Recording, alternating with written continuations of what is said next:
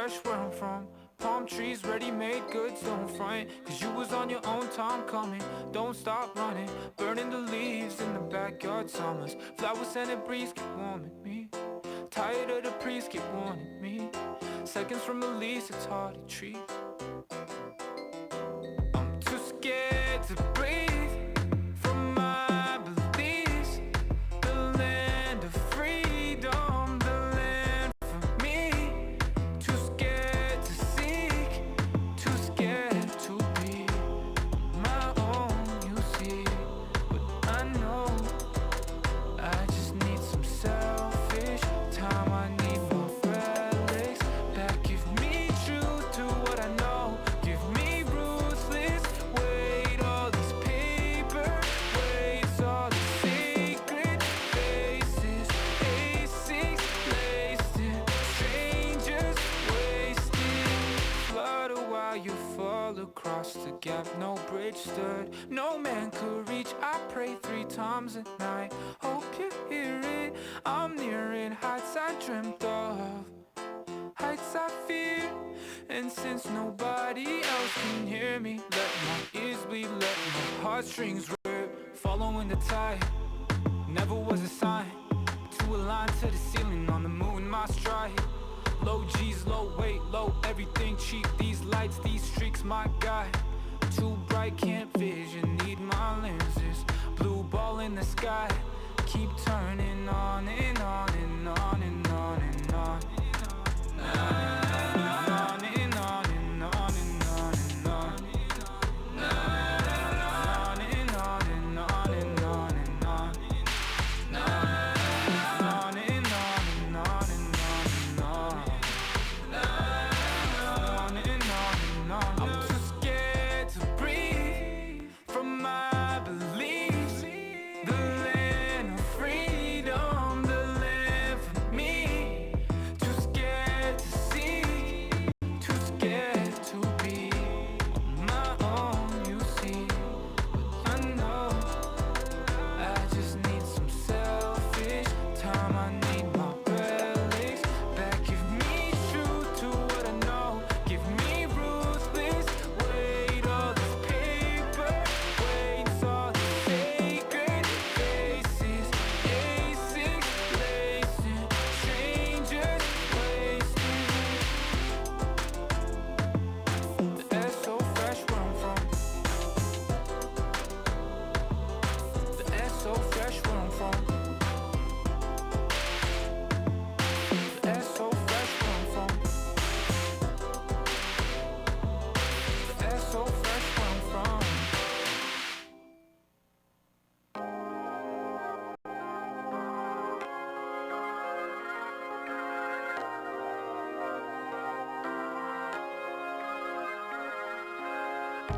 Lightning strikes and diamond lines, a bloody stone adorned on mine. A morning wasted on trivial, an evening wasted on primitive things. Around here everybody knows everybody. The past lives documented to the closest topic. At what time does the conversation start and end? Yeah, always the good guys coming to save us.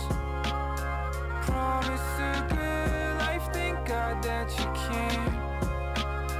Always got Uncle Sam ready to save us.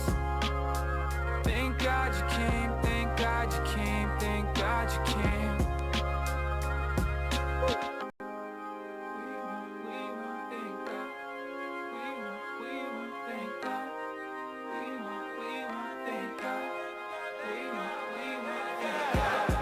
We want, thank God. The red's done, now we working for the past. Spent a whole damn house on your wrist to praise God. Spent like 15 work a salary on your wrist.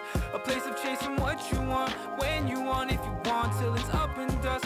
Billions burning in the clubs, oh Father, please, no chasing peace. I must chase green, but honestly, I feel a breach. We want, thank God. We want, thank God. We want, thank God.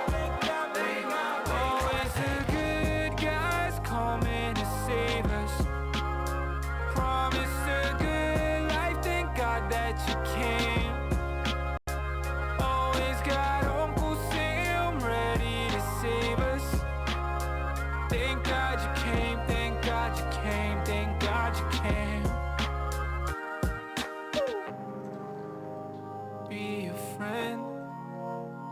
till the end we'll fight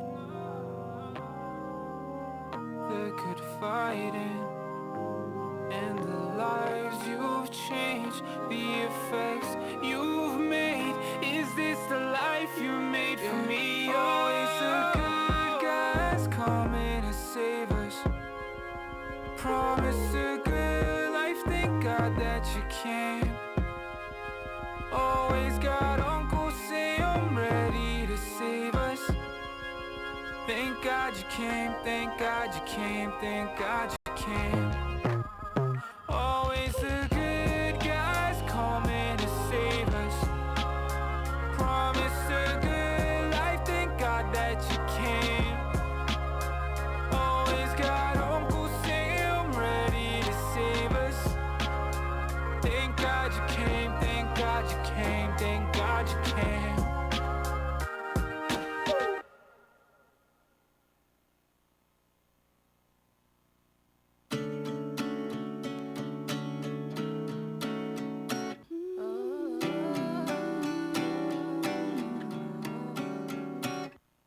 Kick my feet up, watch the sunset. Now I'm done relaxing.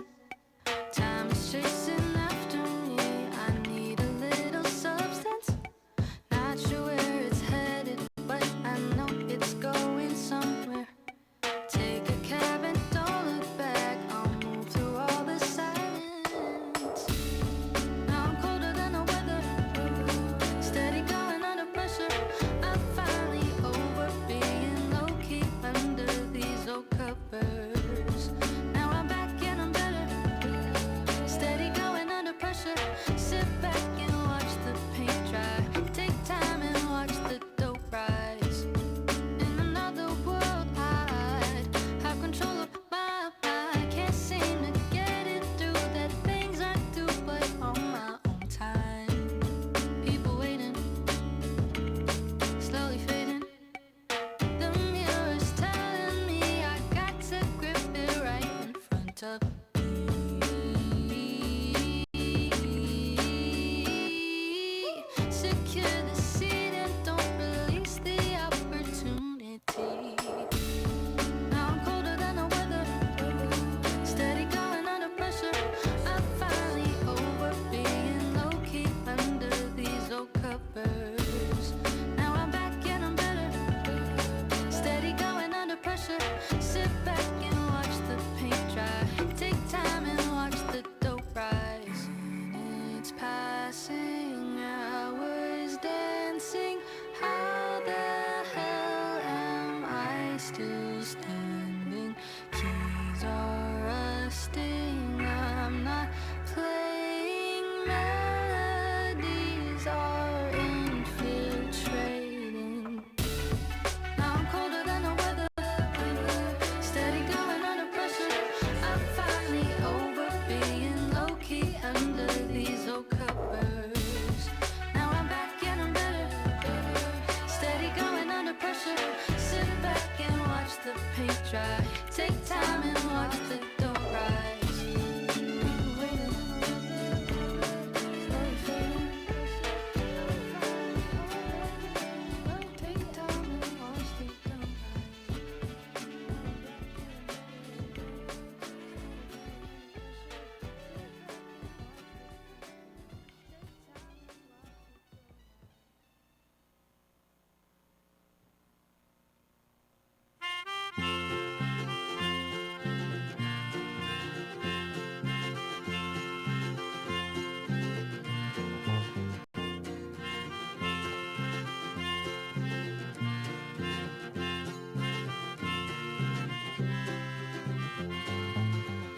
The leaves are turning faster with no sign of slowing down.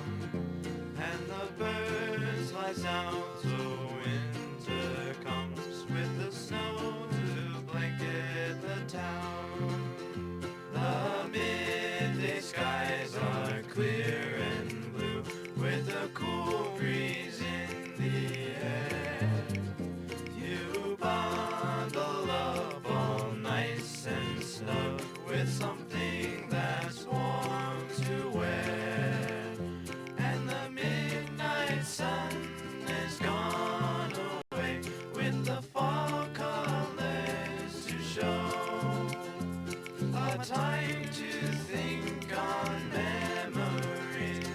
the time I used to know. On this quiet with no one round, but your voice is singing loud. So sing away so all can hear, so the lost can all be found. And the midnight sun is gone away with the fall colors to show. A time to think on memories of a time I used to know.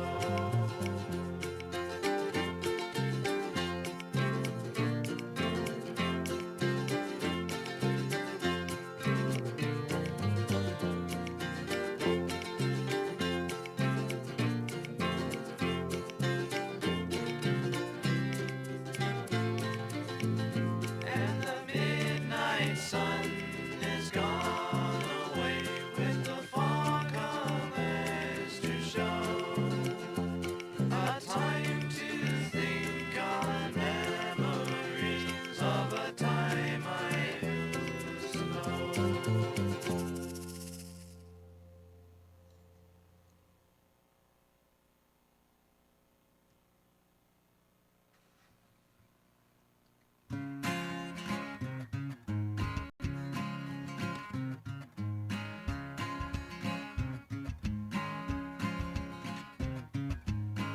Nothing's better than being home with your loved ones. You won't be alone.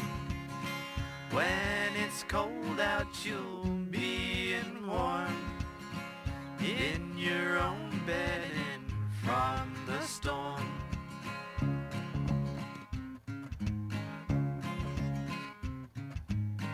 Home is calling when you feel adrift. It'll always be there and never missed. Life has got you all.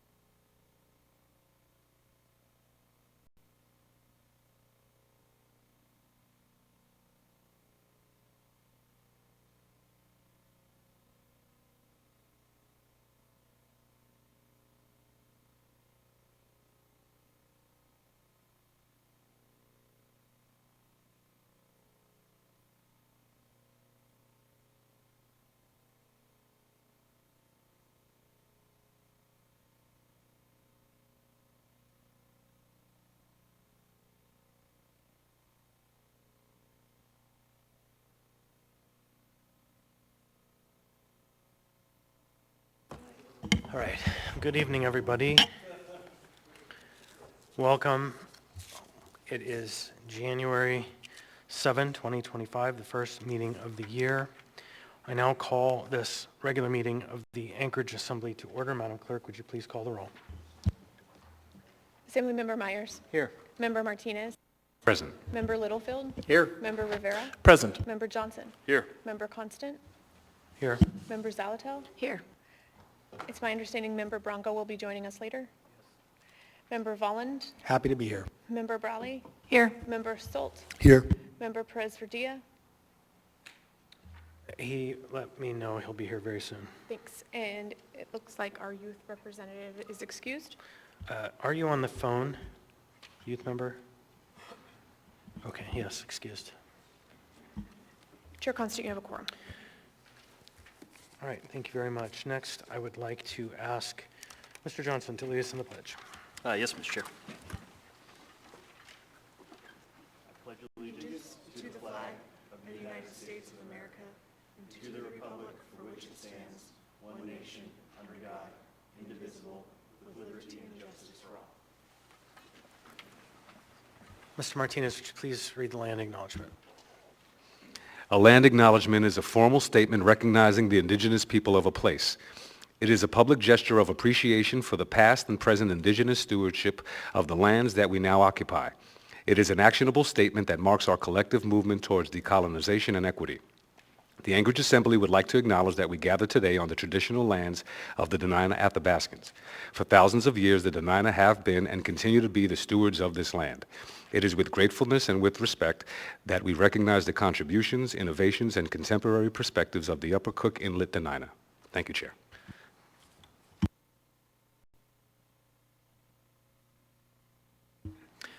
Thank you, Mr. Martinez. Next, we have on the agenda, I think it's minutes of previous meetings. Tonight, we do have a number of minutes of previous meetings. We have item 4A, is regular meeting November 6, 2024, 4B, regular meeting November 19, 2024, 4C, special meeting November 26, 2024, and 4D, regular meeting December 3rd, 2024. Is there a motion to approve the minutes of these meetings? So moved. Second. Motion to approve by Ms. Zalatel, seconded by Mr. Voland. Is there any discussion on the minutes? Hearing and seeing no discussion, I'd like to ask unanimous consent. Is there any objection to the adoption of the minutes? Hearing and seeing no objection, the motion is approved. Next, we have the mayor's report. Madam Mayor. Thank you, Mr. Chair, and good evening, everyone. I'm honored to be here tonight with all of you to do the work of the municipality at this first assembly meeting of 2025. I want to acknowledge that former President Jimmy Carter passed away last week at the age of 100. He leaves behind a legacy of public service and humanitarian work. May he rest in peace and his loved ones find comfort. In the last 24 hours, we have set a record high of 42 degrees in Anchorage yesterday, beating the prior high of 41 degrees set in 2014. This fluctuation in temperatures has led to dangerously slick conditions for our roads. Our street maintenance team has been determined and unwavering in their commitment to our community's safety by sanding and taking care of our streets to allow for safe passage. Thank you to Paul Van Landingham and his hard-working team. And thanks to all of you who are driving and moving about carefully out there. I want to share my gratitude to all the hard-working municipal employees who kept our community running over the holidays, with a special recognition to our firefighters, police officers, and our utility staff who spent the holidays away from their families to provide services for all of us. In 2024, our team laid a strong foundation. We focused on fixing what's broken. We worked to stabilize the municipality. We supported staffing up departments, and we began to turn the tide to get out of crisis mode and some of our bigger challenges like homelessness. As we look forward to a new year in 2025, we have our eyes locked on the big, bold progress for our priorities. And I understand these are shared priorities for which I am grateful. We will keep moving out of crisis mode on our big challenges, housing and homelessness. Our team has a steadfast commitment to a comprehensive and coordinated strategy to address homelessness focused on prevention and public safety. we will continue to address the community's public safety concerns. We are starting to tackle our housing plan goal to build 10,000 houses in the next 10 years. And we are renewing our pledge to build a vibrant and bright future for our community. On a final note, today marks the last day of the U.S. Cross-Country Ski Championships at Kincaid Park. I'm feeling a lot of Alaskan and hometown pride over the successes of our local skiers. In fact, the son of municipal employee Jim Jager, the Port's Security and Business Continuity Director, did quite well. So congratulations, Luke Jager, on 3 podium finishes, including a classic sprint title. And I'm really sorry about the rain out there. I've been thinking of those skiers as the temperature climbed this week. Thank you again, Mr. Chair and Assembly members. I'm grateful to be here this evening and to work alongside all of you as we continue to move our community forward. Thank you. Thank you, Madam Mayor. Next on the agenda, we have the chair's report. My report will be brief. Good evening, everybody, and welcome to our regular business meeting. This first meeting of the new year, it's going to be a pretty full agenda. I don't know that we will have long public hearings because of the weather and because people have been heard, or if we'll go through all of these items. But if we do, we've set a special meeting or a continued meeting for tomorrow night at 6 p.m. to complete this agenda should we need it. But the Dunbar principle is in effect that is a ceiling, not a target. And so I want to make sure we have ample time so we don't have to rush through matters, but we have time if we need. Next, so we have received a communication from the clerk today that discusses, or yesterday, that we are making some changes in our broadcast system. We have now installed high definition cameras, and we are going to see a major shift in how we broadcast our meetings. So GCI is canceling its service for Yukon TV on February 11th, which means for the first time in a very long time that Channel 9 broadcasts will be concluded. And we will not be setting up a television station to continue broadcasting, so YouTube will be the place where you can stream our meetings. So after more than 40 years of recording in standard definition, municipal meetings will now be in high definition, providing a clear review of the work of the Assembly and the boards that meet in the chamber. This investment reflects our commitment to transparency and accessibility, ensuring the public can engage with local government with the 21st century technology. So the youtube.com/MOA meetings is an excellent tool for you to follow our meetings. You can see meetings from a very long time ago that have been loaded up onto the platform. And we will continue to perfect this system as it is implemented.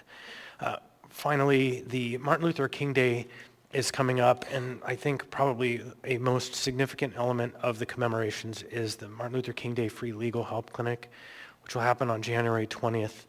It's a community event that's near and dear to my heart. It's hosted by Alaska Bar Association's MLK Free Legal Help Day. The event will take place at the Mountain View Boys and Girls Club on Monday, January 20th from noon to 4, as well as locations across the state. And this is where the Alaska Bar Association, the members, the Alaska Court System, Alaska Legal Services Corporation, and local bar associations offer free legal consultation with volunteer attorneys to confidentially answer Alaska-based civil legal issues for low and moderate income Alaskans who are provided service on a first-come, first-served basis. The legal system is daunting to most of us, and for those with limited resources, it's even harder to access. So if you have limited resources and are struggling with an issue with your landlord, please consider coming out. Otherwise, this is a business meeting of the Assembly and the municipality. With that, we have a full agenda, and we'll do our best to move us along so that we may conclude at a reasonable hour. As a business meeting, we're here to do the work of the municipality. Please help us create a climate of respect and refrain from personal attacks or speaking out of turn or shouting and clapping and pacing, except when clapping is in order. Keep signs to 8.5 by 11 inches or smaller. Please keep the aisles clear except to testify. Please also don't approach the dais, but if you have information with the Assembly, please share it with the clerk, who will distribute it to the members. If a point of order is called, please stop speaking so I may rule on the point of order. If rules aren't followed, I may interrupt speakers to call for compliance. If compliance with the rules doesn't occur, I may pause the meeting. If there's an actual disruption, I'll give a warning. If the disruption persists or happens again, the person will be asked to leave. With that, I think the next part of our agenda will be our addendum to the agenda. Excuse me, you're right. Thank you, Madam Chair. I flipped the page on my notes. We're going to go ahead and do committee and liaison reports, and we'll start with Mr. Myers. Thank you, Mr. Chair. Nothing to report. Thank you, Mr. Martinez. Thank you, Chair. Happy New Year, everyone. The next Community and Economic Development Committee meeting will be held this Thursday at 9 a.m. at the Permit Center. Items on the agenda include discussion of review and expanding housing and development tax incentives with Policy Director Nolan Clowder. We'll also have a discussion about the MOA planning manufactured home community feasibility study with a planning department. And we'll have a discussion on the upcoming condo valuation changes for 2025. There's also a work session of the overall valuation on Friday, but we will have a little discussion of the condo valuation changes. And we will have a discussion on the 2025 legislative agenda for the committee. Thank you, Chair. Thank you, Mr. Martinez. Mr. Littlefield. Thank you, Chair. The AMAT's Technical Advisory Committee met on January 2nd. They were briefed on the upcoming AMAT's Climate Action Plan that is being implemented and will finish sometime, hopefully in the spring of 2025. They had another issue. Returning to the Policy Committee is the Amendment Number 1, which was the removal of the Safer Sewer and Highway Project from the 2025 MTP. The TAC voted to request a 30-day delay in the action to allow DOT to provide some additional information on the project and possible funding sources before a concrete decision can be made. Additionally, Amendment Number 3, which is to the 2023-2026 TIP, also was discussed and the changes that have been programmed in the TIP. This is moving forward to the Policy Committee for their approval. And lastly, the AMAT's operational agreement and boundary discussion will be continued to the Policy Committee with recommendations from the Technical Advisory Committee to have DOT provide additional information on the subject before the TAC can make a determination or a recommendation. The Policy Committee will meet on January 16th from 1 to 3 in the City Hall, 8th floor conference room. Thank you, Chair. Thank you, Mr. Littlefield. Mr. Rivera. Thank you, Mr. Chair. Happy New Year, everyone. There will be a meeting of the Municipal Audit Committee on Wednesday, January 15th from 9:50 to 10:50 a.m. at City Hall, first floor, room 155. We're going to be discussing the 2025 audit plan and get an update on the various annual audits. Thank you, Mr. Chair. Thank you, Mr. Rivera. Mr. Johnson. Yeah, thank you, Mr. Chair. The next meeting of the Infrastructure, Enterprise, and Utility Oversight Committee will be on January 16th. That's a Thursday at 11 a.m., City Hall, room 155. Topics include, from the Port of Alaska, a presentation on the plan of finance for the project, and then from Alaska Water and Wastewater Utility, a few topics. We're going to talk about 2 contract amendments, one to the customer service billing statements, another to the environmental monitoring system for the Asplund wastewater treatment facility, and then finally a discussion around privatization of sewer mains, which relates to Assembly Ordinance 2023-107. Thank you, Mr. Johnson. Ms. Zalatel. Thank you, Chair. No report. Thank you, Mr. Boland. Thank you, Mr. Chair. The next meeting of the Transportation Committee will be on 1/15 from 1 to 3 o'clock at City Hall in Conference Room 155.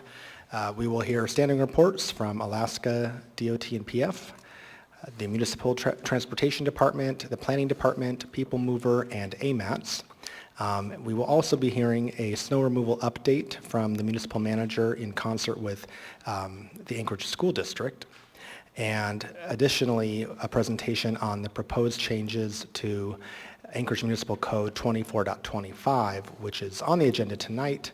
It is item 10G4. It has to do with amending code pertaining to emergency snowfall proclamations, obstruction of snow routes, and snow removal. So we'll hear a presentation on that proposed legislation at the committee. Thank you, Mr. Chair. Thank you, Mr. Vaughn. Ms. Brawley. Thanks. I'll give two brief reports, mostly notices of upcoming meetings. First is the Budget and Finance Committee. Our next meeting and first meeting of the year will be Thursday, January 16th from 12:10 to 1:10 p.m. in City Hall, room 155. And I will note also, I don't typically give a report of the Budget Advisory Commission since they are their own body and they present to our committee or give regular reports. But I just wanted to share with members, I'm aware that they have been attempting to get a meeting in place. They have a next regular meeting on Thursday, January 9th, so I'm hoping they will have time to take up this item, but they have been reviewing all of the proposed sales tax versions, item 105 on our agenda tonight, and have been working on a resolution from the BAC. I can't speak to the content of that, but just a note for timing that the BAC has been working, ran into some issues with the holidays, but they would like to potentially weigh in if the timing is right on that. So just a note. And then for the Legislative Committee, we also have a meeting in January. It will be Wednesday, January 22nd from 1:10 to 2:10 p.m. in City Hall, room 155. And just a couple quick notices related to the state legislature. The legislature will begin its session on Tuesday, January 21st, which happens to also be one of our regular meetings. And then before that, we're going to see kind of some preview of what the big policy issues are going to be when they publish what's called pre-filed bills. The two deadlines for pre-file are Friday, January 10th, and next Friday, January 17th. I mention that only to say that the committee will be reviewing some of those pre-filed bills. I anticipate if they have direct nexus with our priorities, whether it's potential positive or negative impact on the city. So look for those, and for anybody who's tracking legislation, we'll see what the new legislature is going to be up to. And I believe those are my reports. Thank you. Thank you. Mr. Salt. Thank you. Just want to report the next meeting of the Housing and Homeless Committee will be Wednesday, January 15th, 11 a.m., room 155 at City Hall. Thank you. Thank you, Mr. Salt. Mr. Presredier. No update, thanks. All right, thank you very much. Okay, now we're on to the next part, which is the addendum to the agenda. So the addendum includes items that are added to the agenda as prepared Friday before the meeting. The Assembly formally does this through a motion to incorporate the addendum as well as possible laid on the table items. So before we get to the addendum, I'd like to go ahead and address the laid on the table items to incorporate any of the laid on the table items into the agenda. So we have a number of items tonight. Most of them are supplemental, but not all of them. So we'll just go down the list. There's two more coming too, that you have to read from the items. Matthew's got them right now, he's distributing. Okay, and so, thank you, sir. And the two that were just handed to me are just, they need motion, a second, and a third. So I'll get to them at the end. First, we'll have item 10D38, which is Assembly Memorandum AM number 2025, Amendment number 2 to sole source non-encumbering contract with Attorney Stephanie Rhodes for professional legal services for the municipal attorney. This is an item that is new, so it will require 8 votes in the affirmative. Is there a motion? Move to lay on the table. Moved by Ms. Zaltel, seconded by Ms. Brawley. Any discussion on the item? The municipal attorney want to make the case for why it's time sensitive? Yes, thank you. One of our prosecutors who covered therapy courts suddenly got military orders and today was her last day, so we have an urgent need to cover the therapy courts. And we have a contractor who is able to do it, but it requires extending the contract. Thank you. Any further questions? Seeing here none, members may proceed to vote.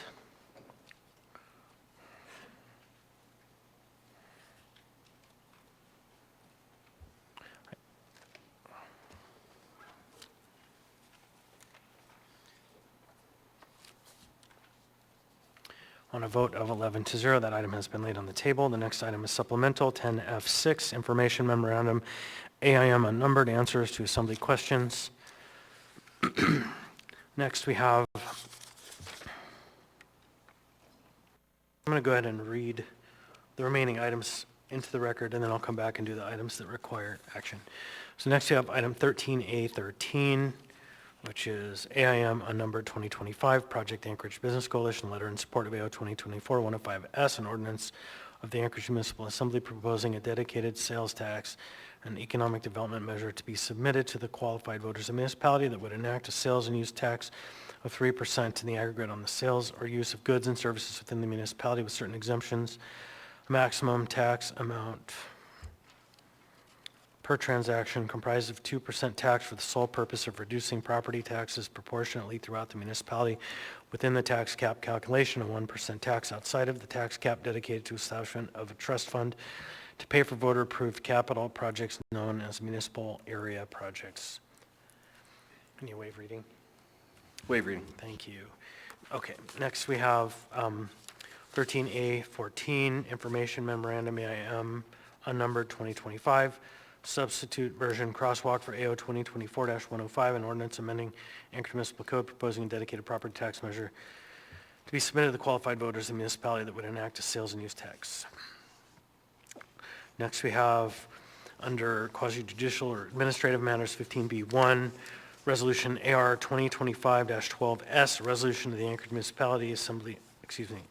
Municipal Assembly regarding the renewal of the municipal marijuana cultivation license M10237 for Alaska Sense LLC DBA Alaska Sense. Okay, now we'll get back to the items that, item 15B2, AIM unnumbered 2025, public comments regarding AR 2025-12, a resolution of the Anchorage Municipal Assembly regarding the renewal of municipal marijuana cultivation license M10237 for Alaska Sense LLC DBA Alaska Sense. Thanks, Vice Chair. Next we have 10G16C AO 2025-16S, an ordinance providing for the submission to the qualified voters of the municipality of Anchorage, Alaska, the question of issuance of not to exceed $1,500,000 of general obligation bonds to the municipality of Anchorage to pay the costs of access improvements in the Cheetah State Park Access Service Area, the election to be held on April 1, 2025, and approving an increased bond amount for the Basher Trailhead parking lot project in 2025 capital improvement budget. I don't know why this one would need, right, it doesn't need motion. So Does it need introduced because the title changed? Mr. Gates, do we need any vote on this one? I don't think so, because we already have item 10G16. This is supplemental to that item.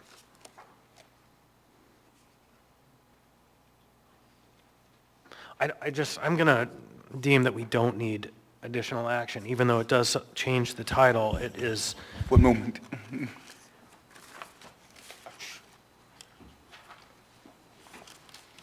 We're not creating a new item.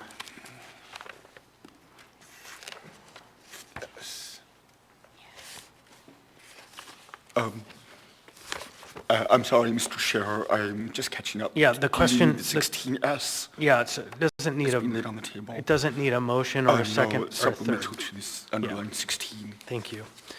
Okay, so next I have a handful, one more supplemental item, which is supplemental, I don't know which item it is, on the agenda. 2024-102. 14A. Okay, thank you.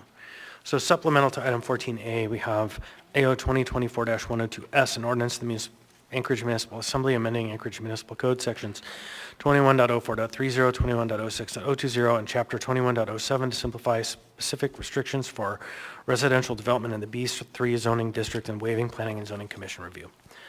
Okay, now on to the two new items. Each of these items will require. 17 and G8.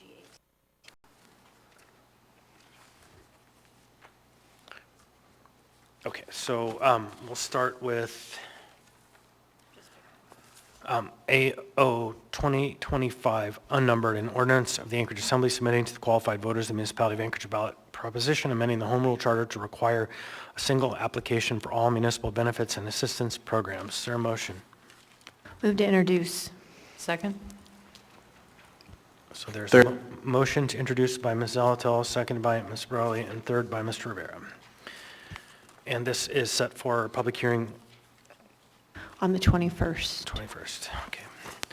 Next we have AO 2025 unnumbered, an ordinance of the Anchorage Assembly submitting to the qualified voters of the municipality of Anchorage a ballot proposition amending the home rule charter to update the charter text with corrections for grammar and legal rulings and ensure efficient government. Is there a motion? Move to introduce and set the public hearing for January 21st. Second. Third? Moved by Ms. Zalatil, seconded by Mr. Volan. Was it Ms. Brawley who was the third? All right, so those items are now on the agenda for action at our next meeting.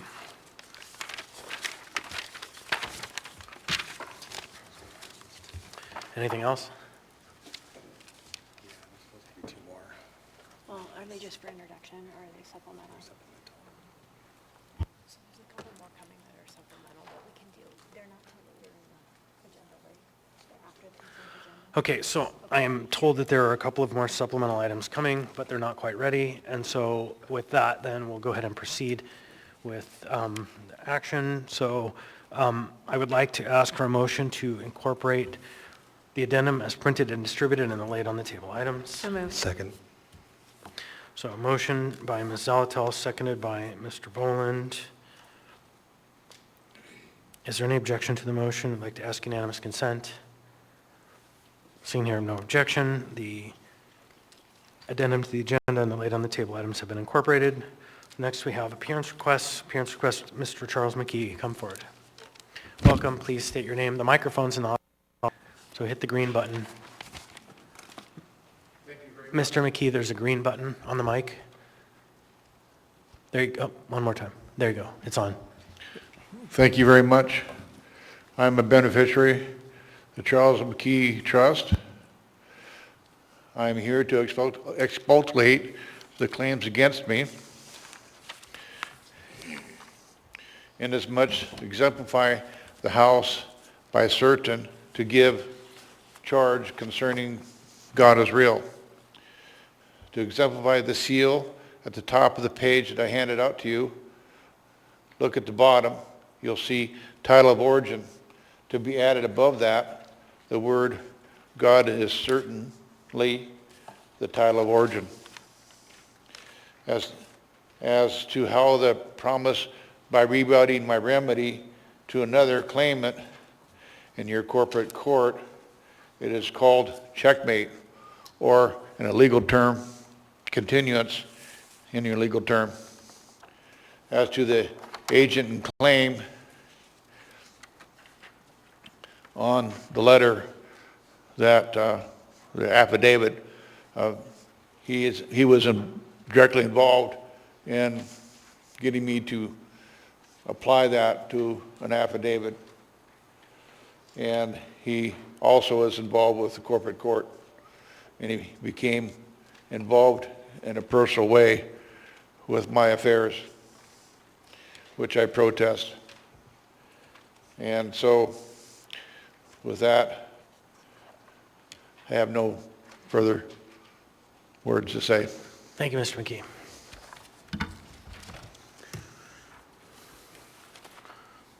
All right, so next we have the consent agenda. So the consent agenda are items number 10A through 10F and are typically routine or non-controversial items such as bid awards, new business, information reports, ordinances, and resolutions for introduction. The items on the consent agenda may be accepted, approved, or introduced by the Assembly by a single vote on a motion to approve the consent agenda. Prior to approval, items may be polled by an Assembly member for discussion and separate vote on each of those items under the Assembly Rules of Procedure. All ordinances and some resolutions will have an opportunity for public hearing. We'll start with Mr. Presverdia. Any items you'd like to pull? No items, thank you, Chair. Thank you, Mr. Presverdia. Mr. Salt. I have 10 Bravo 3, 10 Bravo 4, 10 Charlie 2. Mr. Salt, you have 10 Bravo 3, 4, 10 Charlie 2. Thank you. Ms. Browley. Thank you. Just a few items. 10A1 for reading. And then also, Mr. Soul pulled 10C2, and I'd like to pull that one. And then the last two, I'd like to pull 10F2, and then just to say the intent is to not move that item. It needs a correction. So when we get to that, we would not move it. And then for 10F3, I don't want to pull it, but I want to give a direction to the clerk. That item is related to another item on our agenda, 14B, AO 2024-104. So I'd like to have that information memorandum associated with it, but not pull it. So 3 items to pull. Got that, Madam Clerk? Yep. Thank you. All right, so for you, Ms. Brawley, have 10A1 and then really 10F2, because 10C2 is already pulled. Thank you. Mr. Voland? No items, thank you. All right, thank you. Ms. Zalatel? Thank you, Mr. Chair. I'd like to pull items 10 Delta 7 through 10. And then 10 Delta 20. And I would ask if the public hearing on items 10G1 through 10G6 could all be set for February 11th. Okay, so Madam Clerk, I would direct that 10G1 through 10G7? 6. 10G6. Let me double check really quick. 10G6, Okay, yes. 10G1 through 10G6 will be held on the meeting of February 11, 2025. Okay. Then for you, Ms. Zalatel, I have items 10D7 through 10D10 and 10D20. 10D20. Okay, thank you. Mr. Johnson? No items, Mr. Chair. Thank you. Mr. Rivera? Thank you, Mr. Chair. One item, 10C1. Thank you. 10C1 for Mr. Rivera. Thank you. Mr. Littlefield? No items, Chair, thank you. Thank you. Mr. Martinez? No additional items. Thank you. Mr. Myers? No additional items. All right, so just to go back through the consent agenda, I have 10A1, Ms. Brawley, 10B3 and 4, Mr. Salt, 10C1, Mr. Rivera, 10C2, Mr. Salt, 10D7, 8, 9, 10, Ms. Zalatel, 10F2, Ms. Brawley, 10F3 is being associated with 14B, and then public hearing is set for February on 10G1 through 6. Did I miss anything? Mr. Salt? I'm not sure I heard you say 10D20, but 10D20, yeah, you're right, I probably didn't, but it's on there, so. All right, I think I got everything on there. So, next I'd like to ask for a motion to approve the consent agenda minus the pulled items. So moved. Second. Okay, there's a motion to approve the consent agenda minus the pulled items by Ms. Zalatel, seconded by Mr. Boland. I'd like to ask unanimous consent. Is there any objection? Hearing and seeing no objection, the consent agenda minus the pulled items has been adopted. Next, the fun part.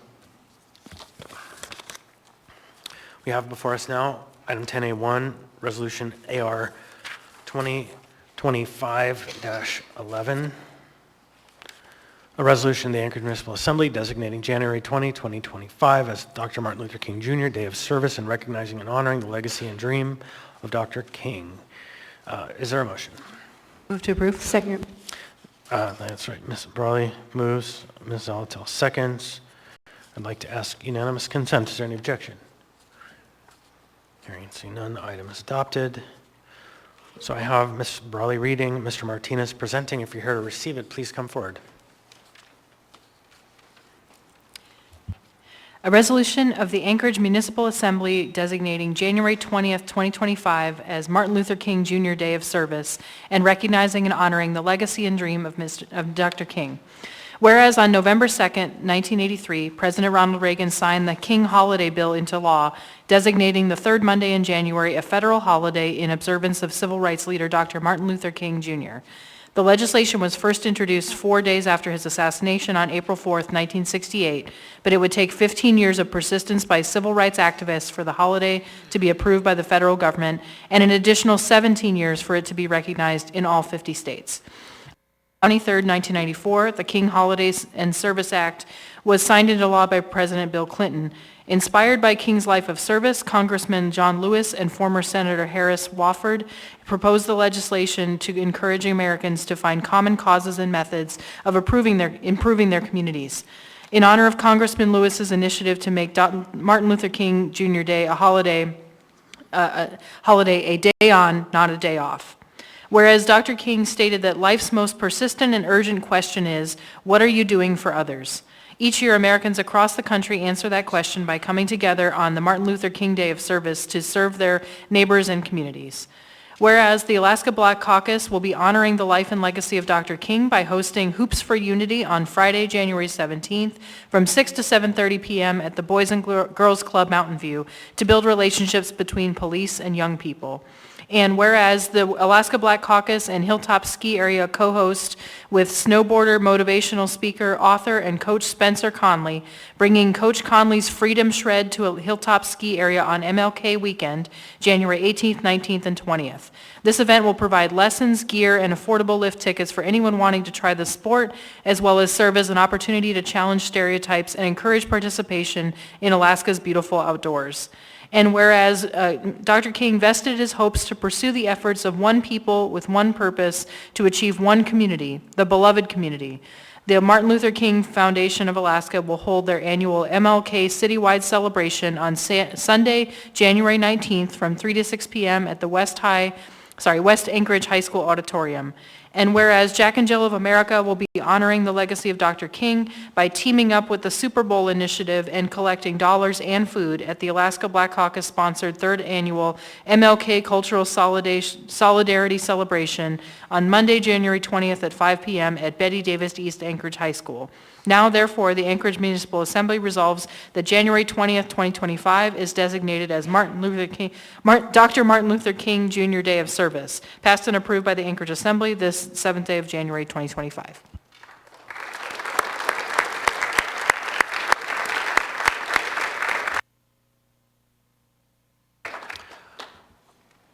There you go. Welcome. Testing. All right. Hello, everyone. My name is Celeste Hodge Groudon, and I am the president and CEO of the Alaska Black Caucus.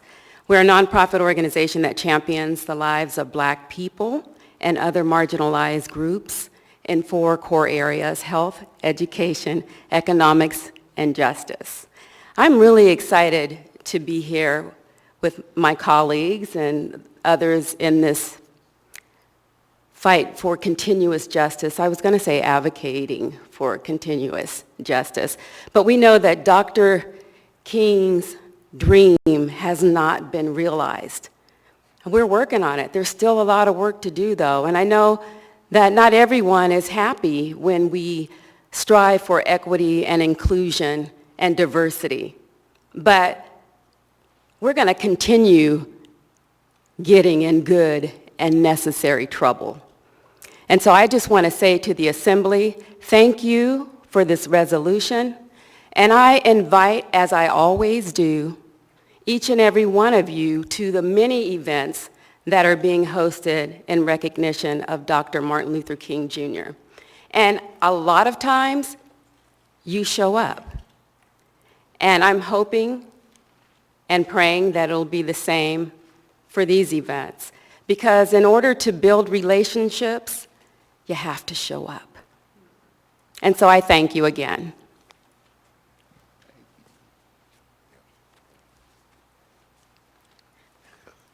Well, thank you.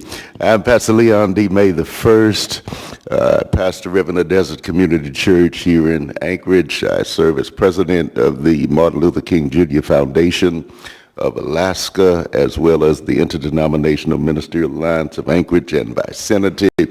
And I say ditto to all that Ms. Celeste Hodge Groudon has said, and we're grateful and thankful indeed that the resolution has come forth yet again to honor the life and legacy of one Reverend Dr. Martin Luther King Jr.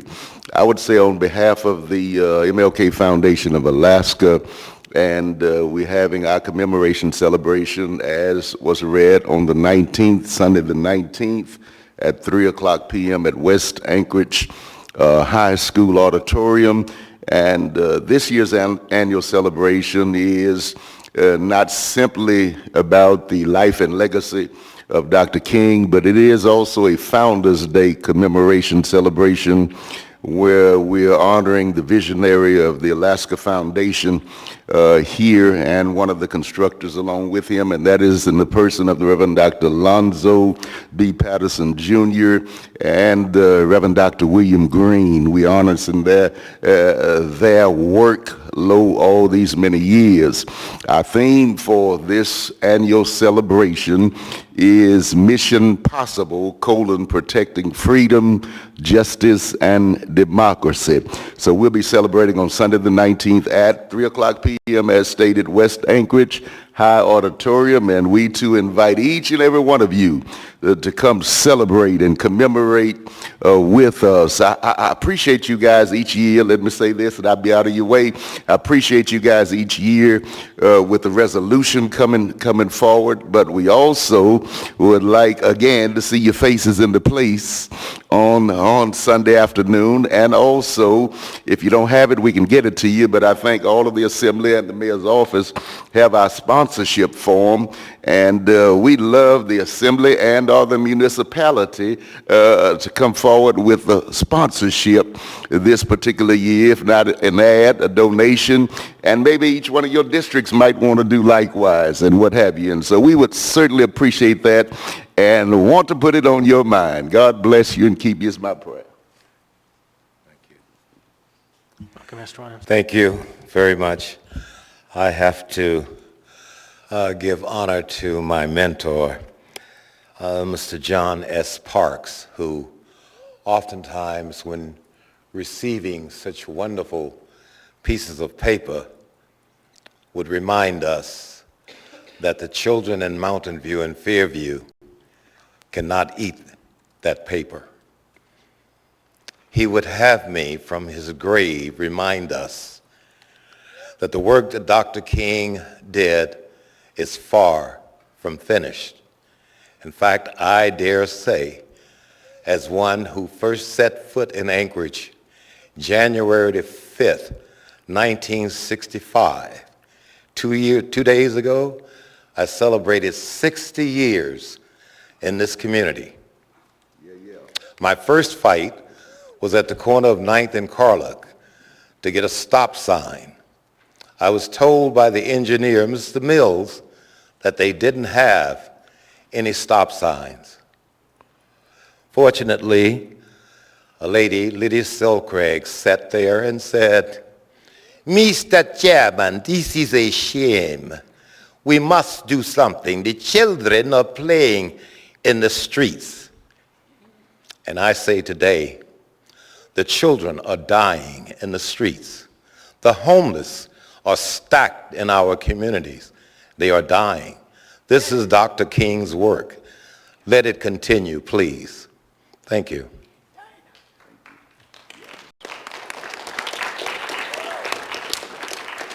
Ms. Salto. Thank you, Mr. Chair. I wanted to thank our community folks for coming and accepting the resolution. I do want to give another shout out to the MLK Day Legal Clinic. It will be my 18th year providing legal services at that legal clinic. It is really a great opportunity, some very, very great minds in a room, ready, willing, and able to serve. So if you can take advantage of that, please do so. It's at the Boys and Girls Club. Unfortunately, there are no buses running that day, but we continue to work each year trying to figure out how we can make that as accessible as possible. So really help spread the word to your constituents. Civil matters only. Thanks.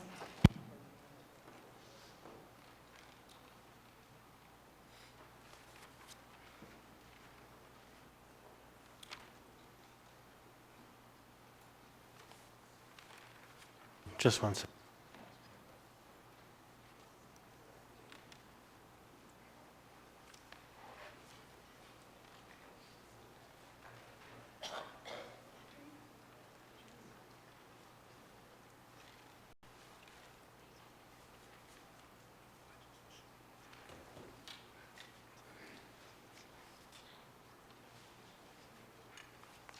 Mr. Volland.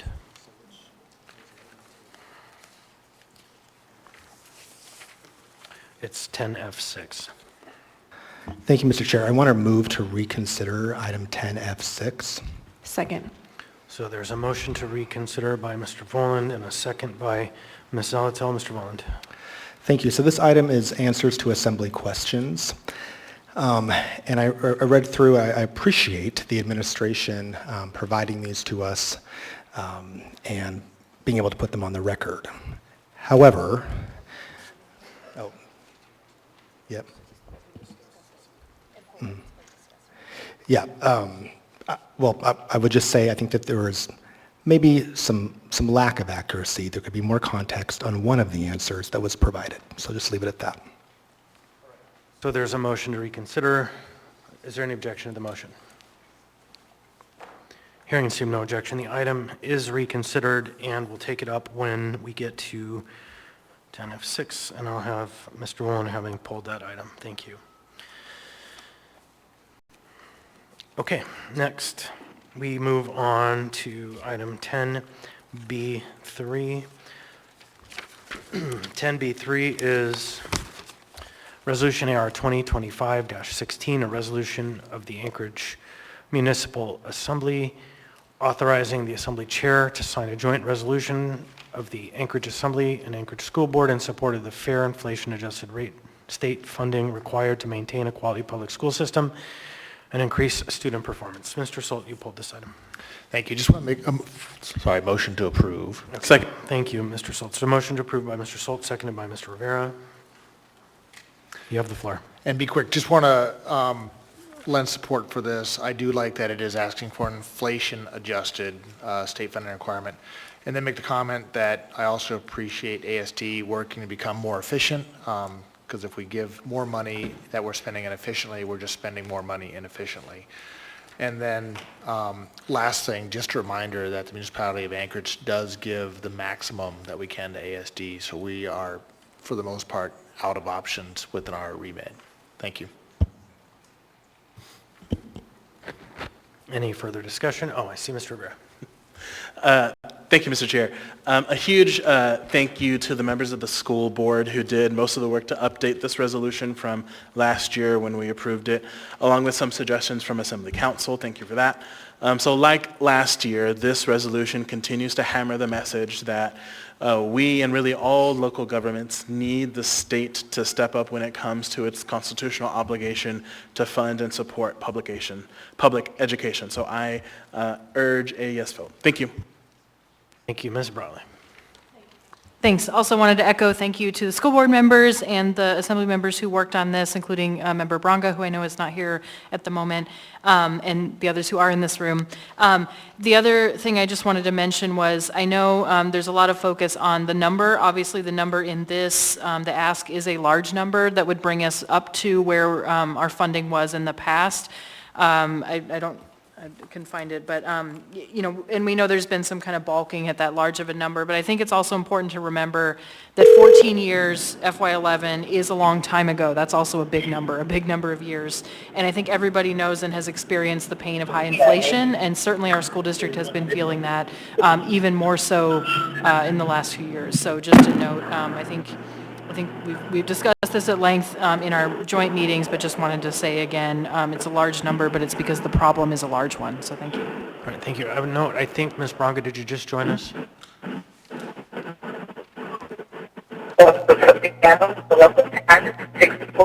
Can we mute the phone? Thank you. Okay. If you are listening, Ms. Bronga, and that was you, just go ahead and send me a communication. Okay. So we want to ask you, it is Ms. Bronga, to please mute your phone. All right. Thank you. Okay. So now we have the motion before us. Any further discussion? Hearing and seeing none, members may proceed to vote.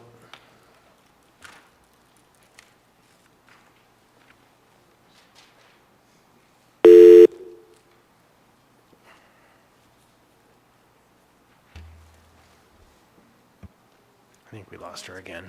Yeah, I think we lost her again. We can try. Ms. Bronga, are you there? Yeah, go ahead. Let's proceed to vote. On a vote of 11-0, AR 2025-16 has passed the body. Next, we have item 10B4, which is AR 2025-17, resolution of the Anchorage Assembly stating its intention to call for a special election to be held no later than November 30, 2025, for the purpose of submitting a ballot proposition regarding a sales tax to the qualified voters of municipality. You pulled this, Mr. Salt. Thank you. The motion would be to change the order of the day. All right, so there's a motion to change the order of the day. Mr. Salt. And what I'd like to do is, since this deals with item 13A, is push this till after item 13A, since if it doesn't pass, this becomes null and void. Second. So there's a motion to change the order of the day by Mr. Salt, seconded by Mr. Johnson. So do you want to add anything to that? Okay, Mr. Volland. Thank you. I think for my part, I would like to take it up before we get to the main question, because I think it could, there are various versions. We've got 5 different versions of the sales tax proposal, which this pertains to. And I think potentially there are members who will not proceed. I think it could affect members' votes on any one of those 5 proposals that we'll get to later based on the timing of the election. So I think we ought to take the question up. We can do it now, or we can do it immediately before 13A would be my preference. Thank you, Mr. Chair. Thanks. Ms. Zalatel. Thank you. So I would actually like to take this up now because I think it can set the stage for item 13A. I will tell you, if we are pressing toward an April vote on a sales tax, I'm a no on all 5 proposals. There is not a proposal I am comfortable with sending to the voters this April. So my hope is that if we take this up now, we can have that conversation, and we will know what procedural moves exist with regard to item 13A more clearly before we get to that item in terms of possibly continuing public hearings or other things, and how much time we would have to deal with the item. Thank you. Ms. Brawley. Thanks. I would also like to speak in support of taking up this resolution before we take up 13A. I suppose if there's a desire to get done with other items on the consent agenda before this, I think there's still clearly an opportunity to take this up in the 11s or move it to another item before we get to that larger item. And I think, I guess I'll echo what others have said, and I am really concerned about, I guess I'm concerned about moving toward a sequencing where we are trying to hash out all of the content when we are artificially boxed into a time frame of 2 weeks from now. And so I think there is a valid discussion to be had about the timing that can influence essentially how much more time this takes that it needs to get to completion. So I would not support changing the order to take it up after 13A. I would support taking it up later after the other consent agenda items. Thanks. Next, thank you, Mr. Rivera. Yeah, thank you, Mr. Chair. So we do have a history on this body of taking like items with like. So I think in the respect of that tradition, I think it would behoove us to move this to before, respecting what I have heard from members, we take up 13A. So I would ask Mr. Solt and Member Solt and Member Johnson if they would be amenable to changing that motion to taking it up before 13A. Sure, thanks. So is the second was Yeah, I support the Mr. change. Johnson? Okay, so then rather than go through any convolutions, Madam Clerk would just change the motion to be before item 13A. Thank you. All right, Mr. Presverdia? I don't think my comment is valid now. If I would just support this motion. I think we need to decide this before we have a discussion about the sales tax. I think that, like others, I think it's really important that we give ourselves more time to do this right. And so if this is not in place, then I think coming to a decision tonight is going to be likely very, very difficult. Thank you. So I just wanted to speak to, we had a discussion about this in our leadership meeting today at organizing, and there was some thought to take up this question before the dinner break so that if it passes, then amendments could be drafted in relationship to the outcome of the decision, which would be amendments to the underlying items that would be amended that would change the date to meet with the timing. And so it's kind of hard for the attorneys to make sausage with us on the fly when everything's happening all at once. So I'm ambivalent about which direction we go, but there was a reason why to keep it earlier was to allow the attorneys time to craft the necessary amendments should it pass. Ms. Zalito. Thank you.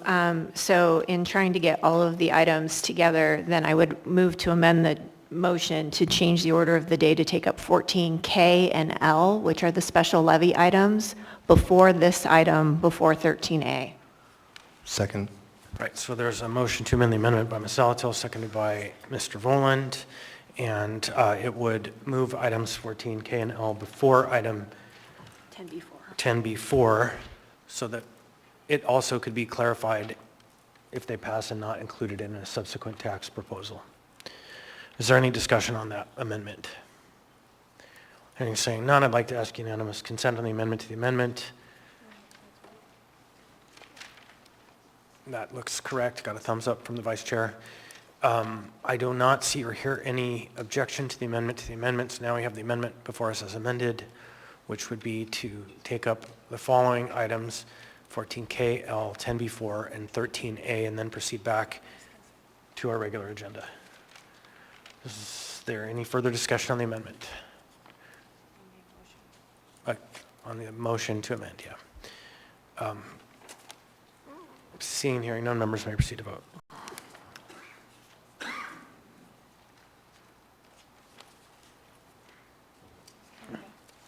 Ms. Bronca, are you on the phone? Yes. All right. Member Bronca, how do you vote on the motion to change the order of the day? Yes. On a vote of 11-1, the order of the day has been changed. So we will take up item 10B4 after 14K and L. So next we have item 10C1. 10C1 is AM 34-2025, change order authority increased contract C-2021003694 with Roger Hickle Contracting for the Anchorage Police Department Elmore Building renovation. Mr. Rivera. Thank you, Mr. Chair. Move to approve. Second. Motion to approve, Mr. Rivera, seconded by Ms. Zalito. Mr. Rivera. Yeah, thank you, Mr. Chair. So question to the administration. Can you just describe in a little bit more detail what is going on with this project? And in 2021, Hickle was awarded this contract as the lowest bidder of 7 at a little over $4 million. They were approximately $1.3 million below the highest bidder. If we approve this change order authority compared to the original 7 bidders, Hickle would be the second most expensive of the 7. So when do we expect this project to finish, and do we expect any further change orders? Thank you.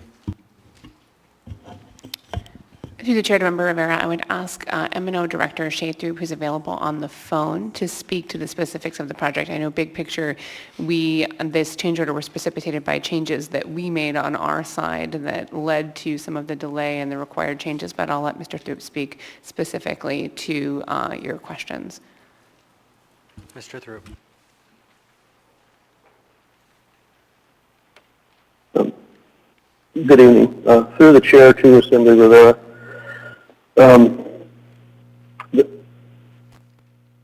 As the manager said, the change orders are largely driven by municipal desires to have things changed.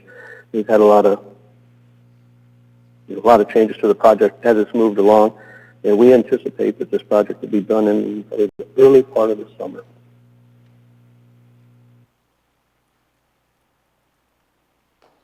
So it was really hard to understand you.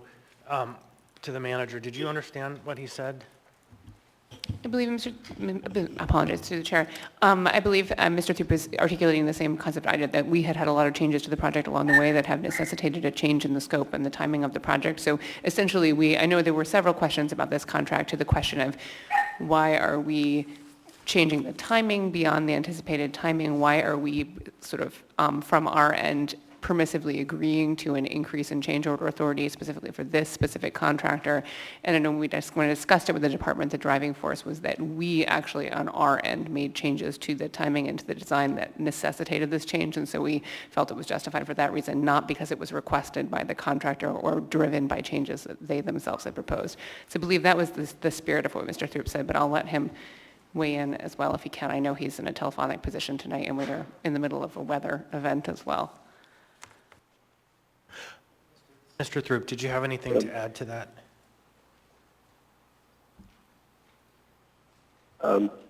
No, sir. Mr. Rivera. Great. Thank you. Thank you, Mr. Chair, and thank you for those responses. That's helpful. You know, I think in general, my attitude towards multiple change orders on any given project has begun to sour. I appreciate the explanation, but I hope this isn't a continued trend that we see in many future projects, particularly with this contractor. Thank you. I have myself in the queue, and just a follow-on question to that. I could have missed it. There was a lot of reading. Were the details of what we requested to change and why we changed the timeline included in the records that have been presented to the Assembly? Through the chair to the chair. Yes, there's an explanation regarding changes in the security system that's contained in the AIM. Okay, thank you. It's easy to miss the details. So if that record is there, then at least the record is clear what we're agreeing to. Anyone else? Hearing and seeing none, members may proceed to vote. Member Bronga? Yes.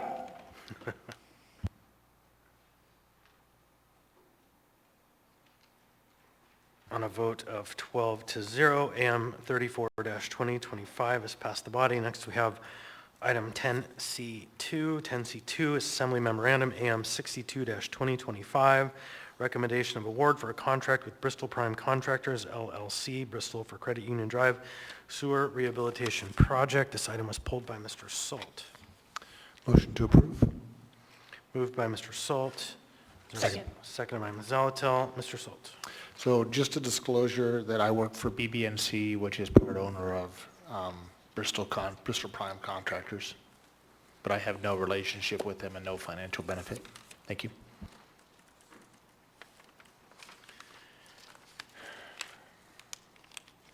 So just briefly, the Bristol Prime Contractors would be a subsidiary of Bristol Bay Native Corporation, independently operated. And then your role with Bristol Bay Native Corporation is, just briefly? Yeah, I work for another subsidiary under the Bristol Bay Industrial Division. Understood. Okay, so it's not even a primary above it, it's a separate subsidiary. Okay, then I'm going to go ahead and make the determination that the interest is the personal interest is not substantial in this matter. I don't know if any members wish to object or seek more information. Okay, so at this point you are directed to participate. So next we have this item back before us. Ms. Brawley, you also wanted to pull this item? Yeah, I also need to make a disclosure. Thank you. Go ahead. And I'll also disclose it that Mr. Solt and I do not work together. So this is separate. But early last year in 2024, I was a subcontractor on a small project with one of the Bristol family of companies, not specifically prime contractors, but it was related to one of their shared services in human resources. So I believe they share certain functions. So I did not work with prime contractors directly, but with their main affiliate. The project was completed in April 2024. I don't have any current contracts or subcontracts with any of the Bristol companies. I was not involved in this procurement process, and I don't anticipate any financial benefit from this award. Thanks. And what was the work that you were doing generally? I was creating a graphic, essentially, or a flow chart for the HR. For HR, okay, thank you. Similarly, to Mr. Salt, I'm going to go ahead and make the determination that the financial interest, should it exist, is de minimis, is not substantial, and therefore you are directed to participate. If there's any objection, speak now. I see and hear no objection, so we will move forward with the debate on the item. Is there a motion? Oh, it's already moved by Mr. Salt and seconded. So in the future, Mr. Salt, I would offer the guidance that rather than you move it, you say you may have a conflict and ask for someone to potentially move it, or we address the conflict before we open the item, and that will just indemnify you in case there was an actual conflict, and your name would be listed as the mover. So with that said, any discussion? Hearing and seeing none, members may proceed to vote. Member Bronga? Yes. On a vote of 12-0, AM 62-2025 has passed the body. Next, we're going to take these all up in one. We have pulled items 10D7, 10D8, 10D9, and 10D10. Ms. Alto. Thank you, Mr. Chair. I'd like to declare a conflict as previously ruled to be excused from the Hand Commission appointments due to my position as the Executive Director of the Anchorage Coalition to End Homelessness. Thank you. And based on the previous actions of the body, that we have found that your interest in the work in the Homeless Coalition does come in contact with the work of the Housing, Homeless, and Neighborhood Development Commission, that your interest is sufficient enough to warrant not participating. So with that, Mr. Voland. Chair, I would move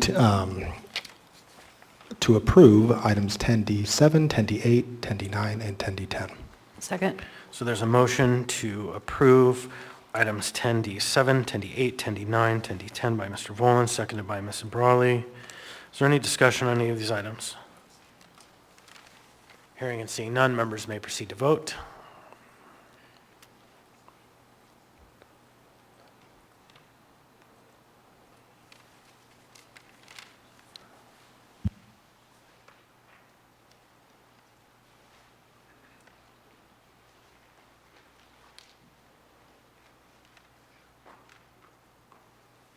It's a little tricky for the clerk because it's all of these items wrapped into one, so just 1 second.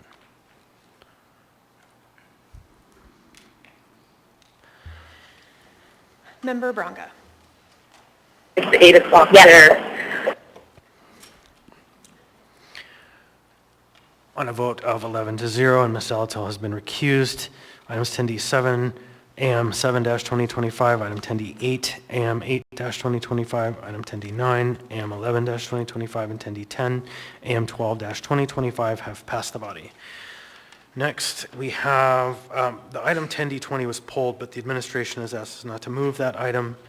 So the same with 10F2. I believe there is an error in that item, so the intent is not to have it moved. So next, we have item 10F6. Mr. Voland. Thank you, Mr. Chair. So move to accept. Second.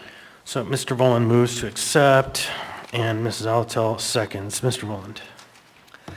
Yeah, so this is, the administration has routinely provided us with answers to Assembly member questions, which is very helpful, and it's great to have them in the public record. However, there was one answer which we received pertaining to two Title 21 amendments, which I feel lacked at least context, if not accuracy. It seemed to indicate that there was no discussion of an item that will be before us tonight regarding B3 zoning changes by the Planning and Zoning Commission, and I don't think that is fully accurate. So what I'd like to do is invite the planning director or Mr. Downey to provide the Assembly with a more fulsome answer about what discussion actually transpired and what the recommendation was on that item at the Planning and Zoning Commission for our edification. He's going to, yeah.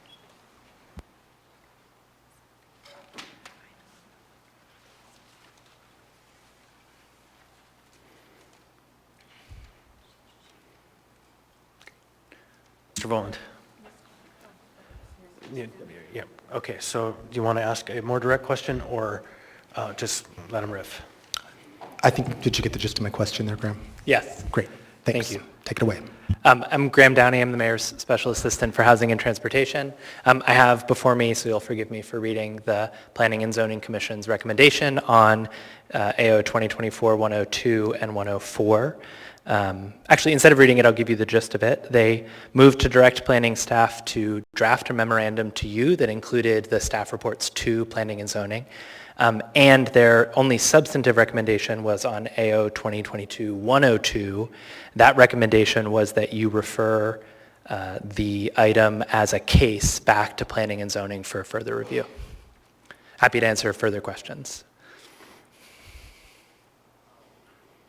So I guess the original question was asked by Ms. Bronga, I believe, in the document. And I think she had also asked sort of what is the position of the administration on the underlying item? Sure, happy to speak to our position. On the, I believe 102 is the B3 changes, if you'll remind me.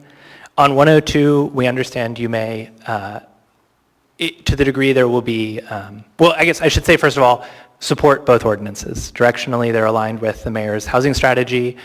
They're likely to increase housing production, and we think they're both good ideas.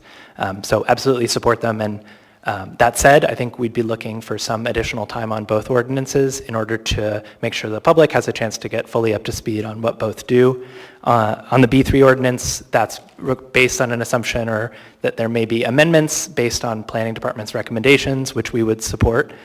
On the multifamily design standard ordinance, that's based on the complexity of the ordinance and also some potential concerns about the way that might interact with the site access working group that you all have been jointly convening with the mayor's office to resolve the site access issues permanently. So it's just one small substantive concern there. Otherwise, generally in support and just looking for more time for public input. I think that will conclude my questions. Thank you, Mr. Chair. Thank you, Mr. Downey. Ms. Salazar.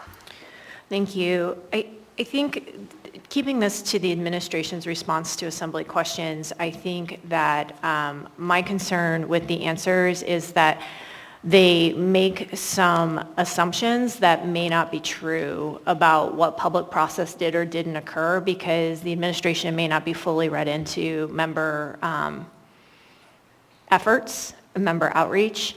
And I'm a little bit concerned that it comes that way through member questions. And I'm also concerned that any concern like that would be raised on the day of a public hearing and never before. So I'm hoping we can work on some process improvements and continue to figure out a good way forward with this because one of the things here, it says asking the sponsors to conduct public outreach. Again, there's no inquiry to the sponsors or you don't necessarily know what public outreach we've done, particularly with stakeholders on these items. Thank you. Any further discussion? Okay, I think that this whole conversation has shades of previous relationships that we're trying to build through and improve. And so I'm hopeful that that trajectory can continue. If there is nothing further, members may proceed to vote. Member Bronga? Was that a yes? Yes. Okay, thank you.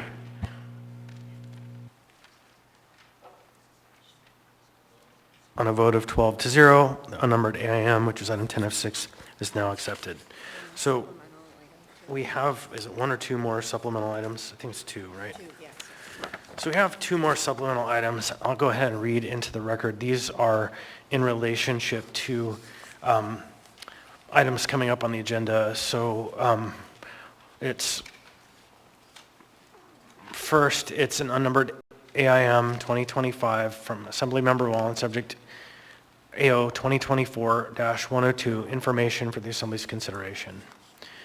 And then second, we have Assembly, and that's supplemental, so it's just be considered associated to the item. And then next we have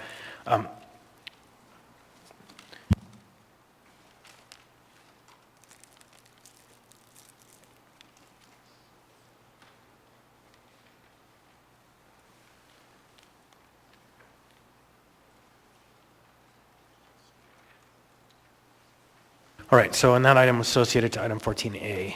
This next one also associated to item 14A is from Assemblymembers Volin, Brawley, and Vice Chair Zalatil, subject and ordinance to the Anchorage Municipal Assembly amending Anchorage Municipal Code Sections 21.04.030, 21.06.020, and Chapter 21.07 to simplify specific restrictions for residential development in the B3 zoning district and waiving planning and zoning commission review. So those two items are supplemental to item 14A, which we'll come to later. But next, normally we would take our dinner break, but we have two items that are pretty straightforward in the 11s that I would like us to take up right now.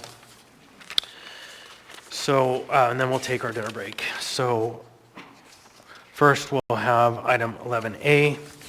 Item 11A is Resolution AR 2024-401, a resolution of the Municipality of Anchorage authorizing an agreement between the Anchorage Library Foundation and the Municipality of Anchorage for the operation of a downtown library branch. What's the will of the body? Move to approve. Second. Moved by Ms. Zalatil, seconded by Mr. Rivera. Mr. Rivera. Thank you, Mr. Chair. The Quality Municipal Services and Ethics and Elections Committee met in December to review both this item and 11B, the next item. There were no major issues that came up during that meeting. For my part, I think this is an exciting addition to our library network. I think the real issue here is sort of the long-term sustainability and plan for the facility. But for today, I fully support moving forward with these agreements so that we can get the downtown library branch moving forward. Thank you. Any further discussion? Hearing and seeing none, members may proceed to vote. Member Bronga? Yes.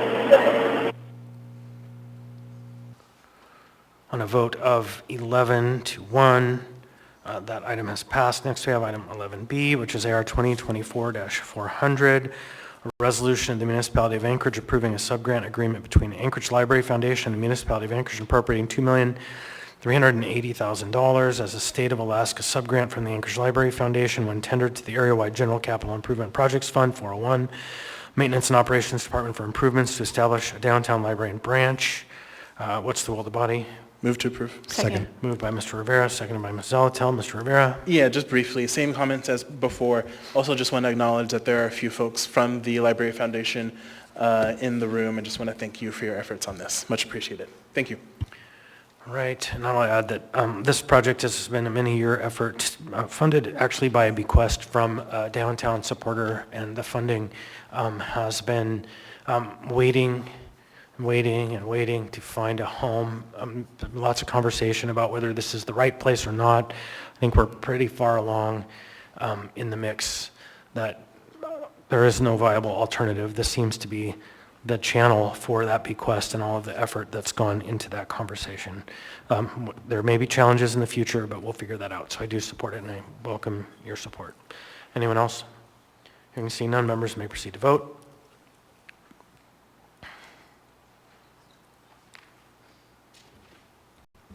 Member Bronga?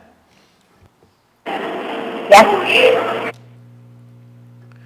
On a vote of 11-1, AR 2024-400 has passed the body, and I think that concludes generally our consent agenda and a couple of items passed. We will take our regularly scheduled dinner break now and come back for the various main events of the evening.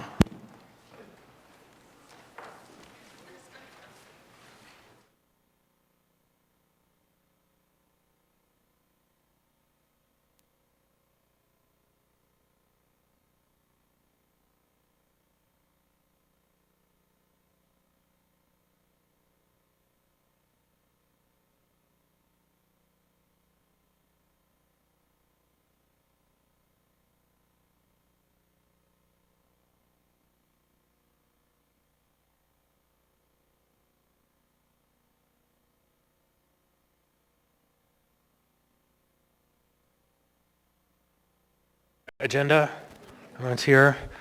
So we changed the order of the day earlier to take up a few items before we come back to 13A, which a lot of people are here for. And so the first item up on the agenda next is going to be item 14K. And the administration's not here yet, but I'm sure they'll be here soon. Item 14K is AO 2024-131, An ordinance providing for the submission of the qualified voters of the Anchorage Metropolitan Police Service Area in Municipality of Anchorage, Alaska, at the election to be held in municipality on April 1, 2025. The question of whether to approve a special tax levy dedicated to payment of the cost of acquiring police vehicles. The public hearing on this item is now open. Anyone wish to be heard on this special levy?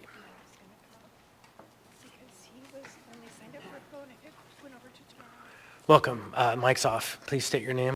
Where you're from. Are you speaking on your behalf? On my behalf, yes. You'll have 3 minutes. My name is Mike Edgington from Girdwood, District 6. As someone from outside the bowl, I'm very attuned to issues around service areas, and I support the motion here of having a tax levy for the police service area. As many of you are aware, Girdwood, Turnagain are not within the Anchorage Police Service area, so if this was to be imposed in some other format, perhaps an area-wide tax, which I think is one of the proposals in a later item, people outside the service area will be paying for these facilities.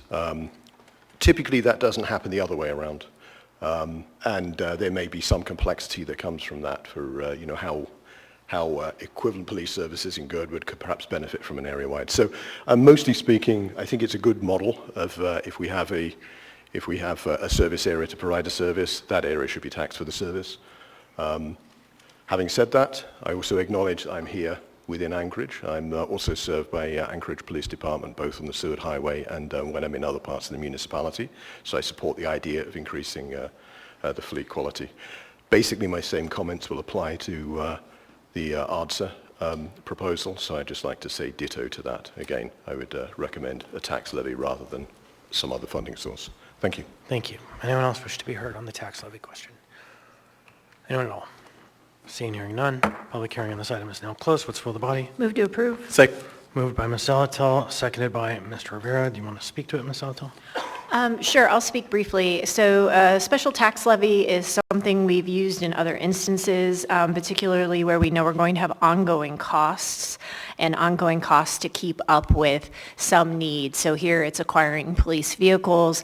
I really liken this actually to some of our technology levies, because vehicles are only as good as often the latest model, and we know to date our police vehicles are well beyond being not even close to the latest model, with thousands and thousands and thousands of miles and hours on them, and what we need is to ensure that these vehicles are reliable, that we don't end up expending more money in time and maintenance costs or repairs. And so I think this is an appropriate way to do this. I do think it's important to note that these are always not to exceed, so the amount can be set annually based on the need, and so it doesn't preclude APD from seeking other funding opportunities to also offset the need for going up to that maximum tax levy amount.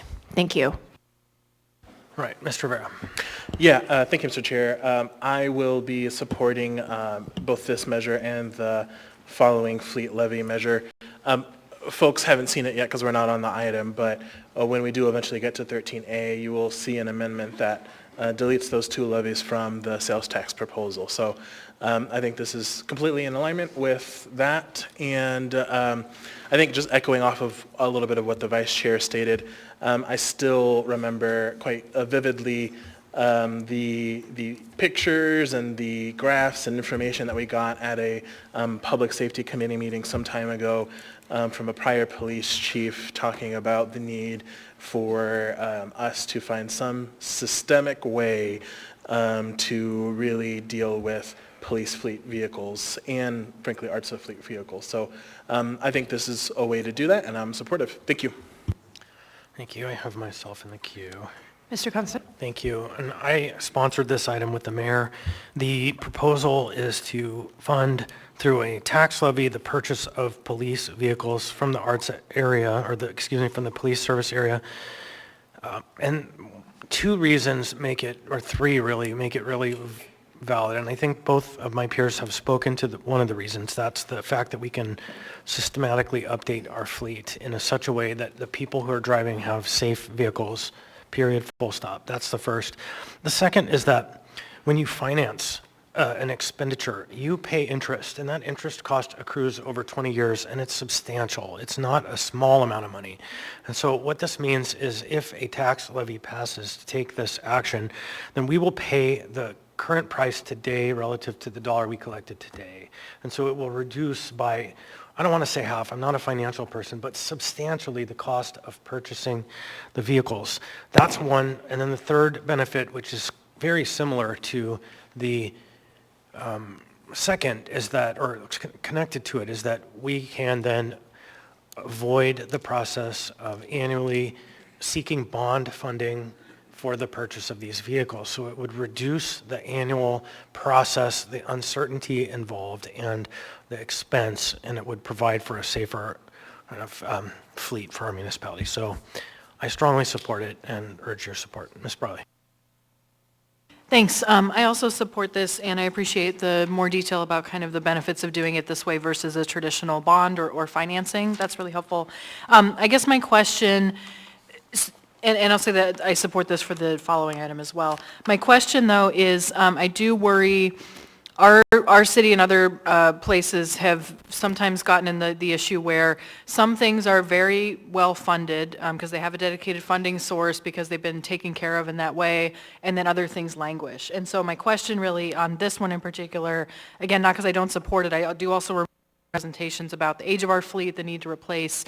But the question is really why just police vehicles? And then is there going to be, and really for the next one too, these are two specific categories of vehicles, but we obviously have multiple departments that utilize fleet vehicles. So I just wonder, things like fire trucks or just other departments, I want to make sure that we're not essentially buying very good vehicles for some folks and not for others. So if you could speak to kind of a longer term thought on that. Thanks. That's a good question through the chair to Member Brawley. I'm going to ask OMB Director Ona Browse to come down and speak to this.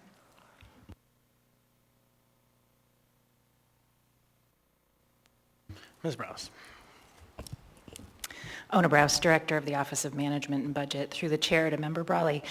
One of the ways that we are exploring more efficiencies within our fleet mechanism is to create a system or explore the idea of a system that allows for sort of pay it forward vehicle lending in terms of how we use the fleet and pass it along to get the most use out of our vehicles and provide for other municipal departments who may not be using their vehicles as much as the heavily used police vehicles. There's also the need for the police service area funding because of the sheer volume of vehicles that are needed within the police service area for the police department. The funding mechanism is available. We bond for them every single year. Creating the permanent or semi-permanent mechanism to keep it going forward allows us to sort of explore how we move those vehicles through our system as they roll, whether or not we can create more efficiencies for the municipal fleet and other ARDSA vehicles, and how we would do that really with the funding mechanisms that we have. So it's what you see on paper is APD and ARDSA, but it's for consideration for the entire municipality in a process. I would add, though, there's one more layer to that. And, when I came at this and started the process, I wanted to do police and fire. I wanted to do all muni fleets. I would love to have tackled them in one. And we struggle in this municipality because of this beast we have called the service area. And the reality is, you can't jointly purchase vehicles for the fire and police service areas because they're different. And so you would be, if you purchased fire vehicles through the bond, you would be providing services in an unfunded way to places that don't pay in. And so the complexity of that service area created a dynamic in which we had to choose. Now, the fire department, their purchases mostly tend to be larger vehicles and do kind of fit into the capital stack of a bond more effectively, but not always. They have the light duty vehicles, they have, the BC kind of trucks that are driving around. But we definitely found ourselves bound because of the service area function, and we couldn't find a way to square that puzzle. And so it continues to be the challenge of the way our city developed. And thanks, I don't have a follow-up, but I do appreciate the kind of preview of maybe that we might see more of these if they're successful, or just that you're thinking kind of more broadly than just those two departments. Thanks. Mr. Salt. Thank you. So I'm in support of this, and we're here partly due to the sins of the past. We cut capital funding in a short-term measure that turned into a long-term measure, and this will cut our cost. So where we're at, this is just a math problem for anyone that operates fleets. The older the fleet gets, the higher your maintenance cost will become. Your maintenance cost will grow because in the beginning you're changing light bulbs and you're under warranty. Towards the end, when the vehicle's beyond its useful life, you're changing engines and transmissions that take weeks to do versus an hour. You're also, on the resale side of things, it's a depreciating asset. And at some point, you're going to miss that optimal part in the curve where your maintenance costs start to rise and your resale value is maximized. So hopefully we'll see this happen and we will see the benefit. Again, it seems like we're spending money, but actually we're going to save money on maintenance repair costs. And anyone that doesn't believe that, just drive by Fairbanks Street just off of Tudor.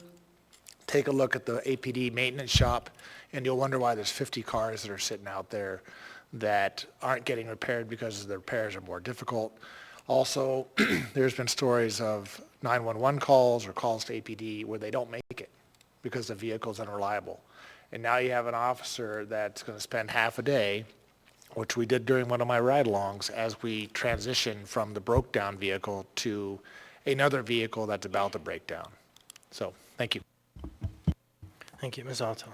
Thank you. I just want to confirm an understanding, and Ms. Brous, you don't need to come back up. You can just nod your head and I'll say if it's correct. So this will result in us being able to retire vehicles at about 12 and a half years. What I think I heard you say is these vehicles, if they still have useful life on them, can then be repurposed into the MOA, not unlike possibly how we dispose of other surplus property. Okay, yes, is the head nod. Thank you.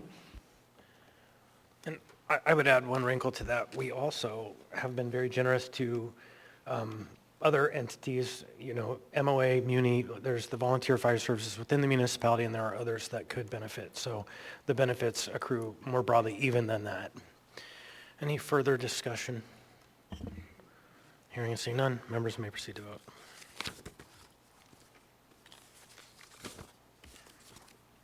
Member Bronga?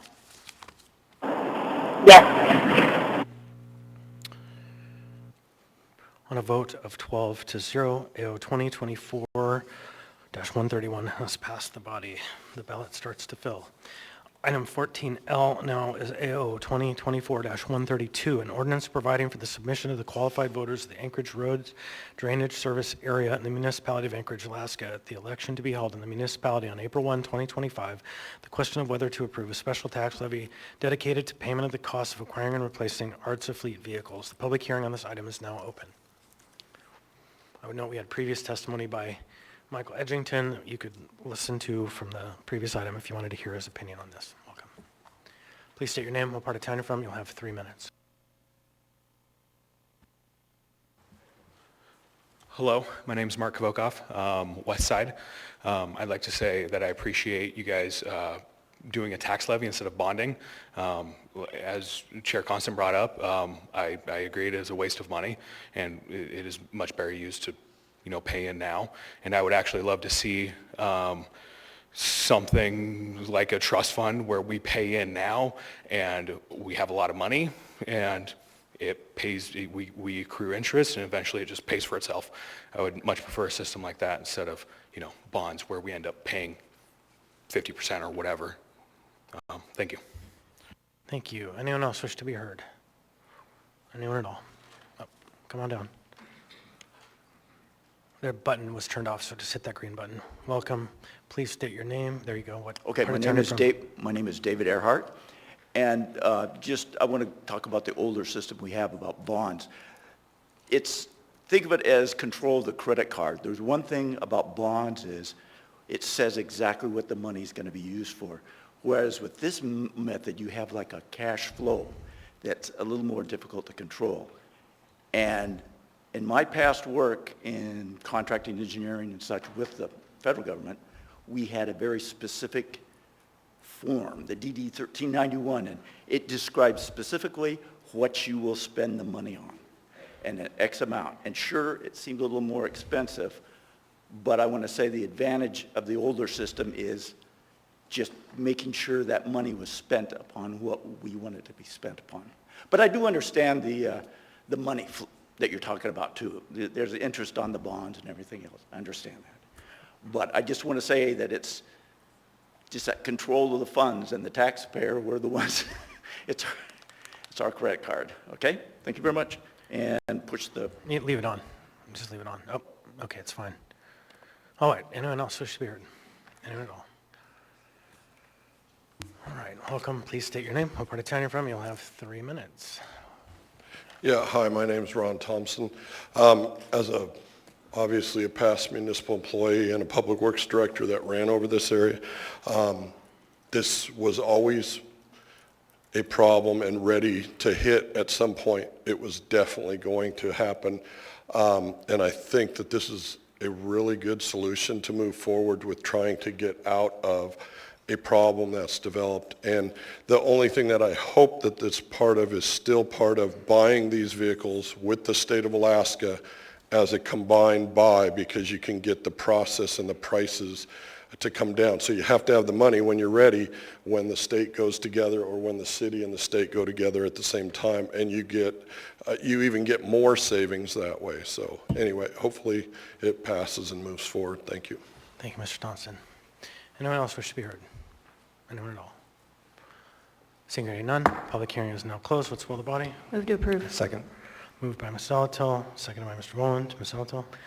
Yes, just really briefly, I just want to note that when we do a tax levy, regardless of the topic, there are 2 additional checks or balances in that process. We have to appropriate the money to the police department for the purpose once the money is collected or once it's approved by the voters. And we also have to approve the contracts for the purchase, which will specify the fund certification, so exactly where those funds are for the purchases. Thank you. And I would note to Mr. Thompson's point that, yes, we will continue to use cooperative purchasing agreements with the state and other entities. We're exploring some other ones because it just depends where you are in the purchasing stream and time. There are opportunities across the land. All right, anyone else? Hearing and seeing none, members may proceed to vote. Member Bronga? Yes. On a vote of 12-0, AO 2024-132 has passed the body, which brings us now back to item 10B4.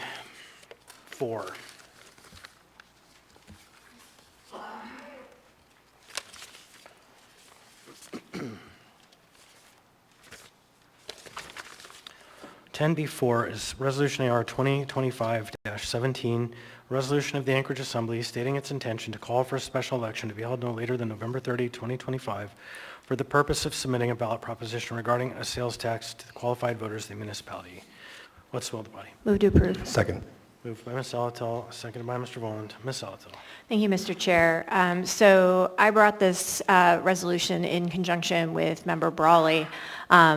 I am really excited about the sales tax conversation we're having, and I want to thank the proponents of Project Anchorage for really catalyzing that conversation. As you can see, these things take on a little bit of a life of their own once they hit the dais or the assembly, and we currently have 5 versions of a sales tax before us tonight. I think that's exciting. They're all permutations of kind of the same idea, mostly. But I think we need more time. I think we need time to continue the conversation, talk about the differences, talk about how each one of those opportunities could be implemented, see if after we hear public testimony, if any member chooses not to move forward with their proposal or wants to work with other members to combine proposals. So I feel like we've got a really good foundation to have this conversation in earnest now, but I think we need time to finish having this public conversation. When this item came before the Assembly, I remember the chair clearly saying, I wish we had 6 months for this conversation. I'm trying to create some of that space. Emails come in daily asking questions that we generally have answers to, but a lot of it is also running them back to legal if we don't know the answer to the question or the additional idea.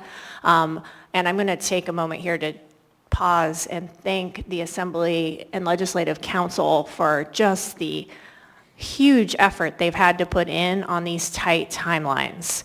If this resolution doesn't pass, as I stated previously tonight, I can't support any of the sales tax proposals because I think we just need more time. Thank you. Thank you. Mr. Volland. Thank you, Mr. Chair. I'm going to also support this. Unlike Member Zolotel, I don't know that that I can't support one of the 5 versions that is before us, dependent on the timing of the election. However, I think it's going to be very beneficial for the public to have a little bit more time to understand what is the final proposal, what are all of its various components. As Member Zolotel stated, we have 5 different versions, and it has really evolved over time. And so, we are still getting emails from folks, and from those emails, from some of them, I think that maybe they are still commenting on the original proposal, but maybe haven't had time to digest the subsequent proposals. I think our legislative services team has done a really good job at putting that website together that explains what all the various proposals are, and I appreciate their work on that, and echo Member Zolotel's thanks to council. But if this is something that's going to go before voters, and the will is to let voters decide, I think it's really important to give the opportunity for public education and for those advocates that may support the passage on the ballot to mount a robust dialogue and to really help people understand what it is that they're going to be voting for, whatever that final version may be. So my preference, although not a hard line for me, but my preference would be to have a special election later than April. But I would also like to conclude this work with the current Assembly, who has been tracking this all along, and we've done a number of work sessions and community dialogues, et cetera. So hopefully folks will support this. Thank you, Mr. Chair. Ms. Brawley. Thanks. I want to put a little bit more color around the timing issue, and I want to separate the content of these various tax proposals from what we're really talking about is when, regardless of what it looks like, when we might ask voters to do that. And I think there are some things that we know are hard deadlines. We know we have to notice a special election. It requires, passing a resolution, all of those things. But I don't think that we should feel tied to only the regular election cycle, because the reality is that if we do that and we say, no matter what, we need to decide this for the April ballot, that gives us 2 weeks from right now. 2 weeks to reconcile all these things, to run them all through council, to run all of the things that Member Zolotel said that really take time, not for the purpose of delay, but literally to make sure that we don't make errors, to make sure that we've chased down all the implications of these huge changes, and that we have time to go back and talk with the public about it. Again, there's this process ultimately is something that voters decide when it goes to the ballot, but it really matters what goes on the ballot and when. I think the special election would not only give us time to work that out, it would also give time to bring more stakeholders on board. I think Member Volland brought up great points about many people in the public are confused about what's being proposed, what isn't in here, and so it gives a lot of opportunity to really clarify that so that we're all on the same page and the community starts to get on the same page, at least about what they're going to be asked about. And also it gives those advocates, those proponents of this, more time as well. So I just want to give really briefly, I looked up what the general rules are as far as special election in our timeline and started doing some math. So a special election needs to be set by the Assembly by resolution, and it needs anything regarding the date and regarding the items on the ballot need to be finalized 100 days in advance. So if you do that math, this resolution mentions a time between August 1st and November 30th. Let's say hypothetically our August 1st was the date that we chose. I think that's probably too early, but just hypothetically. That means that we would have until essentially Tuesday, April 22nd. So that actually happens to be a date of our meeting to figure this out. So we have until April if we choose to do this in the earliest possible time frame that this resolution calls for. I also agree with my colleagues that I do think it's important that we continue to work this with current members. It would be extremely difficult if this pushes into May, and then we have 4, maybe up to 6 new members, depending on the outcomes of those elections. So I think it is important to continue working through this. So I'm not advocating that we take months and months on this. I'm asking for a few extra weeks. I think within 60 days from now or less, we could come up with a proposal. We could run it through all the process we need to do. We can give our legislative council some breathing room to be able to turn that around. So I do think that this gives us plenty of time. And as I said, the 100 days is a rolling deadline depending on when you set the date of the election. So I think it would be reasonable to have that election in late August or September or some other date. And it would also make sure that whatever we're asking voters to approve, it is on its own and not tied to a bunch of other things on the regular ballot, all of which we're working through right now. So I think for all those reasons, I think not only is it possible to have a special election, I think it is preferable, and I think there are a lot of benefits for everybody involved, for anybody who wants to see any version of this tax move forward, and for it to pass the voters. So I strongly support this resolution. Just a quick clarification question. Ms. Riley, did you read the regular election timeline? I believe it was the special election timeline with 100 days, but I might be wrong. Yeah, I think the special election timeline is 70 days. So the regular election, I think, is 100 days. So, but that's okay. It's a de minimis point. There's a little bit Well, then we have even more time. A little bit more time. Yeah. That's the gist. Mr. Presverdia. Thank you. I won't repeat my colleagues' statements. Many of them I agree with, but just wanted to add a few thoughts. First of all, that I think generally there's excitement about this, and I think that I was so happy when I saw this come forward. Thank you, Ms. Salatel and Brawley, for bringing this forward, because I think if we don't pass this, then I think it's very unlikely that we're going to get this on the ballot. So I really want to encourage my colleagues to support it. I want to thank the folks who've been working on this for so long, and I really want to encourage us to move forward on this. And I would just add a few more things that I think are really important. One is that we need to put something on the ballot that truly can pass. I think that's really important, and I think that we need time to be able to consider all of these options. But at the end of the day, I think we need something that's going to be clear and easy to understand, and that it's going to sort of hold true to the original intent of this. And the survey and all of the public work that was done essentially said that the two components that it needs to have is it needs to have property tax relief, and it needs to support projects that people care about and see that will improve our community and draw more people to live here and all of those things. So those two core ideas, I think, need to stay. So with that, I want to encourage my colleagues to pass this and allow us more time to work on this and get it right. Thanks. Mr. Myers. Thank you, Mr. Chair. I have a couple questions for maybe one of the sponsors. I know Ms. Brawley is great at research, so she may know off the top of her head. What does it cost the MOA to do a special election, to hold one of those? And then what is the voter turnout for a special election as opposed to just having it during a general or a normal election? My preference would be, I don't support this. My preference would be if we don't think we can get it this time around, we just need to punt it an entire year. Several of the members up here that have been working on this are not going to be on the body come April 1. So I don't think there's a time frame to get this solidified if we don't think we can get it done now to have them continue working on it. Thank you. So I can help answer some of those questions. Also, we're not done on April 1st. There'll be the meeting of the 22nd. Thank you for the clarification. Somewhere in April. So special elections cost between around $200,000. And voter turnout tends to vary but be in line with regular elections. Thank you. Mr. Salt. Thank you. So I definitely want to demonstrate one thing that we've kept near and dear to us throughout this entire process is that we are listening to you and we are open to compromise. I have a similar concern around special election, not pushing it out necessarily, but the the additional cost of a special election. Assuming that this will pass, I would also ask that we finalize the proposition while I'm still on the body. And for tonight, fully expecting that there'll be a motion to postpone item 13A, that we will still hear public testimony, because I know a lot of people are here for that testimony. And I'll just leave my comments at that. Thank you.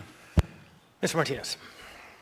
Thank you, Chair. Just maybe a question of clarification. Chair, is the role of the Assembly with respect to the ballot question just access to the ballot?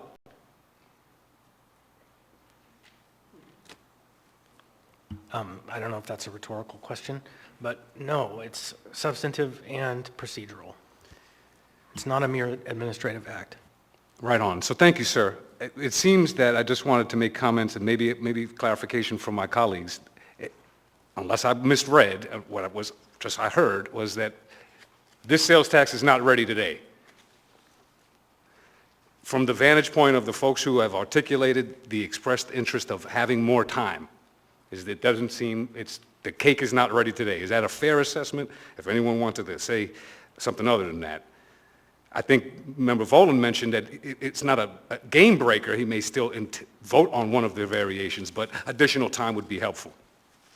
And I think that was what I heard. I just wanted to make sure I understood that, because it's an interesting framework around the question of additional time when fundamentally I just have letters of support from a coalition that describes the intent of moving this forward pretty much despite any of our objections. That there's an intentionality of pushing this forward. And I think that what's interesting about that intentionality, Chair, is that some of the additions to the original version have been offered by, as you described, the legislative process that my colleagues have offered. But if that's true, then the original Project Anchorage proposal was effectively not complete without the additional support of members of this body. And I think that's an interesting framework to be in a position for us as just the proponents of either an idea or the access to the ballot.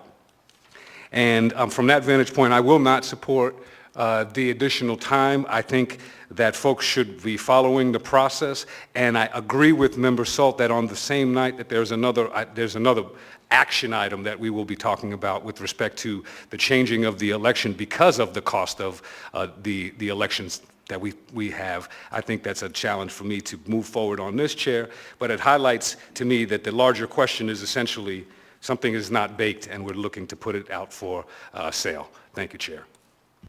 Mr. Rivera. Yeah, thank you, Mr. Chair. For my part, I am ambivalent on April versus later in the year, but I am, just totally for the record, opposed to pushing this beyond 2025. For my part, if I were to continue the baking analogy, I believe that the cake could be ready by January 21st, but that is 1 out of 12 opinions. Also, I learned this the very first assembly meeting that I held, or that I was at in 2017, and that is the counting of votes. And back then it was 6 votes, now it's 7 votes, but it's always been, for anything that affects the charter, 8 votes. And so I can count, I'm not a fool. And so I will be supporting this resolution. I am glad to hear that there is some agreement that we should get this on the ballot and set the special election by April before there's the turnover. I completely agree with that thinking from my colleagues. Frankly, I don't believe we're going to need till April, but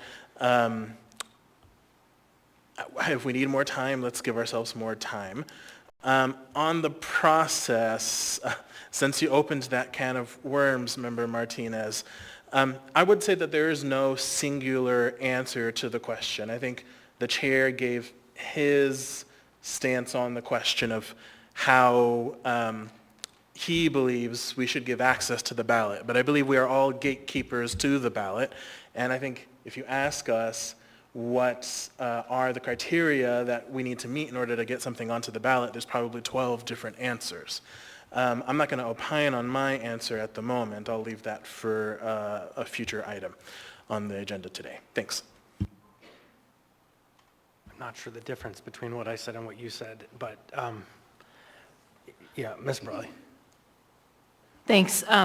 For my part, whatever we send to voters needs to work, and we at the city are going to be the ones implementing this. So I think that's incumbent on us to not just, there's a lot of policy questions to debate. We also need to make sure that this works with our budget. This would be, again, regardless of what it is, this would be the biggest change to our finances probably since the tax cap was passed. There's plenty of other taxes that have been passed, not at this scale, not necessarily changing the core of our operating budget. So just to say that. And then also I did want to correct, so I appreciate Mr. Constant. I looked up the statute, so I just want to briefly correct on the record. I won't read the whole thing. For a special election, it is not later than 70 days to determine when all of those things happen, and so there is a little bit more time. And I'm not saying that because I want it to go later. I don't think we need till April. I agree with Mr. Rivera. But just to say that there is a rolling period of time that we could set an election, and we are not held only to the regular election cycle. Thanks. Because you've already spoken, we're going to go to someone who hasn't. Mayor LaFrance. Thank you, Mr. Chair, and thank you to members of the Assembly for your extensive work on this project. It's been exciting to be having a conversation about how we invest in ourselves as a community, and to have the local business community leading the way has also been really exciting. I am not opposed to a version of Project Anchorage moving forward if it is the will of the body. Ultimately, we're talking about what gets brought to voters, as members have noted, and making sure that any major proposal put forward has been fully vetted and meets the standard of being good enough to go before the voters. This includes Treasury and other municipal departments having time to vet proposals so that we have a clear understanding of how they will be implemented, from revenue collection to how capital projects will get built. And given the number of proposals and moving parts, we certainly want to make sure we have time for a robust conversation, vetting, and sufficient time for voters to learn about the proposal and make an informed opinion before being asked to vote. So I am in support of giving this more time and in support of this item, and the idea as well of finishing this project with the current assembly in place. And again, just really appreciate all the time that has gone into this really important and exciting project. Thank you, Mr. Chair. Mr. Volland. Thank you, Mr. Chair. So, yeah, I guess in response to Member Martinez's comments, if I can be more clear, I support taking more time. I support having a special election. I support being able to do that robust public education. So I hope this passes. If it doesn't, I'm not necessarily a no on any version passing or going to voters sooner. It's just not my preference. On the question of the access to ballot, though, this is the largest revenue shift in recent history that we're contemplating. This is kind of a game changer. And I just think, our role is very important. We are the legislative body. We control the purse strings of the municipality. We're in charge of the finances, and we have to consider the impacts of this large of a change in revenue in a way that, frankly, the project advocates do not. And while I appreciate them bringing forward their proposal and starting this conversation, there are considerations that I think we have to take when it comes to all of the various stakeholders in our districts and in the municipality, that people advocating for a certain project do not. And I'm taking that responsibility seriously, which is why I'm a co-sponsor on one of the versions. As I know Member Martinez and others are, they have their own versions. And I think that speaks to how seriously we take this. And it is incumbent upon us, if we're going to put this before voters, to do so in the most responsible way, in a way that does the least harm and the most good. And I think that is really why my colleagues, maybe we're just a lot of chefs in the kitchen, I don't know, but really I think the motivation is a good one. I think it's that we're really wanting the best outcome. If we're going to say, you know what, we're open to this idea and we're going to put it before voters to decide, it has to be beneficial for everyone, and it has to have that fairness component in it too. So for me, it's more than just about access. If anyone comes before us with an idea and they want to put something on the ballot, we have to make sure that it's something that it's beneficial and that it's as good of an idea as possible. Thank you, Mr. Chair. Ms. Alato.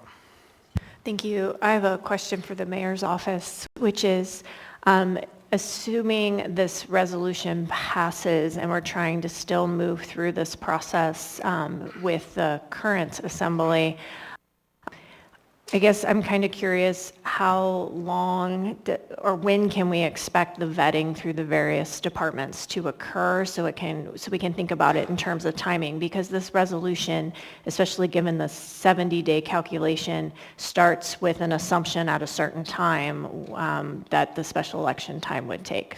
And that might take a minute to sort through.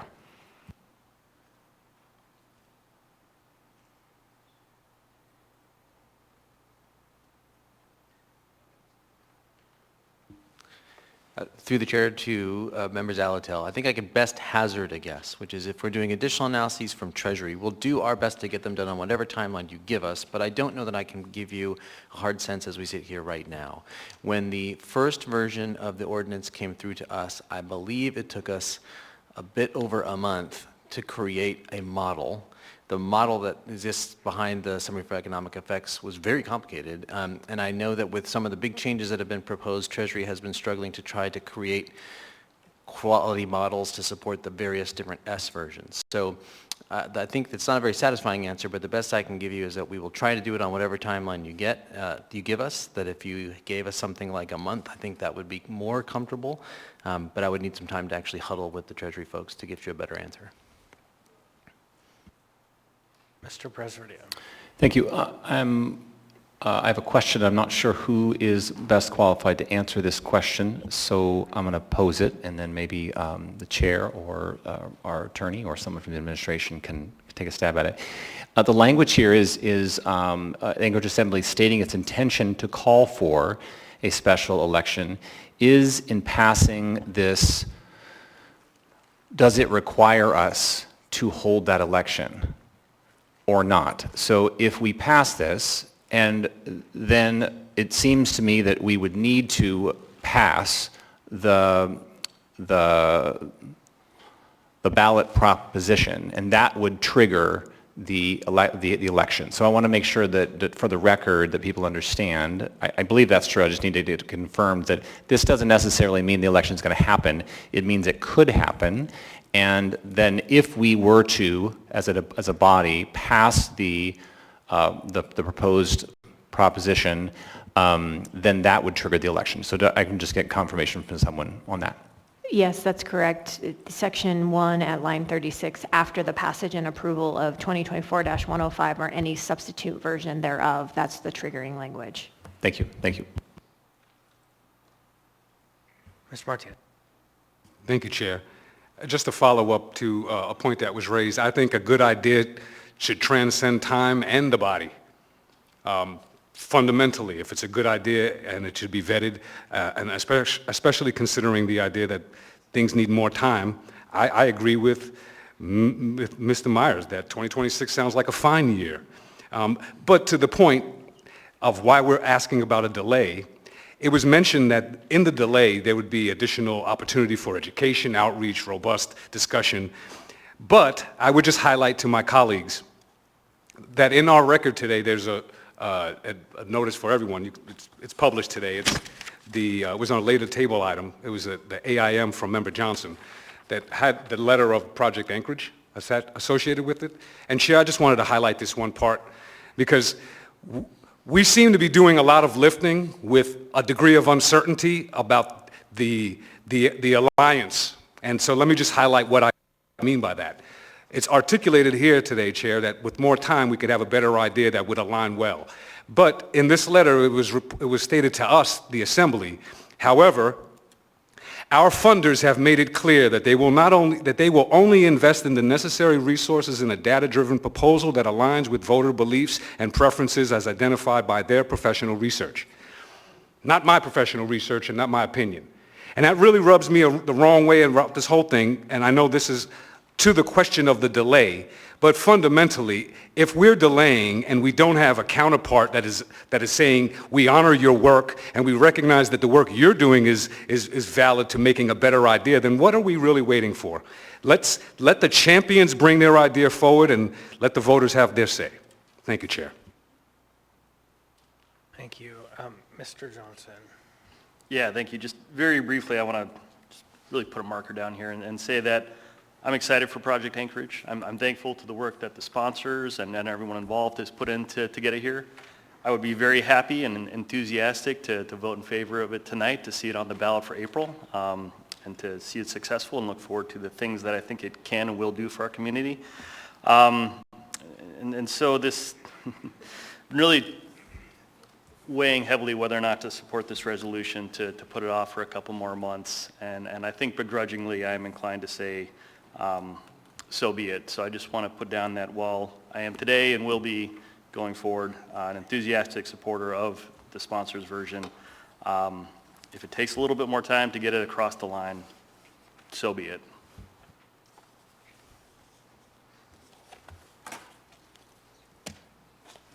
Mr. Constant. Thank you. I'm going to stick with the baking metaphor. The eggs smell like sulfur. I would not use them in my cake. So I'm not going to get into the substance. I'll save that for when we get to the question. But the mayor suggested it's important how we invest in Anchorage. And there's just no universe in which exporting tens of millions of dollars out of the state of Alaska to the accrual of some cheese projects that snapped the trap on the biggest giveaway in our history is supportable. And so I think that I can't support this because I'm ready to get to the question and just I'll be done with this whole conversation and leave it to the voters to decide if it's our place to extract dollars from Mountain View neighbors and ship them out to multi-billion-dollar property owners and out of state. This model is a very Alaskan model. It's the same model we see on the North Slope, in which our PFDs are being applied for tax credits that we're paying for people out of state, the most profitable corporations in the world, from 2-year-olds that are taxed in our state. And so I think this is all in that theme, and it's very Alaskan. So I look forward to that debate. But in this case, I think that this largest revenue shift in recent history is an exporting of Anchorage dollars out of state. And to that, let's get to the question. Anyone else? Seeing and hearing none, members may proceed to vote. Member Bronco? No.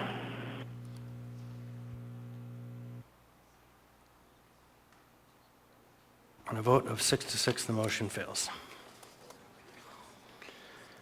Next up, we have item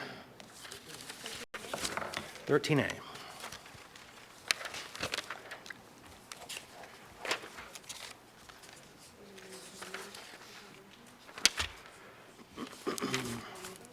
(13A) is AO 2024-105, an ordinance of the Anchorage Municipal Assembly proposing a dedicated property tax measure to be submitted to the qualified voters of the municipality that would enact sales and use tax of 3% in the aggregate on the sale of goods and services within the municipality, with exemptions, a maximum tax amount per transaction comprised of 2%, with the maximum tax amount per transaction comprised of a 2% tax dedicated for the sole purpose of reducing property taxes proportionately throughout the municipality within the tax cap calculation, and a 1% tax outside of the cap dedicated to establishment of a trust fund to pay for voter-approved capital projects known as municipal area projects. Waive reading. Thank you. So before us, we have AO 2024-105, 105S, 105S1, 105S2, 105S3, 105S4. Chair, could I have a moment of privilege? Let me get the record open. 105S2A. And before we dive into it, there will be some constraints on testimony, but before we'll do that, Mr. Salt. Thank you. I'd just like to ask for a motion to reconsider item 10B4. Second. So there's a motion to reconsider before us, moved by Mr. Salt, seconded by Mr. Rivera. Any discussion? No, just listening to my partner. Right. Chair, point of information. Go ahead. What are the rules behind the motion to reconsider? I thought it was the prevailing side. Oh, Mr. Salt, were you on the prevailing side? Oh, yeah, so if you were not, it failed. And so if you voted yes, you are not qualified to make the motion to reconsider. Move to reconsider. Did you vote? If you voted no, you can reconsider. If you voted yes, you cannot reconsider because the motion failed. Because it failed. Thank you for the clarification. Member Salt voted no. Yeah. You voted no? Okay, then you are qualified to make the motion. Okay, so yes, if you voted no, the item did not pass, then you are in the prevailing side. So, okay, motion is properly before us. Okay, so do you wish to speak to the motion? No, thank you. Okay, any discussion on the motion? The clerk has asked for just a second.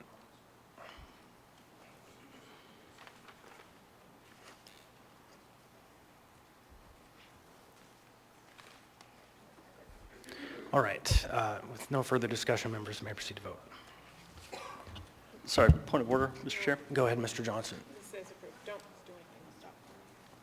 Go ahead, Mr. Johnson. Okay, so on this motion to reconsider, the question before us now is, again, the vote on 13A. It is not whether or not to reconsider it. This is, in fact, again, a vote on whether or not we support the resolution itself. No, so it's a vote of, shall we vote again on the question of the approval of the previous resolution? So this is just asking to vote again, and then the next thing we'll do is we'll take up 13A. If we get to... If we get to... No, it won't be 13A, it will be Sorry, 10B4. 10B4. Yes, Yeah, thank you. I was so looking at the screen. We'll Thanks. be back on 10B4 if 7 votes vote to reconsider.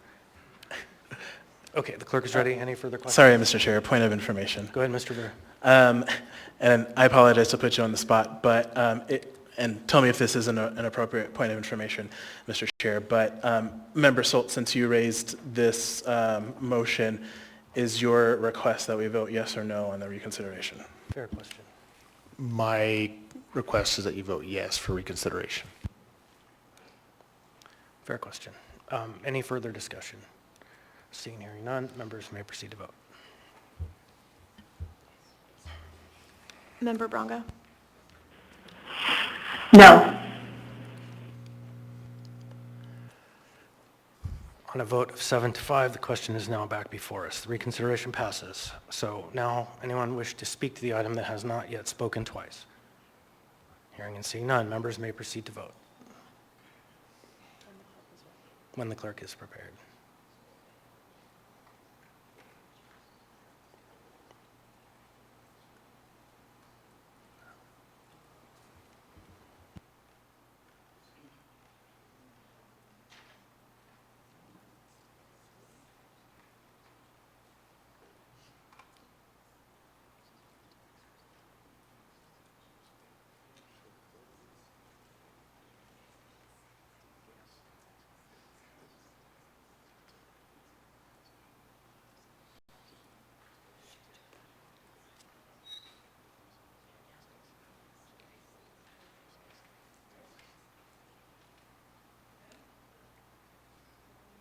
May proceed to vote.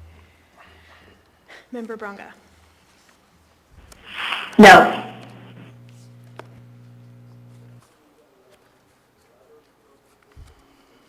On a vote of 7 to 5, the motion passed.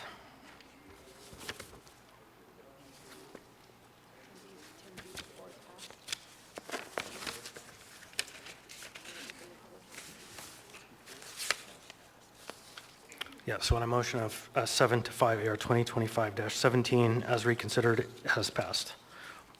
On a vote of 7 to 5. Now we have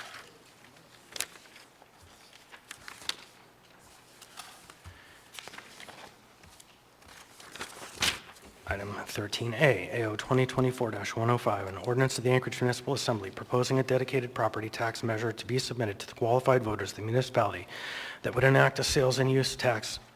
I don't care. We got reconsidered and that whole process started over. So 3% in the aggregate on the sale of goods and services within the municipality with certain exemptions, a maximum tax amount per transaction comprised of a 2% tax dedicated for the sole purpose of reducing property taxes proportionally throughout the municipality within the tax cap calculation, and a 1% tax outside of the tax cap dedicated for establishment of a trust fund to pay for voter-approved capital projects known as municipal area projects.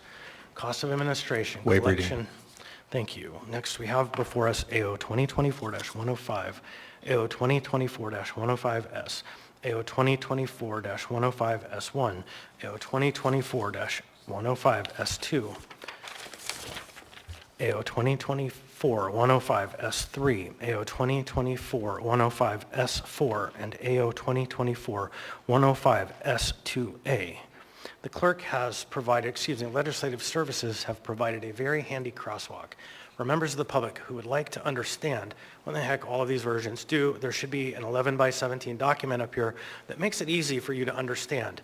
I say that because we are not allowing testimony by those who have previously testified on either 105 or 105S, because we've already heard testimony on that. So members of the public who haven't testified on any of them, can testify on any of the items, who have testified are asked to constrain their comments to just S2, S3, S4, or S2A. And so we're doing that just to preserve the balance of our time to get through the business. And so, again, if you've already testified, please constrain yourself to the new versions. Point of information. Mr. Martinez. Chair, is this now opening for testimony? Yeah. Prior to any motions from the body? Is there a motion on the floor? The public hearing happens before there's a motion. So a member could make a motion to postpone. Yes, I think that's a great motion. No. I make a motion. Hold to on, Mr. postpone. Martinez. Hold just one sec, please.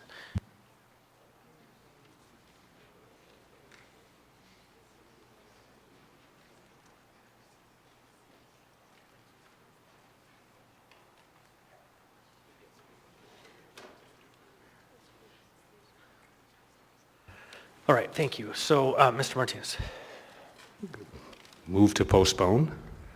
to a time specific or indefinitely?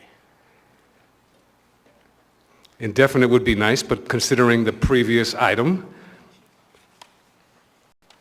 to a time certain that is aligned with the previous item that was passed by this body, to give sufficient amount of time. So is that March, April? No clue. Yeah, but the body and so to align it, Chair. Mr. Martinez, before you, there's a pink little card on the wall, and I would suggest pick a meeting before the end of March. Sure. Pick one. Yeah, that one. It's your motion. No, March 18. All right, so there's a motion to postpone or continue the public hearing to March 18. Is there a second? Who seconds? Mr. Myers. So moved by Mr. Martinez, seconded by Mr. Myers. Any discussion? Just keeping in line with not wasting time when we already made passed a resolution to extend the conversation into a potential special election. Let's just have the work done behind the scenes, get off the sausage-making dais, and keep it moving tonight. Thank you. Ms. Salaton. Thank you. I appreciate the efficiency tone. I'm hoping to have the public hearing tonight because I want to hear from the public to inform what may be additional compromises or the consolidation of versions moving forward. So that is my hope tonight. And also to learn where there maybe are still points of confusion about the proposal or proposals. This will be the first opportunity that we have multiple proposals that the public hasn't had a chance to weigh in on. And so I think if we can do that and then not take this up again until March, we can do some of that work as you suggest, Mr. Martinez. Ms. Brawley. Thanks. Yeah, I'd like to hear from the public. We can still continue the public hearing after everybody in the room and everybody who signed up has testified. So we can do the exact same thing on the other end of hearing from the folks in the room. Thanks. Mr. Rivera. Yeah, thank you, Mr. Chair. I think to echo what my other colleagues have stated, I know that there are several folks who came here to testify on this item specifically. So I myself would like to hear from them, see what thoughts that folks have, possible amendments, so that we can consider that as we move forward to March 18th or whatever other meeting. But I would suggest that this motion to continue to the public hearing is done after this public hearing is over. Thank you. Mr. Volland. Yes, I would also like to hear from the people here tonight. They've waited a long time, and I think it can be informative. Thank you.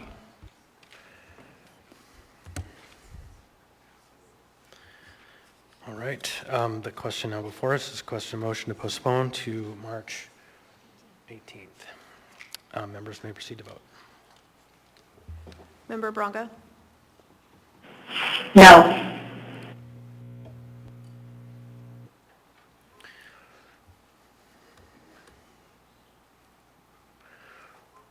Vote of 4 to 8, the motion to postpone has failed.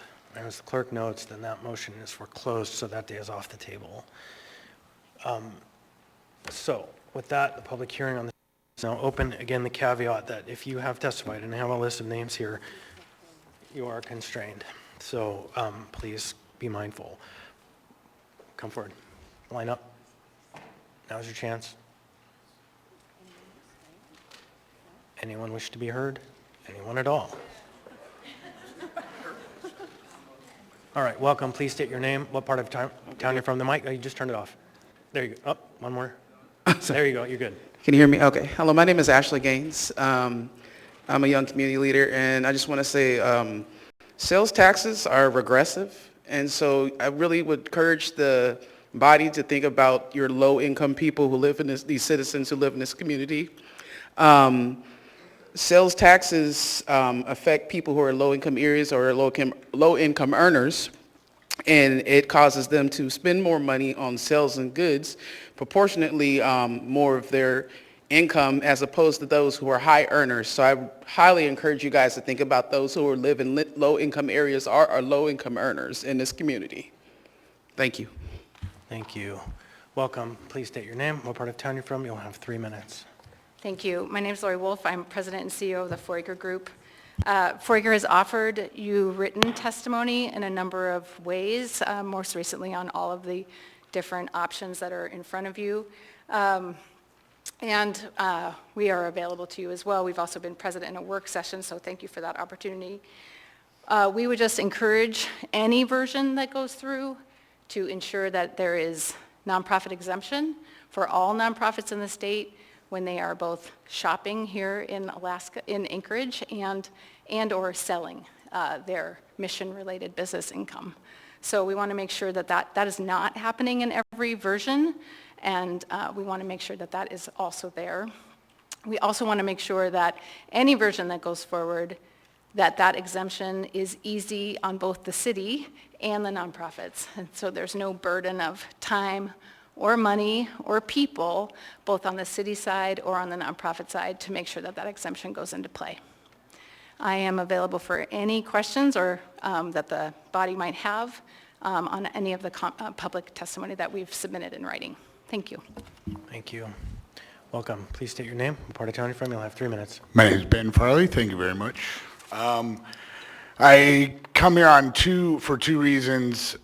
First, on behalf of cannabis businesses, we're already taxed twice, and we don't need a third tax imposed at the point of sale, most of which we know is going to come out of the side of the retail owner, just because, you know, they want to keep costs nice and prices nice and even. Second, I come as a renter here in Anchorage. I don't own property, so a drop in property tax is never going to help me. Most of the people I know my age, I'm 32, none of us can afford to own property, and it's not going to help us. Who does own property are people like Widener that have bought up and raised my rent to a point where it's over 50% of my income. So a sales tax on goods is not really going to help me. I think if you want to take money, take it out of the companies that are buying up property around Anchorage and just jack and rent up. That's my 2 cents. Thank you. Thank you. Welcome. Please state your name, what part of town you're from. You'll have 3 minutes. Thank you. My name is Dana Wolukowitz. I was born and raised here in Anchorage. I currently own and operate King Street Brewing Company with a partner here in South Anchorage, where I've lived for the last 23 years. I'm here to express my deep concerns regarding the proposed ordinance and what it will do to the Anchorage economy, as well as the impact to the residents. As a brewery with a restaurant license, I'm a member of the hospitality industry, and I see firsthand how people spend their money. Since 2021, our beer sales have been down over 10%, which coincides with the implementation of the last alcohol sales tax. We're not the only ones that have been seeing decreases in our sales. Our distributor shares information with us on the volume of beer sales in Alaska and in Anchorage, and beer sales are down across the board industry-wide for the last few years. Industries are struggling with increased costs. Everyone knows that the cost of food has gone up, labor has gone up, and with the passage of mandatory sick leave and increases in minimum wage, these costs will continue to go up. Restaurant goers are price sensitive. People are just not going out to eat as often as they did a few years ago. The industry has been just hanging on since the pandemic. Placing a sales tax on prepared food and alcohol will absolutely kill this industry. Please remember that the industry employs a lot of generally low-wage wage earners. I'm afraid a lot of these people will be out of work if you implement this tax, as people will be going out less to eat less often. Take, for example, King Street Brewing Company. We opened a small kitchen in November of 2022 and currently employ about 6 to 8 people. We've lost money on the kitchen every day since day one. I work the pizza oven when the employees don't show up, or wash dishes in the dish pit until midnight. Why am I doing that? If sales continue to go down, we will most likely close the kitchen and those people will be out of work. Please also consider the cost of this tax and other taxes placed on businesses. 90% of people pay their bill with a credit card. That means we'll have to settle the tax, which adds up to thousands of dollars to the business every year. Think about that. If the municipality is expecting to raise $180 million in revenue annually, and 90% of people pay with a credit card, that means with an average of 2.6% credit card fee, that about $4.2 million is just going to go right out the state of Alaska, in addition to the money that's going to go to those wealthy landowners. That money goes right out and it benefits nobody. At the last meeting, a lot of people testified that we need this tax to grow the economy and attract young people to our town. That's an absolute fallacy. Any increases in taxes do not simulate growth. More taxes, it will push businesses out. Thank you. Sorry, it's quick. Okay. I'd like to talk about the other... If you want, please submit your comments in writing. It seems like you got them drafted. Email us, assembly@anchorageak.gov. Please welcome, please state your name, what part of town you're from. You'll have 3 minutes. District D, John Gregoire. I'm here as a citizen and a business owner. I want to say that I'm in support right now primarily of 105S, but I'm in support of doing something. So I do want to say to Assemblymember Martinez, my name's on that letter, and I didn't put my name on that letter to say that I don't value the work that you all do. I appreciate the work that you all do. I want your opinion. I want your assistance in making this right and making it something that we can actually do. And so thank you. Please do that. My name's on that letter because I just feel this dying urgency that we need to do something as a community to improve Anchorage, to keep young people here. I have a 24-year-old and a 15-year-old. My 24-year-old is looking at leaving. Other people in that age range that we need for the future of our community are going to leave to go to other communities where there's more stuff to do. So I just feel like we need to do something. I agree that it's not perfect. As a property owner, I personally don't care about the property tax relief. I care mostly about the capital projects and the investment in our community. So I'm just saying that for myself. But thank you. Thank you for the work that you're doing, and I hope that we get something done. You're welcome. Please state your name, what part of town you're from. You'll have 3 minutes. Oh, sorry, there's a question for Mr. Gregoire. Come on back. Mr. Gregoire, there's a question for you. Mr. Martinez, go ahead. Thank you, Chair. Thank you for identifying yourself as one of the folks who signed the particular letter that I raised attention to. And I just wanted to make sure I got it on the record. From your vantage point, from the coalition's perspective as one of the members, when you brought the idea forward, wherever it came from, before it got to sponsorship from members of this body, was it complete? I'm a supporting member, not a creating member, so I'm not sure that I would want to speak to that, but I personally would say I don't know that any legislation is complete and that it always needs support, feedback, and involvement from people, and it will constantly change. So do I think it was perfect? I don't know. I don't think it was perfect, but I do think some of the changes that people have proposed that I've seen are great. So the converse would be true, that there have been some additional items that weren't in the original that have added value from your vantage point. I have liked some of them, yes. Yeah. Thank you. I appreciate that. Thank you. Welcome. Please state your name, what part of town you're from. You'll have 3 minutes. Evening, Jason Norris, South Anchorage. Really appreciate the time that you're taking to get this right. I appreciate the sponsors being willing to delay. I do feel that there's a noted history of private investment following public investment when it's done well. And it gets done well when we bring all these ideas to the table and we make it the best product to go before the voters. And the extra time, I think, for someone who's going to vote on this, I appreciate you taking the time to get it right. I'm also one who loves efficiency. I like to see things move forward, and things languishing forever is kind of soul-crushing for everyone involved. So I feel like you've set a decent timeline tonight. I appreciate that you have the effort to keep this going, to address some of the concerns you're hearing tonight, that there are people who are barely hanging on, and that sales tax is going to create a burden. It sounds like you have ideas to lessen that burden that you may be implementing. I would encourage you to do so to whatever degree you can. I do strongly support the idea that we need to invest in public facilities. I think that those quality of life enhancements are magnets that keep people here and draw people here. We have all the natural beauty in the world, but we need more. We need to be able to compete with other places that are pulling our young people away or causing people to choose those places over Anchorage. And so I applaud the idea to continue working on this to make it a better product. I support the idea in general, and I look forward to what you ultimately decide on. Thank you. Welcome. Please state your name, what part of town you're from. You'll have 3 minutes. Hi. My name is Phil Cannon. I am the president of the Mountain View Community Council, but I'm not here to speak on behalf of the Community Council. I'm here to just say that, I share that, I guess, just to say that that's my community. That's my neighborhood. Those are my neighbors. That's people who I know. And so I want to kind of advocate, I want to say, for our community and communities like ours. Even with all the, I will also confess, I didn't know until tonight that there were 5 different versions of this. Like that was new news to me. I looked at them all.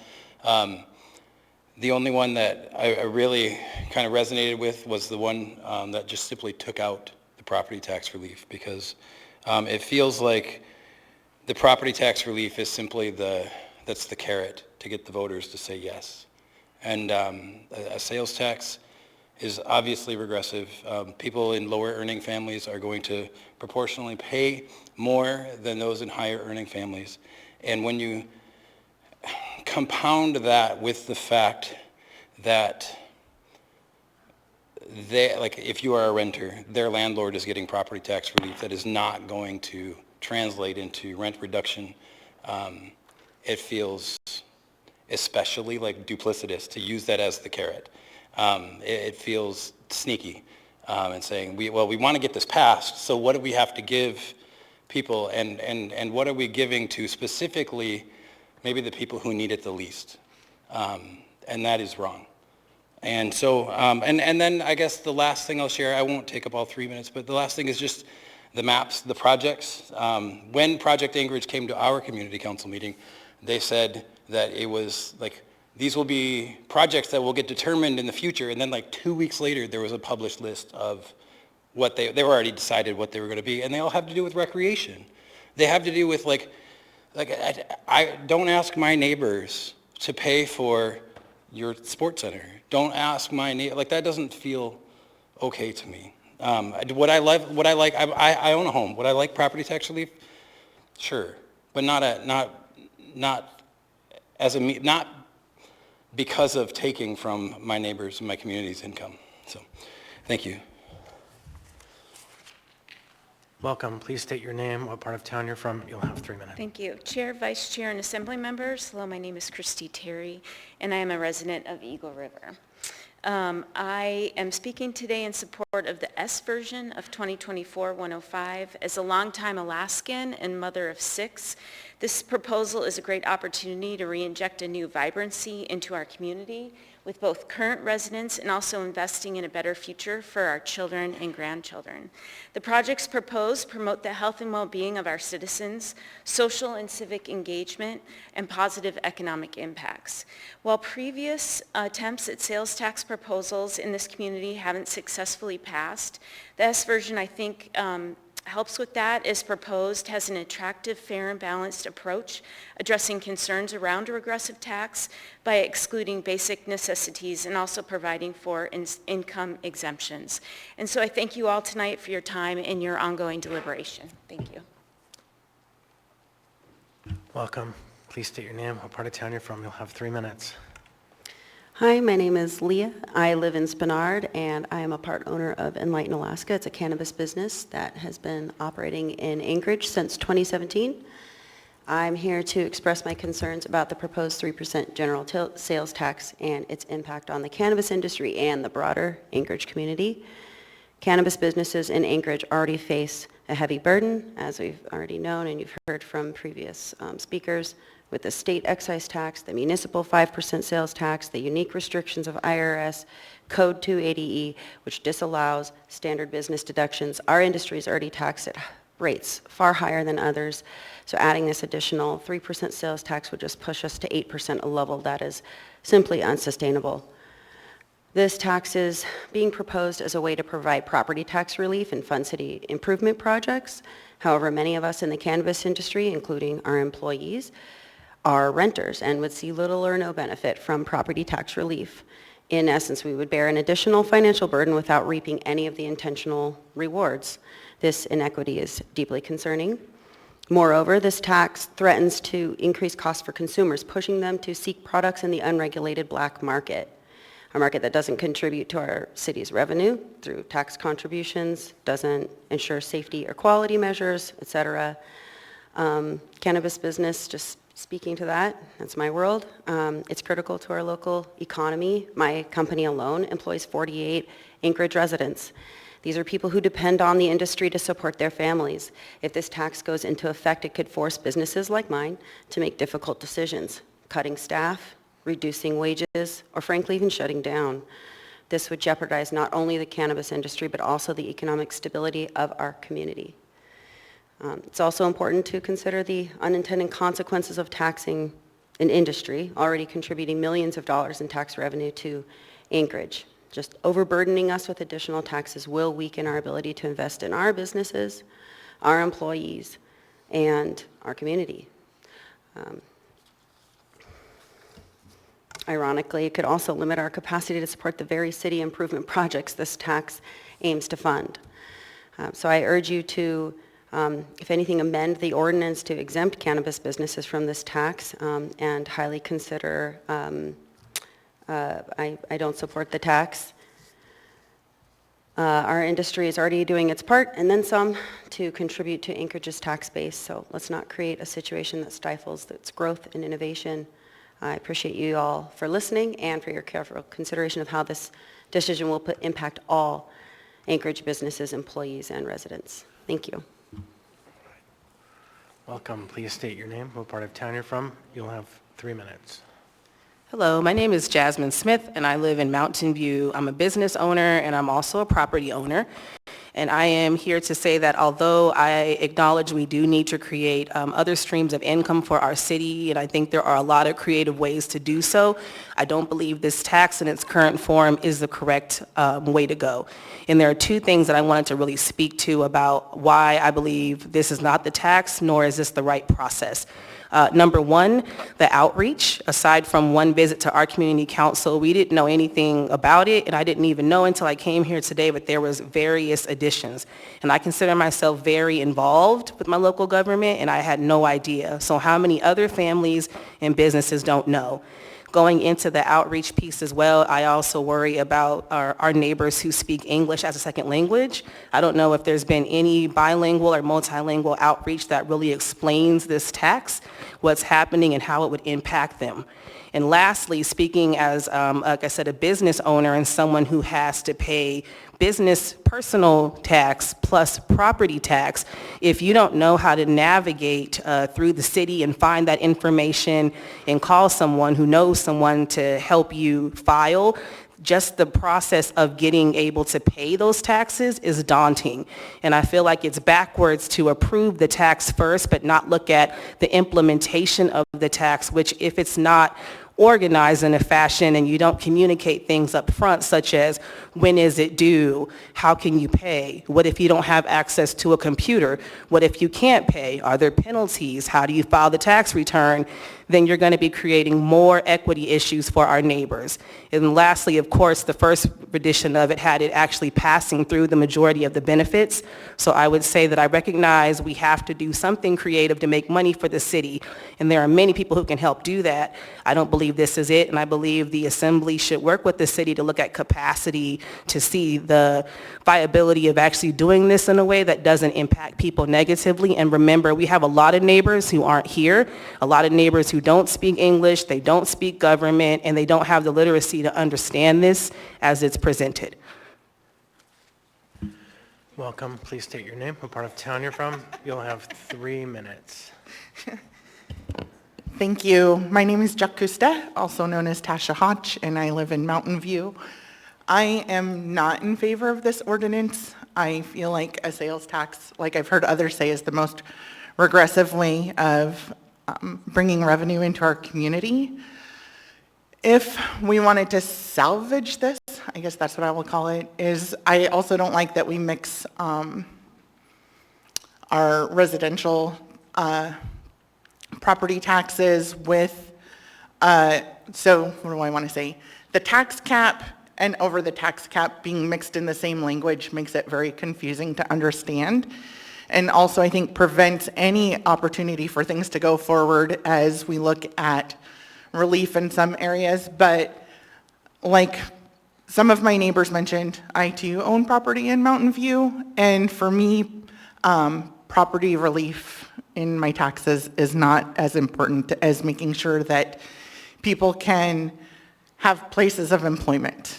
And what I would give as an example for that is on Black Friday, I chose to go out and purchase at the businesses in town. And I was surprised at the lack of people out in the community spending money here. And adding a sales tax on top of all of the other options that people have to purchase goods, I think is just going to devastate our community. Also, I think that this, I kind of glanced over all the different versions, but it's very vague in what any exemptions would be and oversight. And in any of its forms that I've seen, I would not support them. Thank you. All right, welcome. Please state your name, what part of town you're from. You'll have 3 minutes. Good evening. My name is Lloyd Stiasny. I'm here to testify as a member of the Alaska hospitality industry in our efforts to provide direction and guidance to the Assembly regarding the proposed sales tax initiative.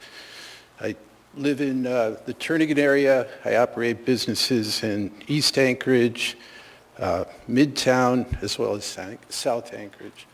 The Alaska Hospitality Coalition includes both alcohol and cannabis businesses. These businesses represent a substantial cross-section of our community, including many, many local businesses. These businesses are one of a very few in Anchorage that already pay a local sales tax. Obviously, as an industry, we are not opposed to a sales tax. We recognize the importance to the city of generating additional revenue for future growth and development, and are pleased to be currently contributing toward that effort. Our primary interest is to not be double taxed, to see a local sales tax stacked on our existing 5% tax. This would be detrimental to the growth and development of our industry and impact our broad-based hiring practices to a vulnerable section of our community. We believe any additional tax on the collective hospitality industry will negatively impact the industry at large. We're certainly pleased, or at least we believe as an industry, to see an exemption for alcohol and cannabis in each proposal. At least we hope that they will be there. We believe it's in the best interest of our industry as well as the Assembly's ability to ultimately pass a tax ordinance. Any deviation from this position will be faced with, we believe, tremendous opposition from the industry as well as broad-based customers. Taxation, particularly in Alaska, is a delicate and extremely challenging issue. New taxes require clear objectives, careful coordination, and presentation to the voting public. The proposals put forth by the Assembly all seem to have some degree of merit, yet the variation of proposed objectives for this sales tax seems to lack a clear vision by the Assembly and may, if not coordinated well, alienate the voting public. And they would lose trust in the Assembly, the new administration. That would be a shame, as the Anchorage currently has productive local government that has a goal in reshaping our city in a productive and positive way. I guess I have just a little bit of time, but I think I'll stop there. Thanks for the opportunity to provide public comment this evening. Welcome. Please state your name, what part of town you're from. You'll have 3 minutes. Hello, my name is Jerry Workman, and I'm here to speak on behalf of the cannabis industry, marijuana industry. And I'd like to point out several things. The cannabis industry is unique here. And one of the things that happened in the very beginning is you guys imposed, I don't know who. Okay, thank you. When I say you guys, I'm not sure who did, but they opposed a 5% sales tax on cannabis. The residents here are not used to a sales tax. So basically, the cannabis industry for the last 7 years or so that we've been in business have been eating that tax. We're also obligated to handle in cash. So it's very, very hard to charge sales tax and start handling pennies and change. You just can't do it. So basically, all the cannabis industry has been eating that 5% since day one. And we're the only business, I believe, of maybe the alcohol industry, that has to pay that, number one. Number two, the state, or whoever made the powers to be, imposed an excise tax on the cannabis industry. It is a draconian tax, gentlemen, ladies and gentlemen. It's a draconian tax. It is the highest in the nation that I know of. And I've had operations in both Colorado and in Arizona and had licenses in Washington. I'm aware of what the nation is doing. That draconian tax basically destroys the industry, and you cannot continue to tax it. The excise tax is not a well thought out tax to the point that you're paying, regardless of the quality of the product that you're selling, you're paying it on weight. So whether you have good quality or not quality, you're still required to pay that same tax. It is arbitrary enough that there is people out there that take advantage of that, so you don't really have a consistent payer. We pay that tax, but we know that a lot of people, because of the inconsistent, do not. Again, it's a burden on our industry. So we have the sales tax that's an extra burden on the cannabis industry. We have excise tax that's the highest in the nation on our industry already. Then we also have the corporate income tax. We used to have a small business exemption until this year. That particular taking away that exemption cost our business in the six figures this year of additional taxes that we have to pay in the cannabis industry. We have licensing fees of $6,700 a license per year on top of our regular taxes. We also have what you call 280E on the federal level. That is unique to any industry that's in the state of Alaska today. Nobody else has what they call 280E. And it was basically an attempt to break the bootleg alcohol industry many years ago. We cannot deduct our retail expenses. That takes our tax bracket, not from the 20 that you might think you pay on a corporation, into the 60% range. And I will show anybody up here or have a private conversation with anybody on this board and show you exactly what it is and what we're having to pay. The industry internally is not healthy. There are people in this industry that are in a lot of trouble because of those taxes and will probably not make it over the next couple of years. All right, thank you, sir. I'm sorry your time has expired. Okay, well, thank you very much. Thank you. All right, welcome. Please state your name, what part of town you're from. You'll have 3 minutes. Good evening. I'm still Cal Williams. And earlier I blew it and said I'd been here 60 years, so it's going to be difficult now to continue the lie that I'm 50-something in age. The young people who spoke earlier, I'm so proud of them because they stole everything that I wanted to say. We do indeed know that sales tax are regressive. We do know, as was pointed out, they adversely affect those of lesser means. One of the stated purposes here is to attract and keep citizens. We're losing people, it's said. In the list of goodies that this tax will bring, I see nothing that would encourage me to come back if I decided to leave or stay should I decide to do so. I've decided I will die and be buried here. So I have to advocate for seniors who have been here forever, are living in houses that are falling apart, are in need of all kinds of services to maintain. We live in a great place for veterans and seniors, but those amenities are being stripped away. And it's really, really inconceivable to me, who after all these years have prayed for a woke assembly and feel that we now have one that is pretty much woke, getting there anyway. So I thought, okay, old man, you can retire and get out of the revolution. However, these young people remind me that the struggle goes on, that repeatedly we have to learn lessons that we thought we had learned and passed on. We have to continue that vigilance. We have to continue looking out for the poor and the marginalized. If we are indeed a Christian nation, following the edicts of Christ, who says, that which you do for the least among us, you do also unto me.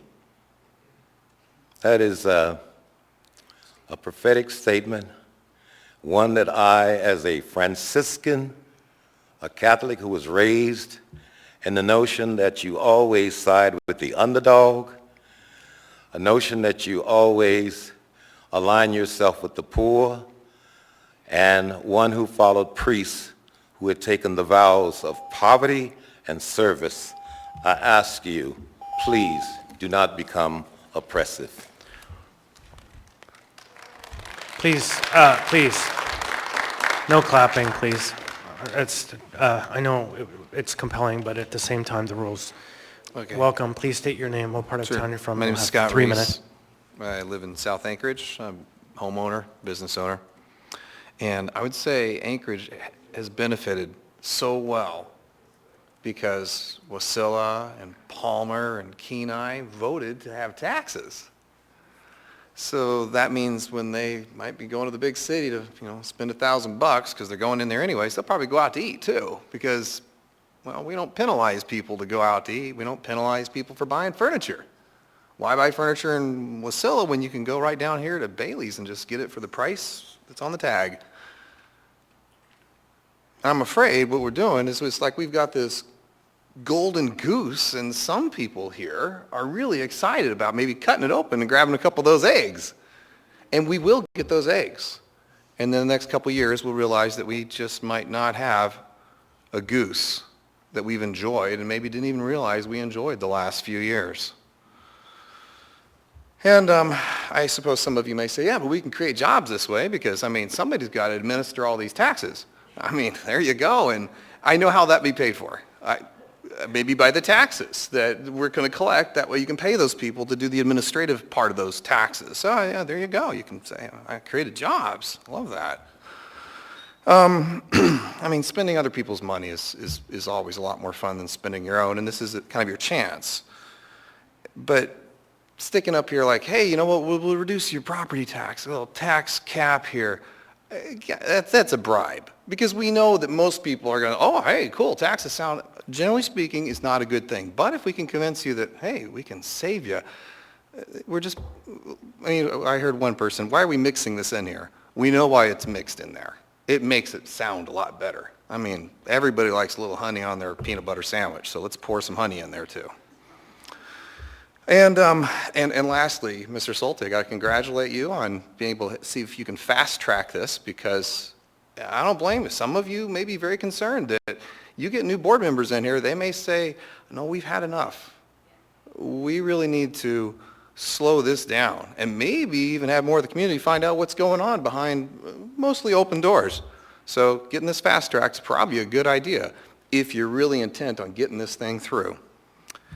And anyways, it's rough because if people are inclined to penalize people who offer services and spend their money in our fair city of Anchorage, people might be opposed if they heard about it. But I leave you with this. We've got a really wonderful goose that we've enjoyed for these years.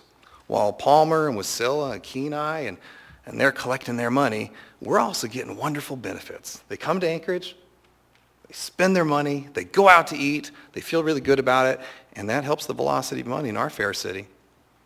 Don't forget about that part. All right, welcome. Please state your name, what part of town you're from. You'll have 3 minutes. My name is Bailey Stewart. To give you an idea of my background before I speak. Would you pull the mic down? I'll Yeah, start your time. I Thank can. you. I'm a licensed cannabis retailer here in the state of Alaska. I'm the vice chair of the Marijuana Control Board. I'm a board member of Alaska Marijuana Industry Association, and I teach cannabis education at UAA. But tonight I speak on behalf of myself, an expert in the cannabis industry. We have the highest tax rate in the nation, effectively, $50 an ounce. That's incredible. When you're looking at $200 ounce prices, right down to $100 that I saw today at the dispensary. Most industries tax the ketchup, but we start at the tomato here. We start at the tomato, we have our sales tax in our local jurisdictions, and right now we're looking to add another taxation to that. Our industry is already suffering. We have people that cannot afford to come into these retailers, that cannot afford to buy cannabis that is tested, that is safe, that is regulated. There is a lot of poisons out there that can end up in cannabis, and we are trying to incentivize people to come into these dispensaries to purchase. Whether you agree with it or not, it's a public health and public safety issue, and we're seeing it every day. Right now, we have intoxicating hemp coming into this state of Alaska. We have a illicit black market that's not being prosecuted by district attorneys and is growing rapidly every day.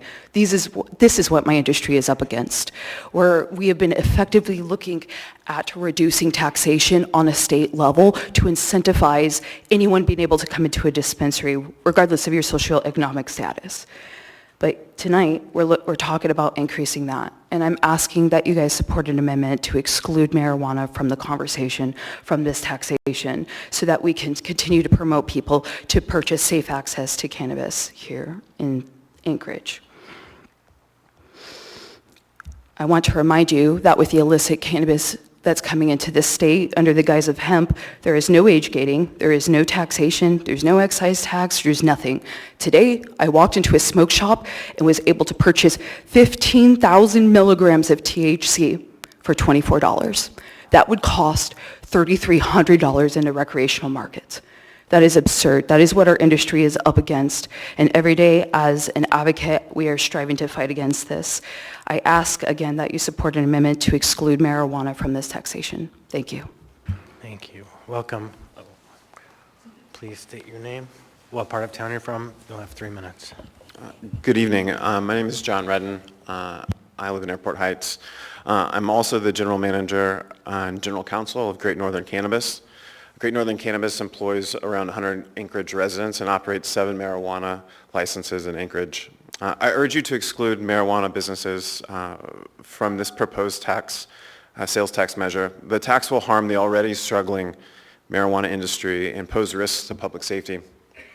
The marijuana industry already pays a 5% municipal sales tax in addition to the onerous excise taxes at the state level and the IRS I-280 burdens that were mentioned earlier.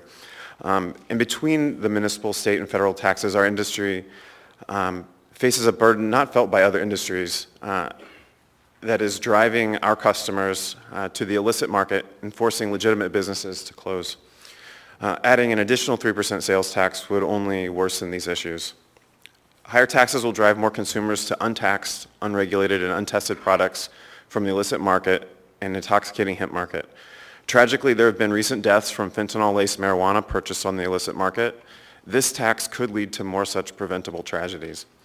Marijuana businesses are also the only industry in Alaska required to be 100% owned by Alaska residents, meaning that this tax unfairly targets locally owned businesses that are already paying a 5% municipal state tax. When Anchorage voters approved the 5% marijuana tax, they were assured that it would not increase until 2028. Imposing this additional 3% tax now would break that promise and undermine public trust. In summary, this tax will harm local businesses, increase public safety risks, and violate a commitment made to voters in the industry. I respectfully urge you to exclude marijuana businesses from any of these sales tax measures. Thank you for your time and consideration. Welcome. Please state your name, what part of town you're from. You'll have 3 minutes.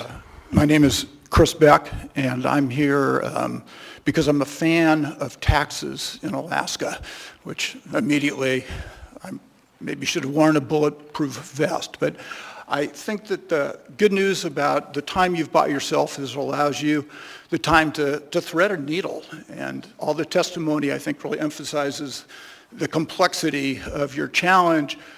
But that needle, I guess, has 2 big driving components. It has to help what everybody wants, to have a good place to live, be able to make a living here.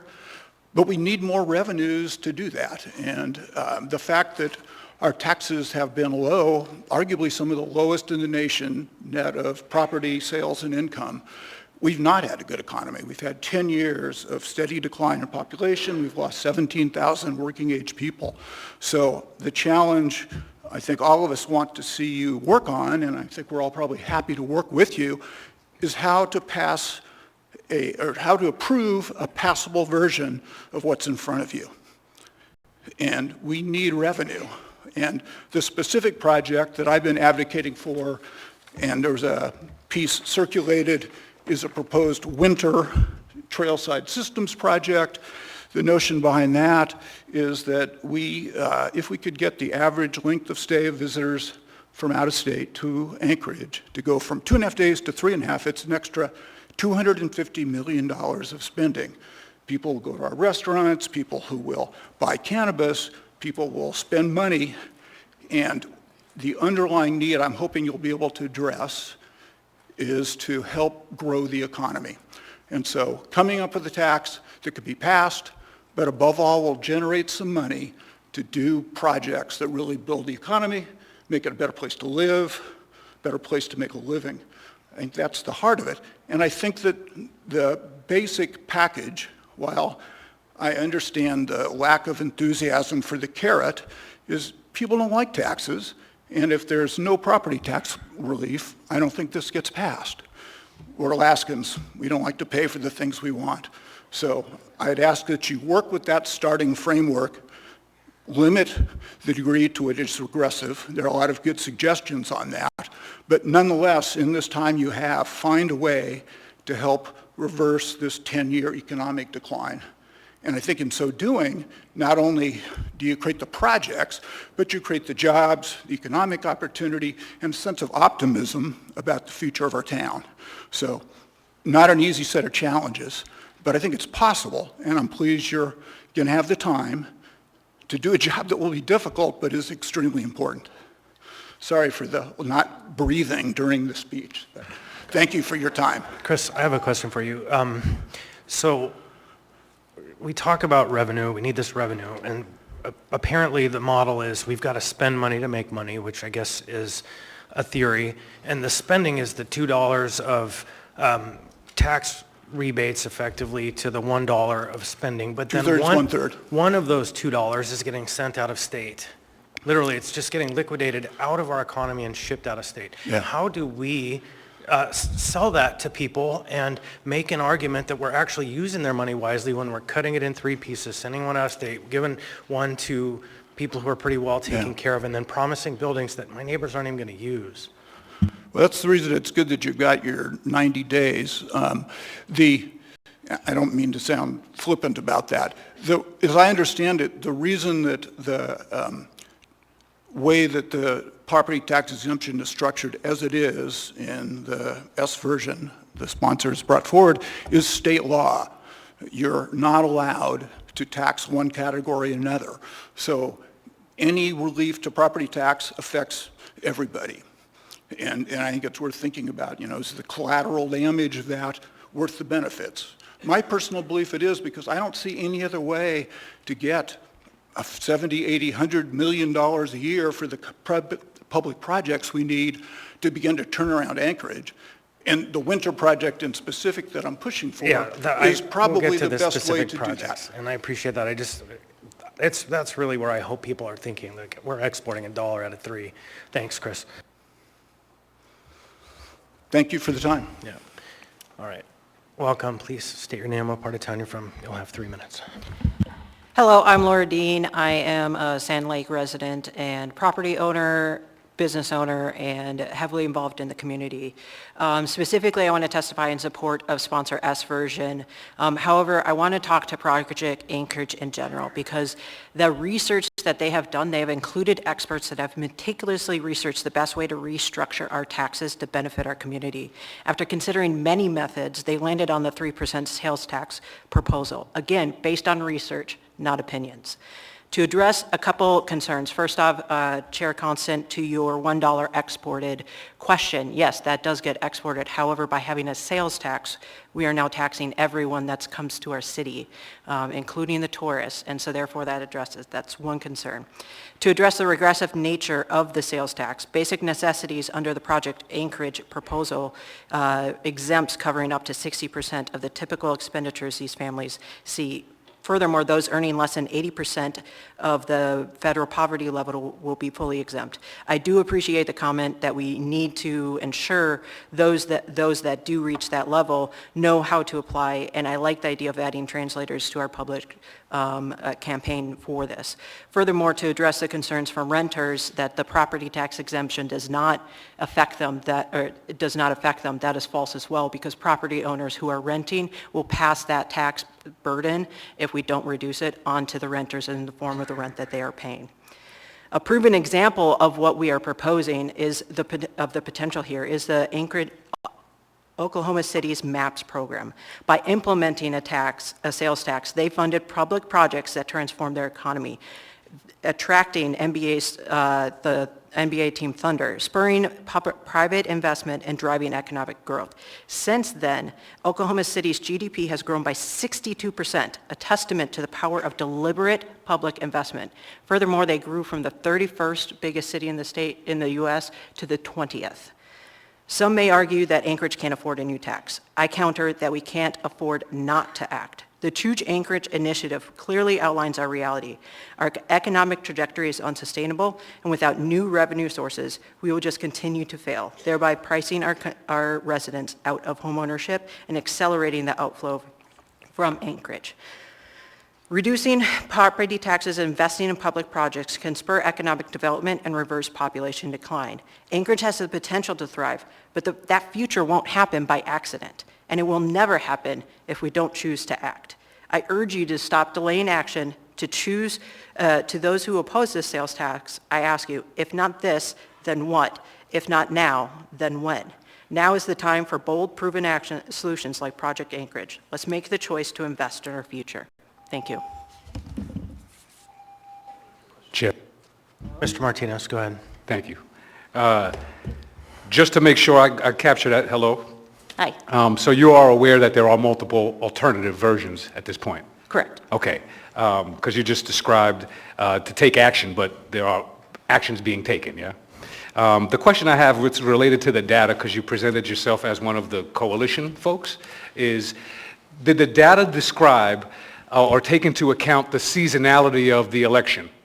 So I would like to correct that. I am not actually part of the coalition. I'm speaking in support of it. I have been involved in, I have been a part of discussions where they have presented the information, and I've asked further questions a part of it, so I apologize. I'm not an expert on that. Do you know if the data that was provided to you all as a member of the coalition described the seasonality of the impact of elections?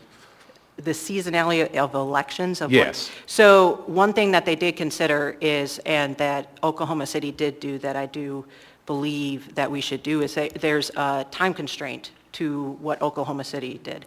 They re-voted on the sales tax after X number of years, I forget, 7 I think, and Project Anchorage is including that as well, which allows thereby, as if this body that were to get voted out there with the seasonality, therefore a new body could re-vote on it later on. Right, that was not the seasonality question I have. I think it was articulated that we voted today to postpone to potentially a special election off-season. And so I'm just curious, had there been any data that suggested there's an impact of seasonality from anybody? Like if you vote in the spring, it's more votes than if you vote at another time of year. I'm not aware like when of it. people are not home and they're out subsistence living and et cetera in the summertime. I am not aware of it myself off the top of my head. Right on. That And is so I something think there are other can- folks in the yeah. room that are hearing the question, and so maybe we'll get those answers as well along the way. I appreciate you. Thank you. I have a few people, I guess, Mr. Rivera. Yeah, thanks. I'm popular today. I just wanted to clarify something for the record, just so there isn't any confusion. So you said that you are not a member of the coalition? Correct. Okay, thanks. All right, welcome. No, please state your name, what part of town you're from. You'll have 3 minutes. Hello, James Thornton, members of the Assembly, members of the administration. Thank you so much for your service. I'm here today on behalf of myself, the cannabis industry, the hospitality industry, and people who are broke, and they deserve more. I'm personally against the proposed tax in its current form and substitute versions as a whole, but specifically speaking in favor of an exemption for cannabis, alcohol, and prepared foods if the tax moves forward. A huge concern of mine, at least at the time I last checked, was on this proposed tax as a whole is lack of a thorough and comprehensive economic analysis. Maybe one's come out since I've checked. Making things more expensive for Anchorage residents and our economy, in our economy's current shape is a huge deal. Many people don't even know about Project Anchorage or the 3% tax, or this room would be full, even with the ice, I think. We live in extremely hard times for many. Those less fortunate are more financially strained than ever. This proposed tax will only make things worse for those struggling to make ends meet and still be able to enjoy some basic pleasures. Is that right? We need to find another way to fund Anchorage's future and more time to consider things that increase costs for businesses and residents. Is it humane to require the most low-income residents to produce some sort of exemption card and add humiliation to their daily trudge to make it through the day? Where will the low-income exemption be, or the threshold be? I seriously doubt it will cover all of the folks struggling to make ends meet because they're all over the map. The pandemic caused irreparable damage to the food and beverage industry. The damage done closed businesses and changed the face of hospitality forever. The business owners who made it through and survived are continuing the fight for survival at the cost, as the cost of living and doing business continues to rise at an alarming and unprecedented rate. The hospitality industry, like the cannabis industry, is struggling, and an almost double tax on alcohol and cannabis will do more harm than good in our city. We should be supporting our small businesses. The tax talks about increased tourist dollars, tax dollars, while it hurts our working class year-round and rewards property owners. Really? I believe tourist tax dollars have the real potential to decrease over time with this tax and lead to further out-migration of Alaskans Alaskans from Anchorage and Alaska as a whole. Wrong tax, wrong time. The cannabis industry was promised no proposed tax hikes until 2028. Our industry is currently in a real fight for survival, as mentioned in details by others who spoke before me. Businesses are closing their doors. Because of all the reasons you heard and more. This proposed tax will hurt every aspect of Anchorage cannabis businesses and even negatively affect the cannabis industry as a whole in Alaska.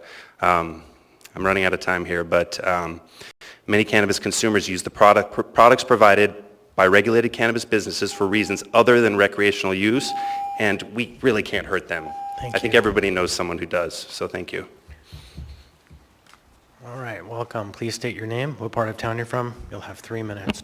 Yes, as my friend Cal Williams said, I'm still Pastor May. And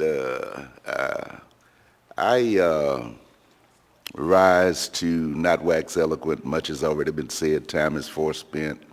And I reside in the camp of those who are against the tax. And I say against it in all of its forms, against a sales tax, period. And one of the things that prompted me to rise is I look around and I don't see a whole lot of minorities. And so I want to have a voice for the voiceless. And I can speak for my constituency and those that I know in our ministerial circle and alliance and all of that are against a sales tax in any form. One of the things we heard in presentation was that it was spoken of a minute ago that there would be a time frame when it could be repealed, rolled back, or what have you. But once the cap is out of the gate, it generally doesn't come back. When it's money issues like that, they never generally get repealed and all of that kind of thing. But when I think in terms of the housing market in Anchorage, and so many folk are priced out of housing, that's one reason many folk leave the state to go to areas where housing is cheaper. And those who are affording housing are most able to pay the tax. And folk who can't afford housing are the ones that least need to be taxed. And so I rise to speak to those folk against the sales tax in general. Now, one thing I'll say, and I'll give you some time back, and that is this. There are communities, locales, cities in our nation that have gone to a sales tax, and even after going to a sales tax, have had to come up with other creative ways to increase revenue. You know, it's just like in personal living. More always calls for more. And even after the sales tax comes in, and then we get to a point where we've got to do other things. So my suggestion is this, that maybe we consult with some of those cities and our communities that have sales taxes that have had to go beyond that to come up with creative ways to increase revenue. The suggestion would be to find out what those ways are and forego the sales tax. God bless you. Pastor May, hold on. Quick question. So just off the top of your head, of your constituencies, how many of them, generally speaking, is a lot of them use the Kincaid trails? Probably not. Of your constituencies, do a lot of them spend a lot of time down at Westchester Lagoon? Probably not. Do your constituents, generally speaking, hang out in Girdwood? Probably not to a large degree. And no strike against Girdwood, if the people No. are standing behind you. No. I mean, it might, look, might visit Alaska every now and then, Right, you know, every now and then, for a right. function or something and pay those astronomical prices. Okay, so, thank you. Yeah. That was it, thank you. All right. Welcome, please state your name, what part of town you're from. You're speaking Thank on you. your own behalf. My name is Mike Edgington, speaking on behalf of myself. Thank you. First of all, I'd like to say thank you very much to Legislative Services for the crosstab. This is excellent. I would draw everyone's attention to the third column, tax cap. We're hearing a lot about the raising revenue, but really, if something is under the tax cap or even just above the tax cap, it's only a temporary raise. Everything under the tax cap is not a raise, it's just a readjustment of who pays taxes. We're not increasing the amount we're spending on the amount we're investing. And if you look at that, it's very clear that only one of these proposals, which in my opinion is the worst, the S version, has a majority of the taxes under the cap, and it's just a rearrangement. I think an interesting question is, why were these numbers chosen? Why is it 1% maps, 1% for new projects, and 2% for property tax reduction? Now, I don't know. I haven't seen the research. I've heard that some of the early research was, in fact, opinion, not fact.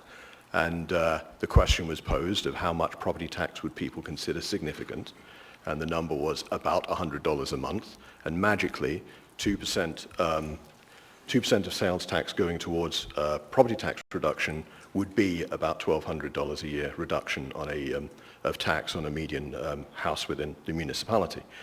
So I think partly this 3% number and the 2% is driven by this, by this very specific carrot. But I think during this process, we've also learned a lot. We've learned that the majority of property taxes are not paid by residents, or at least it's not paid under residential housing with people, with owner-occupiers. 60% of it is either businesses, commercially owned. So it's actually, I think, $1.20 out of every $3 goes at least not to residents and wouldn't go to the MAPS project. So I think out of what's been great, and I think what I really do appreciate all the work from Project Anchorage is to really raise these questions. And now I think you have, a few months to try and answer them, to try and find a good combination of outcomes.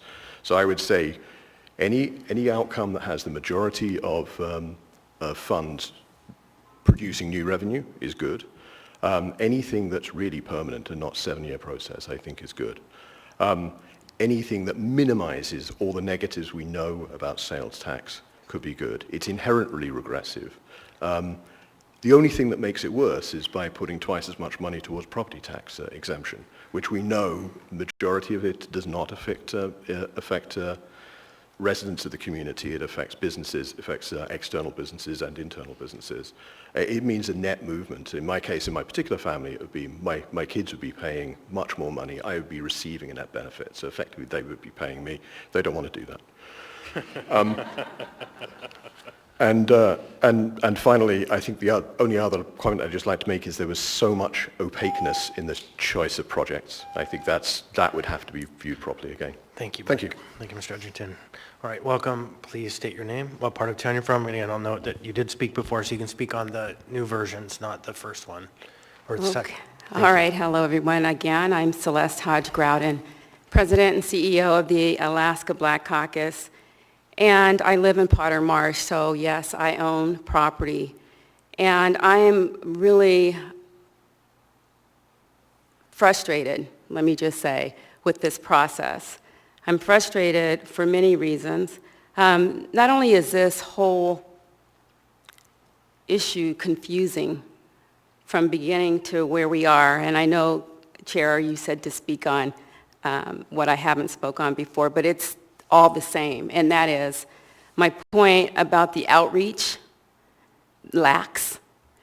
It still lacks, and so a lot of people, as was already shared, aren't here. They have no idea what's happening, and I'm concerned for those that aren't here. And in addition to that, let's talk about these projects. The process for going to a website to select a project and and how it gets vetted. I know we're saying the same thing. People are tired. I know that. Celeste, I'm going to get in trouble. Okay. So I really need to have you speak on the substitute versions and your Okay, perspective the on those. substitute versions are the same to me. There needs to be more time to understand them. It's very confusing. There needs to be a better job with outreaching of these various versions. And I'm concerned that my community is not represented. So, thank you very much for this opportunity. Thank you. Welcome. Please state your name, what part of town you're from. You'll have 3 minutes. Hi, my name is Mike Ward. I live in West Anchorage and I work downtown. I'm a lifelong Alaskan, a homeowner, a small business owner, and I'm currently serving as the chair of the Cook Inlet Char, which is one of the hospitality industry advocacy groups. As an owner of 2 small businesses in Anchorage, I'm confident saying that this is not the right time for Anchorage to introduce a new tax. The service industry already operates within slim margins, and with the current state of the economy, I truly believe that the unintended consequences of this proposal will have negative effects that outweigh the intended good. As a property owner, as much as I like the idea of a rebate, I do not like the idea of passing on my tax bill to my neighbor.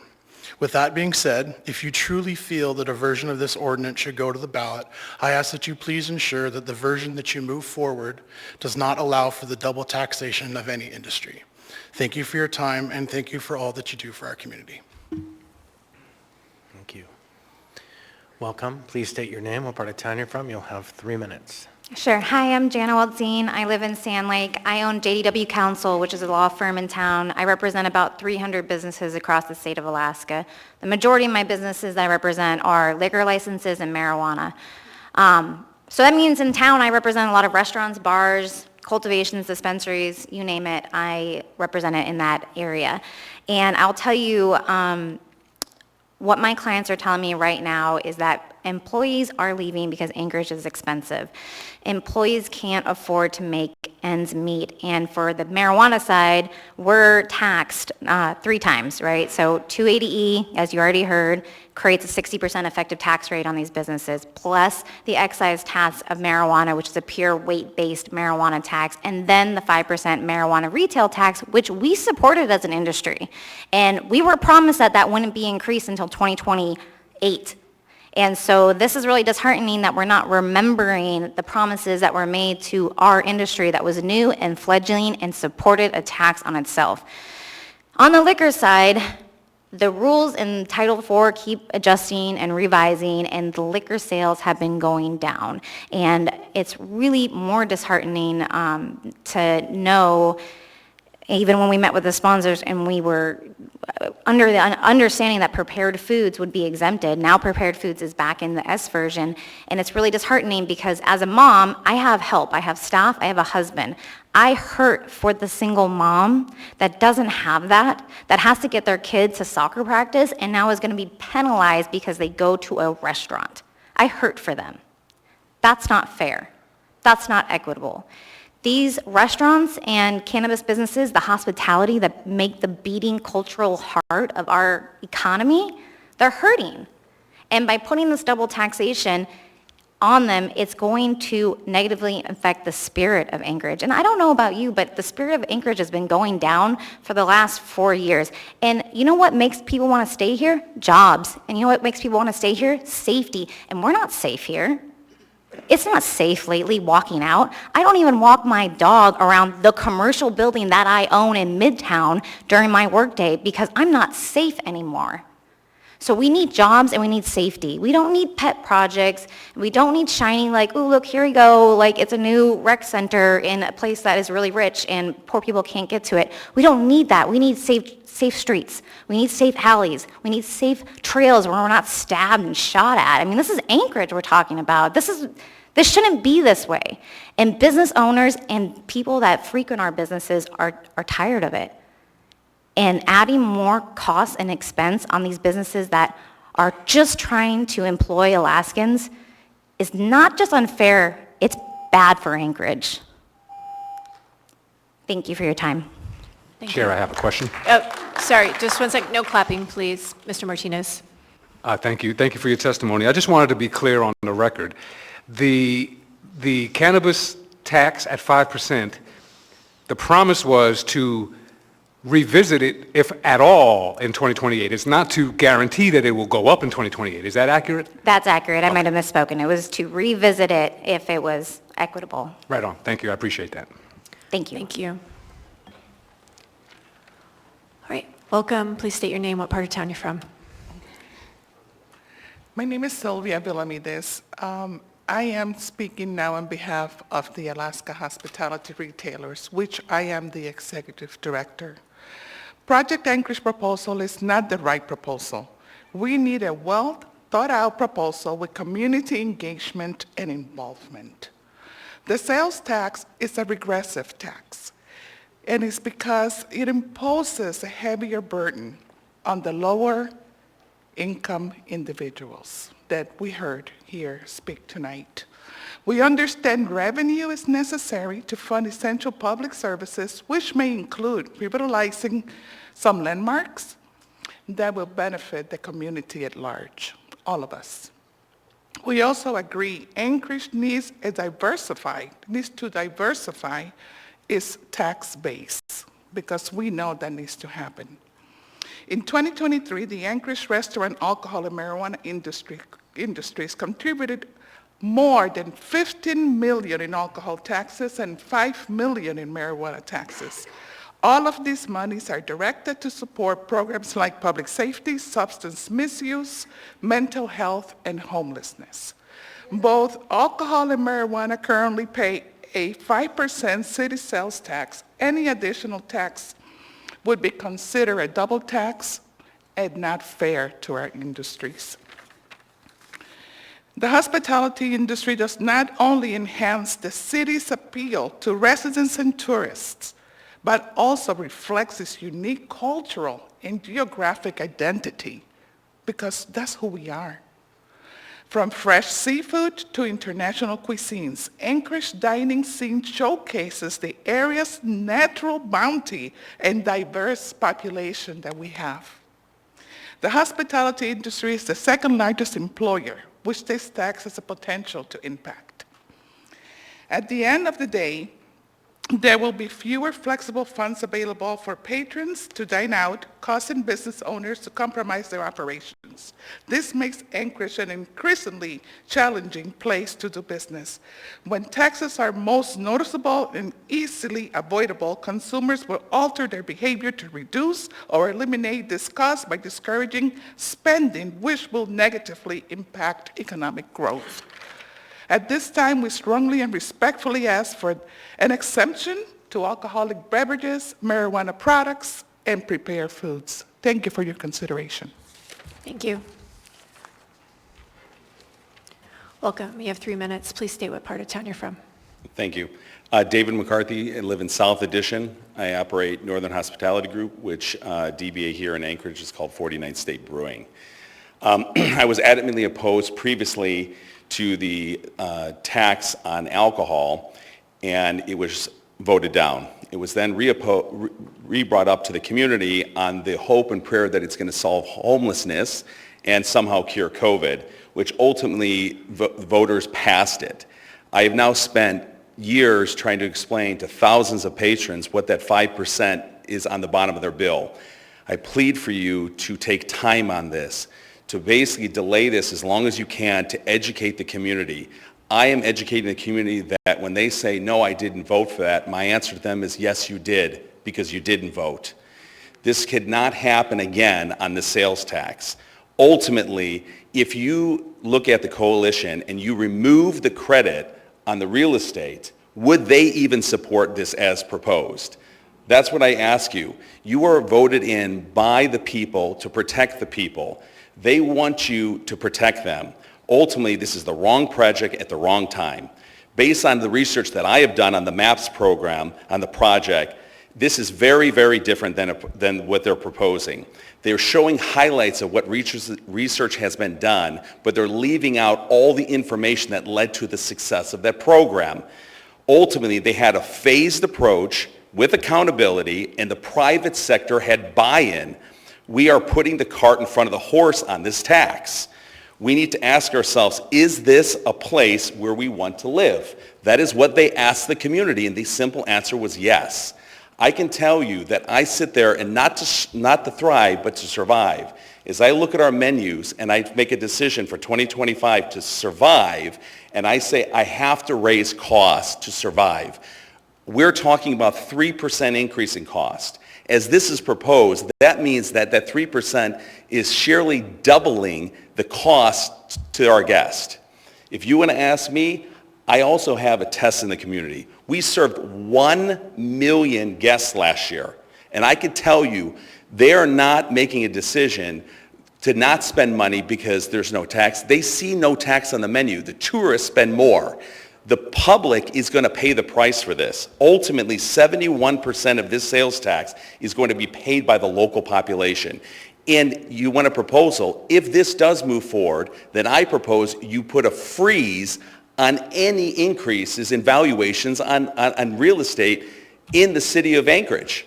What is that going to do? It will protect those people from actually being double taxed in the future. They don't understand how it works. Ultimately, you are here to protect us. Please vote against this. Thank you. Welcome. You'll have 3 minutes.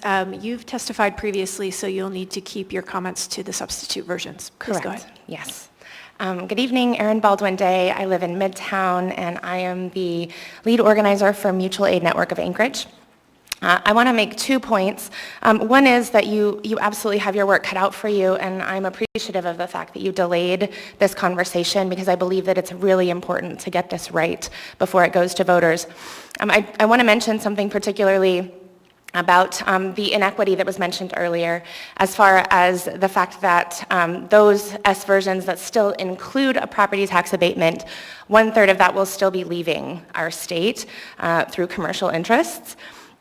I am aware that there are some folks in our state legislature who are interested in changing the state statute that requires the universal application of property tax abatements and incentives, and it might be worth exploring some conversations with some of our state legislators to understand what exactly they're intending to bring forward this session, as it might actually impact what we are considering here for Anchorage. I think being aware of those conversations at the state level is very important if we were to potentially create some carve-outs where the only exemption the only property tax reduction would actually go to resident owner occupied homes. Secondly, with respect to some of the issues that have been raised regarding the equity of this tax, I think you can draw a straight line from our limited housing supply to the struggles that many of my neighbors experience in paying for housing and how those folks are disproportionately more impacted by a sales tax. If we are going to move forward with such a proposal, I'd like to suggest that something that is of benefit to our entire community and is raised specifically in one of the S versions is investment in housing production. We must have more supply if the cost of housing is going to come down, and that proportion of income for folks who are struggling economically is much greater than the sales tax that we are currently considering. So I would like to suggest that there be some specificity around investment in something like an infrastructure bank, something like a housing funding authority that can make small interest loans to developers, potentially a public housing office that could explore public housing in Anchorage. These are the sorts of projects that truly benefit our community as a whole and might help some people to see how this kind of sales tax would in fact benefit them. Thank you so much for your time this evening. Thank you. Would anyone else like to testify? If so, please come on down.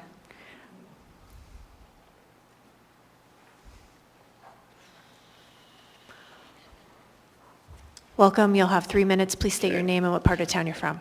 Jamie Lopez, East Anchorage, largely unprepared remarks. So I guess this is how the sausage is made. And it's not quite a Mexican standoff, but I don't think I want to get on the wrong side of George Martinez over here because that'd be a tough one.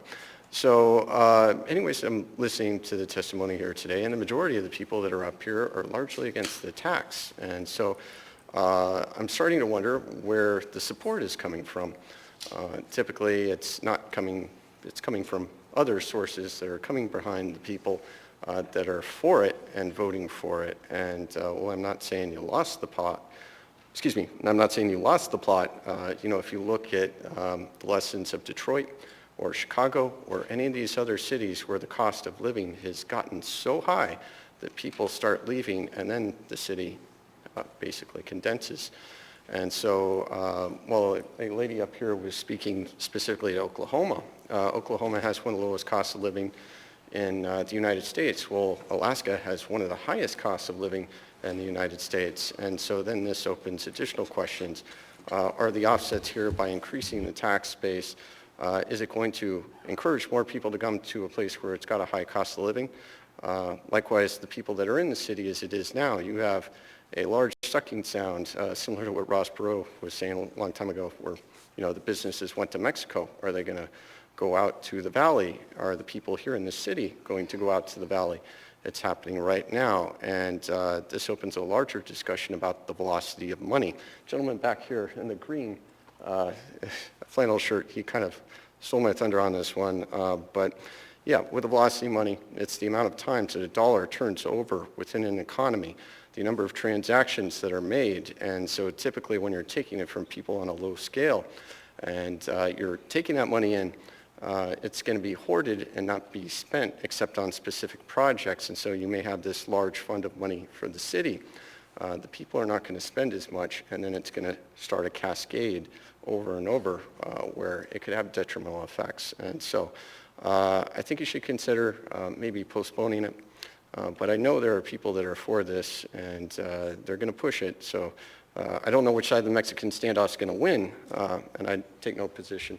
But yeah, maybe you can consider it. Thank you very much. Welcome. Please state your name, what part of town you're from. You'll have 3 minutes. Yeah, hello, my name is David Earhart. I live in the Airport Heights area. I've been in Alaska a long, long time, okay? And one thing about sales tax, and this one, is that sales tax is actually not creating wealth. It's taxing things. It's taxing wealth. It's not creating it. And that's, I'm not arguing that. It's just the way life is. But it reminded me of Governor Jay Hammond, because he's kind of the father of the permanent fund. And he actually was against statehood because he said, how are we going to fund government? He really was saying, look, we've got this huge state. We had less people back then than we do now. And that's where the whole idea of natural resources were the property of the people. And that is how we were going to fund our state, where we are now. Because property tax, state tax, we are really downstream of where the wealth is being created. And in Alaska, we are not going to get people up here manufacturing semiconductors. They're not going to come. We have to sell our resources: fish, timber, oil, minerals. That's it. I remember back in elementary school when the big announcement over the intercom, it was when Prudhoe Bay, the big oil sale. And that was like, oh, great. Well, I didn't think that. I was just being a kid. But anyway, I just wanted to focus on taxes. We are not really creating wealth. We are downstream of that wealth creation. And really, it's the revenue sharing from the state of Alaska on the royalties and such that we get from our mineral resources, fish, everything. That's what that's what's paying the bill. That's the end of it. Thank you for your time. Bye. Thank you. Welcome. Please state your name, what part of town you're from. You'll have 3 minutes. My name is Will Walker. Did you previously testify? Yes. Okay, so I just have to give you the same caution that the rules are you don't testify twice, but we have a bunch of substitute versions, so you're free to speak on the substitute items. Okay, welcome. Please state your name, what part of town from. You'll have 3 minutes. My name is Will Walker. I live in Spenard. I again want to commend the members who've been working on this, the Project Anchorage group who brought this to the community. I think it's been a robust discussion already, and I'm glad that there's more time to continue because there does seem to be, at this point, a lot of space in between where the members are and where the community is. And again, I appreciate the members for their work. In particular, I'm trying to address some of the regressive elements, which are at least some of my issues with the initial version. I'll speak to on the S2A version, increasing it to 80% average median income for the area for the exemption, as well as putting a right to a common application for benefits in the municipality, which I think would be a great step, and which I would love to see, whether through this mechanism or otherwise, for the city, because anyone who deals with folks who are dealing with public benefits realizes how much of a labyrinth it is to navigate the system, and so anything that the municipality can do to improve that, I think would be great. A second thing that I appreciate in a lot of the substitute versions is trying to address the kind of other element of like, where is this money getting used? And I think a lot of those are going towards more the needs of the city, which I think are essential. And B, related to that, I think creating additional opportunities so that the benefits are more broad-based instead of just predominantly going to property owners in or out of state, that could be shared through housing, transportation, as in the S2A version, or otherwise in the S4 version. And so I think those are important elements to include in moving forward. How can we make sure that the whole population benefits, and not just people who are using the parks or using who own property? And so I'd encourage you all to consider those aspects. Another concern related to the projects is also how are those driving tourism, how are they driving use throughout the community, and I think really trying to consider those aspects when kind of finalizing what projects are used, and like other commentator speakers have mentioned, I have issues with the transparency of how those projects were selected, and I have concerns about what those benefits will be to the whole community to the extent they're still in some of the substitute versions. And I'd like to, more robust public conversation around what projects we use so that they are really an investment in Anchorage and not just, helping small areas and the people who might use a rec center. Thank you. All right, anyone else tonight? All right, seeing and hearing none. Ms. Zelato.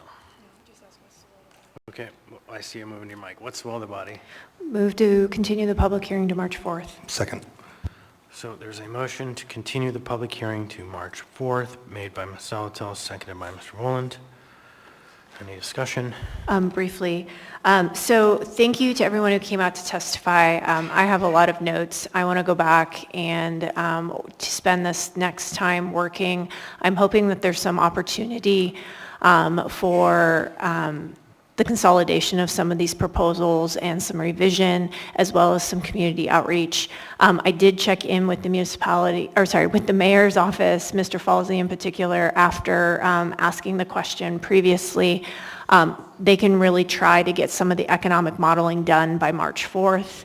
They're going to do their best. I think that's a really important aspect of this. Not only what does it look like to administer, but what does the various permutations mean in terms of actual revenue brought forward. It does mean that anyone who is hoping to move forward with their proposals should really put their nose to the grindstone and get these pieces hammered out and be doing the community outreach and having the additional conversation. I am very much in alignment with Mr. Solt and other members I heard speak that I do think that the 12 members on this dais should take care of this before there's any changeover. So it does mean, if we continue the public hearing to March 4th, we have 4 meetings then, absent any special meetings, which I'm hoping not to have. Thank you. Mr. Rowland. Thank you, Mr. Chair. I'm going to support the motion to continue. I heard from some of my constituents tonight that they were not previously aware that there were 5 different versions. I do feel like we have certainly made efforts to get that information out there via our assembly newsletters and other public notices. I will say, for the edification of the public, if you're interested in looking at the 5 different versions and getting more information, there is a specific website on Project Anchorage that our team has put together. When I say our team, I mean our legislative services staff, who assist the assembly with public outreach. If you go to muni.org and then you hit the Assembly icon on the Assembly's website, scroll down just a little bit, under Hot Topics, there's a Project Anchorage icon. Click on that icon and that'll take you to a very informative website where you can learn more about the various substitute versions. Again, from listening to some of the public testimony, I think it is clear that folks are not familiar. They haven't had time to digest those multiple versions.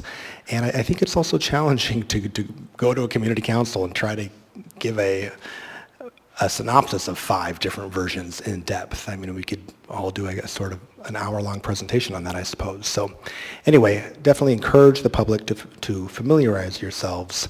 And I think it's good that we're taking just a little more time. Thank you, Mr. Chair. All right, Ms. Brawley. Thanks. I support the postponement. I know that sounds like a ways off, but I appreciate Ms. Alatel laying out what that calendar actually means. And I think it's important to emphasize that this is not meaning that the work stops until March 4th. That's really the next time that it comes back in this setting. And so I anticipate a lot of work. I'm certainly interested in helping figure out what a better version of this might look like, what's feasible, certainly not looking at this as if, the version that I put forward is going to be the one to go. And I think you'll see there's a lot of amendments on the table as well that won't be discussed tonight, but are, I think, in that same spirit of trying to get to one vehicle and working that out. The other thing that I just want to briefly say that I think the benefit of postponement gives us is perhaps we can break apart and look at in parallel what goes on the ballot and what needs to happen if and when a tax is put in place. I think there's a lot of implementation questions that have been brought up, what is exempted, what is not, and the reality is that if we put every single one of those details on the ballot, we are mailing people a book and asking them to vote. And so I think the reality too is that we have to figure out, again, if this goes to the ballot, what that looks like, how we provide the certainty for what people would want to see in terms of exemptions and, into all of those details, right? The point about making sure businesses can easily access that system if this is the way we go. And I think there's kind of 2 parallel tracks of that discussion. And so that also gives opportunity by postponing to potentially introduce an implementation ordinance that would only be in effect if something passes, but allows for more discussion parallel to, again, what if anything goes on the ballot. So I do strongly support postponement. I am ready to do that work over the next several weeks and looking forward to working with colleagues because I think there is something there, but it's clearly not there yet. Thanks. Mr. Martinez. Thank you. First, a question for clarification, Chair. Maybe you can help me out. If the item was voted on today, the sales tax, and it was defeated today, couldn't folks bring it back next year? Yes. So theoretically, I'm just toiling around with this idea of postponement meets there seems to be some urgency now, right? And so do we want to get it right and have a postponement with Mr. Myers and I described like next year sounds fine, do all the work this year. How about translating it into some of the other languages that are spoken in our community? And it seems like there's a lot of work to do, but we're creating artificial deadlines to some degree, Chair. And the other side of that, Chair, is I'm interested in what is the implication of the prior resolution that we passed? Does the resolution of the special election mean that if this does pass, we will have a special election for it at some point down the line? But if it doesn't pass, there would not be a special election? Is that the way that reads? I believe that the reading of the resolution is that the intent of the Assembly on a vote of 7-5 is to hold a special election if one of these items passes. Of course, though, that resolution is not binding. What's binding is whatever passes when it finally passes. Which, again, theoretically could always be brought up in a variety of processes to ballot access if it doesn't prevail this time. Just want to be clear about that, Chair. Thank you, Chair, for that. And with respect to the postponement, I asked for it. I think it's fine. One of the interesting things I will note is that from my vantage point, tonight the Assembly seems to be in odds with the champions of this idea. And what I mean by that, Chair, is it seems that they have stepped back and decided that this is an assembly project. And I'm interested in that step back, considering the rhetoric in the language, the description of dollars to support this initiative, and I find that as an interesting caveat just to highlight. Thank you, Chair. Thank you, Mr. Salt. Thank you. So hopefully we will not waste this time, and we'll use it, and we'll get it maybe voted on and decided on before I leave the body in April. If it goes beyond that, good luck. I also want to make some points. Any member can bring forward amendment to make any exemptions. And it'd be nice to have those before the March meeting so we could possibly review those in time versus having them laid on the table that night. Also, in the S version, I believe it's intact in some of the other versions, because we know we wouldn't get it right the first time.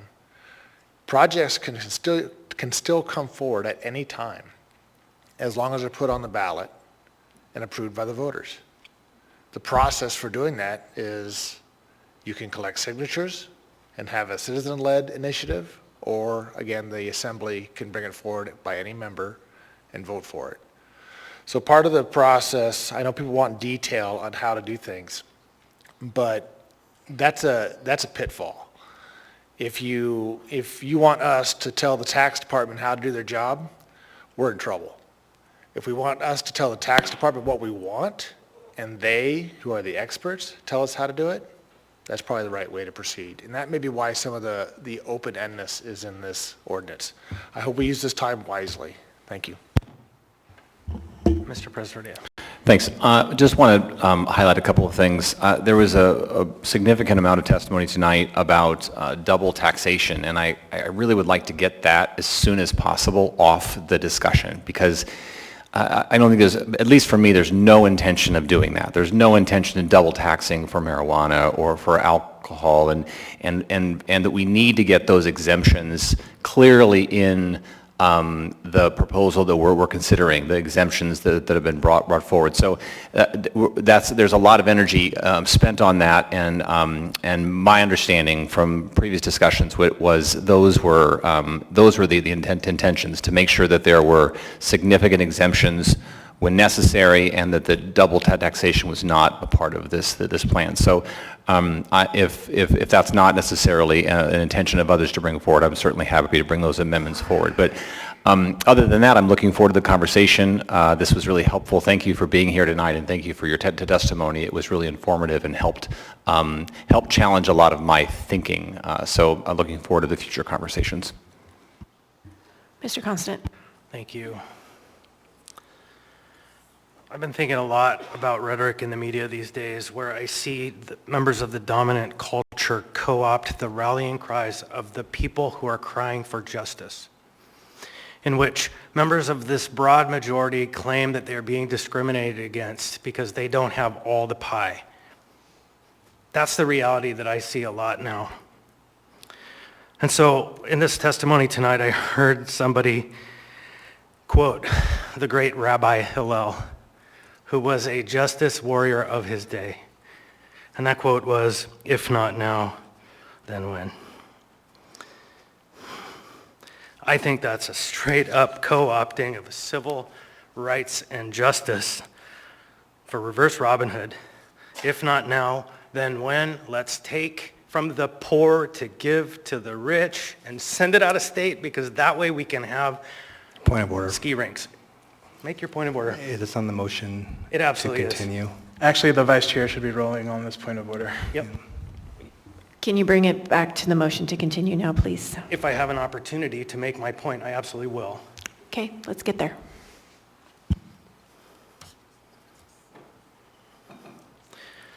So co-opting civil justice language to make an argument that it's acceptable to take money from the poor to give to the wealthy for their shiny projects is something members of minority communities in this town and those who believe in justice are going to have to stand up and fight, because this conversation isn't over. We aren't going to make our way through these items tonight, but we are likely to have a special election. That special election will be the vested interest showing up to make their case. The money will support this plan.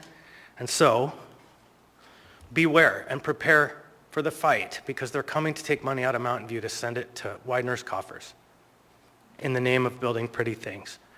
So I personally am going to vote against this motion, because I think we should deal with this tonight, and we should just deal with it until we're done. And I hear the call of justice, and it is not this. Thank you. Anyone else? Members may proceed to vote.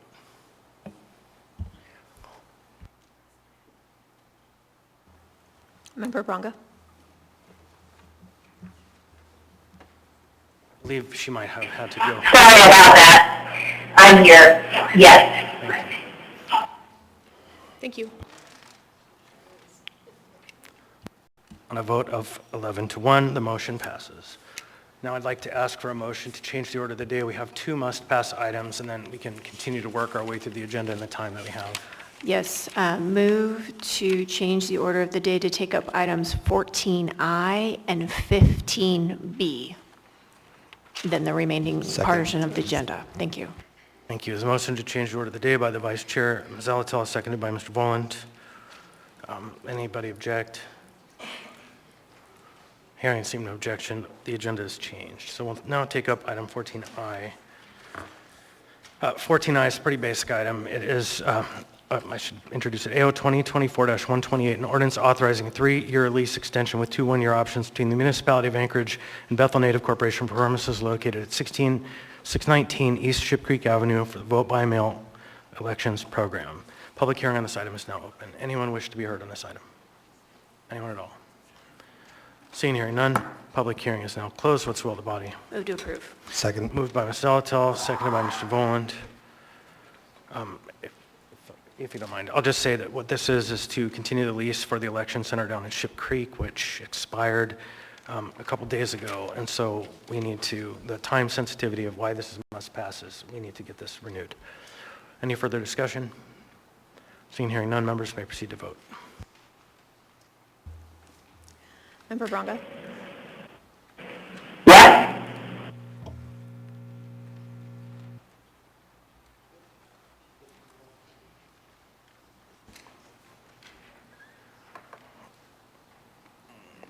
On a vote of 11-0, AO 2024-129 has passed the body. Next, we have before us item 15B. Item 15B is Resolution AR 2025-12, a resolution of the Anchorage Municipal Assembly regarding the renewal of municipal marijuana cultivation license M10237 for Alaska Sense LLC, DBA Alaska Sense. There is an S version. There should be a copy of it up here.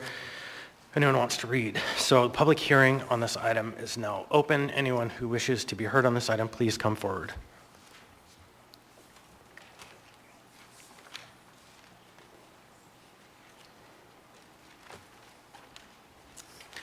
Welcome. Please state your name, what part of town you're from. You'll have 3 minutes.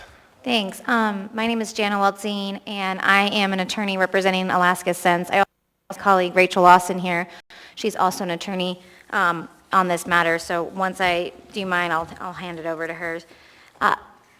So this protest comes from an issue of alleged smell complaints against the facility.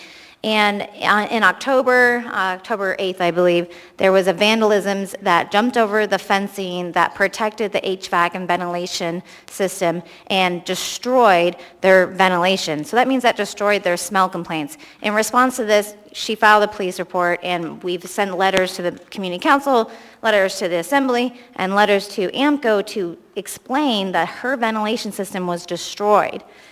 All of 2023, she didn't have any odor complaints. When I say she, I mean Smotty, the owner of the facility. In 2024, when we noticed another facility application down the road at 300 Tudor in March, then she started getting some more smell complaints. So she went a year, 2023, a year without any smell complaints. And then March, we noticed a new application, we met with the community council, and then a bunch of new smell complaints came in. And then her ventilation system was destroyed by vandals who jumped over her fencing and hacked apart her ventilation system with axes. And we live in Alaska, so she has gone above and beyond to order new equipment. It should be arriving in March. We're hoping to get it installed in April, but this is out of her control right now.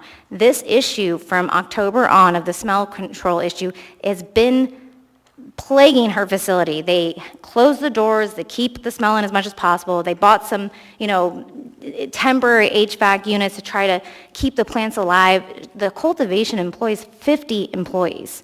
Okay, we understand that the destruction of the ventilation system is causing neighbors concerns, and we are diligently working, but to protest her license, which would destroy her ability to do business for the cultivation, which feeds her retail and feeds her manufacturing in this facility, would be devastating, and it would put at least 50 employees out, probably more though. She's a big employer in the Midtown community area, so we understand, but she's working on it, and this was a criminal action. And again, 2023, no smell complaints. None of these complaints have been verified, but 2023, there was just no complaints. And then March, we noticed the new application, and then the complaints started rolling in. And then destruction in October, and we've been working on it ever since. And I'll turn it over to Ms. Lawson, and then Ron Thompson is here too to speak to the plans for the new ventilation system. All right. Our next person, welcome. Please state your name. What part of town? Oh, is there a question? Go ahead, Mr. Rivera. Sorry. Before Thank you. Ms. Lawson. Janet, can you come back up, please? Ms. Weltzine. Yeah, quick Thanks. question from Mr. Rivera. Yes, quick question from me. Can you please share, since you are alleging that there was a criminal activity, can you please share the police report number with the assembly? You can do that via email. You don't have to do it on the record. Thanks. Oh, sure, and I can also share the detective that's working on it. Yeah. Next person, come on up. Welcome. Please state your name, what part of town you're from. You'll have 3 minutes. I have a question just for clarification. Are we still subject to the 3-minute rule if we are In the not public hearing, yes. speaking publicly, but we're actually the subject Yes, of the proposed during the action? public hearing. So when we close the public hearing, if members have questions for you, then it's possible we will ask those questions then. But now it's a public hearing, 3 minutes. Okay, thank you. My name is Rachel Lawson, and I'm an attorney here in Anchorage. I live in Midtown. I also own my own law firm. My business is here in Midtown. I'm a Midtown person, born and raised here in Alaska. It would be wrong and arbitrary for the Anchorage Assembly to protest the renewal of this license, and I could tell you why. That is because there's a process in place for detecting whether or not there is odor off of the premises and whether or not the property is properly ventilated. And that process has been filed, and the process works because there were issues many years ago that were resolved. Alaska Sense invested a lot of money, hundreds of thousands of dollars, upgrading their ventilation system, and then there has been 0 complaints for 2 years. From March of 2022 until March of 2024, there were 0 complaints, and that is all in the packet right there. So you might be wondering, what is this about? Did something happen with their ventilation problem? No. The first complaint was on March 13th of 2024, which is the first day that Alaska Sense business owner, Smarter Warden, went to the Midtown Community Council proactively and community-mindedly approaching them and saying, this is a project in the old cattle company building that has sat vacant. They want to do a project there, and the Midtown Community Council is against cannabis businesses. And so they had a problem with it, and ever since then they started lodging complaints, and the complaints have been unsubstantiated. They've been unsubstantiated. They've been, all the muni records are attached here, every single one unsubstantiated. Every single complaint to AMCO has been considered unfounded. Every single one, they sent out an investigator, unsubstantiated, unfounded. When the Midtown Community Council was notified that there's no basis in law and fact, they started driving by and lodging all of these complaints. It's all in your packet. It's all dated December 3rd of 2024, December 2nd of 2024. And that is what this is all about. It is all the complaints are from the Midtown Community Council and one person who in August of 2022 left a voicemail saying, I want to, and I have that recording, thank you for fixing your ventilation problem. I want to give you that compliment. Thank you so much. And so, you know, it would be, there's no evidence in the record here with the processes in place to find that they should be protested. Thank you. All right. Anyone else wish to be heard? Come on down. Please state your name, what part of town you're from. You'll have 3 minutes. Hey, you just turned it off. There you go. Hello, sorry, through the chair. My name's Ron Thompson. In this case, I'm the mechanical engineer. Just to give you a heads up, I think almost every marijuana place that testified tonight, I've done the design for their marijuana facility, so I know a lot about it. I learn a lot about it. Smotty called me years ago when they were having complaints, and we took and looked at the ventilation system and did as many things as we possibly could to try to fix those ventilation issues. Every once in a while, she'd call me up and say, hey, not because of a complaint, but she goes, hey, I showed up today and we had this. Well, there's pressurization, and I don't want to go into incredible detail, but pressurization is very difficult with regard to an old building. It is an old building. So every once in a while, somebody walks by, their shoulder hits the pressurization valve on the exhaust amount or the supply amount, and it varies. We get that back dialed in, and she's back off and running. In this case, I got a call right after the damage was done. I went over, looked at it. A little bit of the problem and what timing-wise, why this is difficult is, I don't know if most of you know, but refrigerant R401A, it's a type of refrigerant in almost every rooftop unit, in a lot of AC units that we use in the industry, has become null and void as of 6 days ago. You can't sell new equipment that's R401A. Therefore, we don't just replace the outside units that got beat up with an axe. We have to replace all of our interior equipment as well. Now, because it's new, it's in the industry, there's going to take time. I don't know if we can even get it in time. I mean, there's right now lead items for electrical issues, for services for buildings are somewhat of 50 weeks out.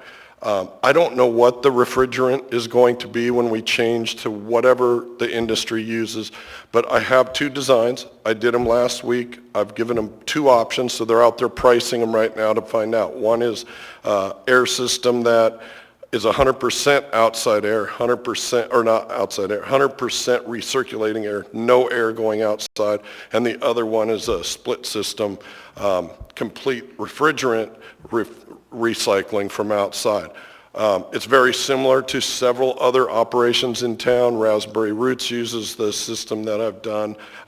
Scorpion Grass uses the system that I've done. So I feel like we're getting to a solution, but to protest this in such a time frame with regard to a damage that was done, it's going to be tough. They need a little bit of time, and that's kind of what I'm hoping that maybe you guys can do. There's a question for you, Mr. Thompson. Ms. Zalato. Hi, Mr. Thompson, when is like the no later than date that a new ventilation system would be set to be installed and operationalized? Give me a date. I would say at the earliest, my view would be 6 months if the equipment's available, because it's going to be a lead time of at least 8 weeks. Let me back up then, installation. sorry. Is the new ventilation system ordered? They're pricing it because I just stamped 2 sets of drawings, one for each type this week. Okay. They were going to order one, and I felt like it wasn't the best solution because they were using an outside consultant. And I told them that outside consultant doesn't do as much Alaska-based systems. And I think if they do that, they're creating a bigger problem with insulating ducts and all kinds of different Okay. challenges. Thank you. So I have a question for Your Honor, a couple maybe. So this thing's been going on. The issue with the damage that was done in an alleged criminal activity was done in October, right? So you've been working between then and now to try to come up with a system that will work. Are they currently growing? Yes. Okay. So the record demonstrates that we don't have a compliant ventilation system. Cooling system.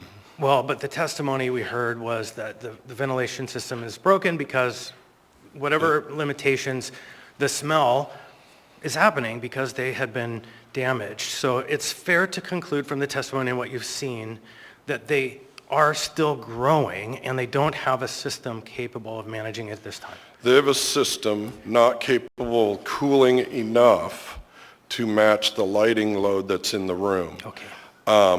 I told them that I would go there this week to see if we can adjust any of the pressurizations in the building to see if something else is escaping the building, because it's... That's good, Ron. I just needed to make sure that you, with your professional background, recognize that they are still growing and the system, because of damage, isn't capable of managing this. Correct. That's perfect. Yeah, there's another question. Mr. Salt. Thank you. Just a question. So it was damaged in October, but I see one of the dates or one of the letters that states complaints of smell going back May, July, August, September. I'm assuming that's prior to the incidents. What was the cause of those complaints, or were they unfounded? I believe every complaint was unfounded at the time. I think that they've all, I work with them pretty closely on quite a bit, so if they have a complaint and it was valid, they call me and I go make the adjustment or look at engineering. As many people think is it's as exact as you can be. It's still inexact in buildings that are old, and you have to get pressurization right. If you happen to have the incoming air come in be too much for the outgoing going through the filters, it's going to go through the walls or the doors. So we have to get that pressurization right to make sure that we don't have any escaping that doesn't go through filtering. So you operate on like a negative pressure? Yes, Okay. Yes, exactly. Most people don't understand. Thompson, we've got some more testimony to take. Other members of the public wish to be heard?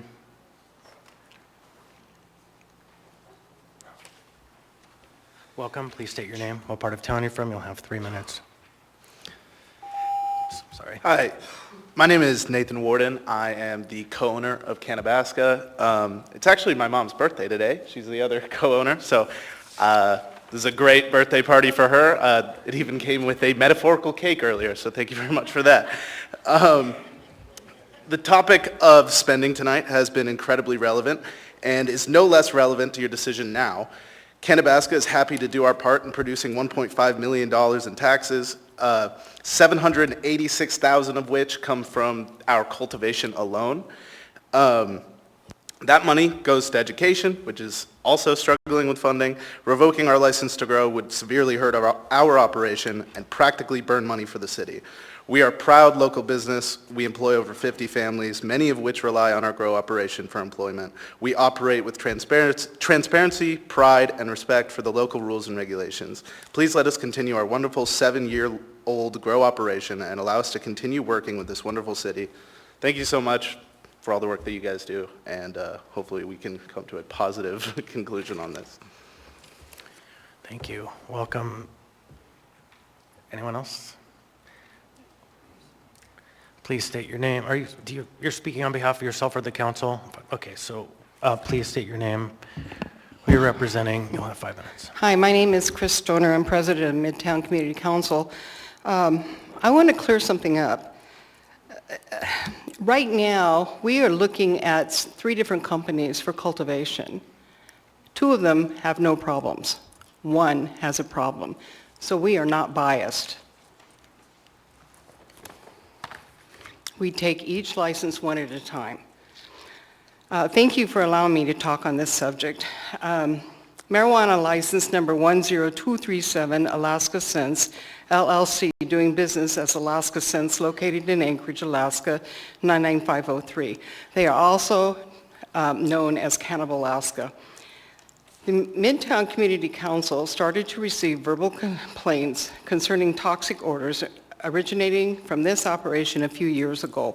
People complaining were all directed to file complaints with the city and the state.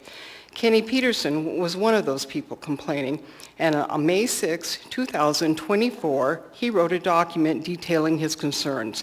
This document was recently provided to the Assembly, to the Mayor, and to the Clerk's office.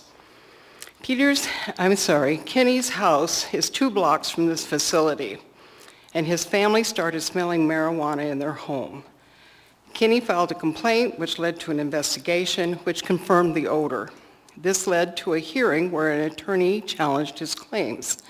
The hearing resulted with Smotty Warden, owner of Alaska Sense, agreeing to fix their ventilation system to prevent escaping odors. Remember, this is 2024. There was also an agreement that Kenny would work with Smotty if there were further problems. This did not happen. During the winter of 2023-24, smells increased. In March of 2024, Kenny tried several times to contact Smotty as agreed upon. She did not return his calls. She finally contacted him in May of 2024. The conversation was not productive. Smotty made statements, quote unquote, that they were doing their best, etc. Meanwhile, nothing was fixed.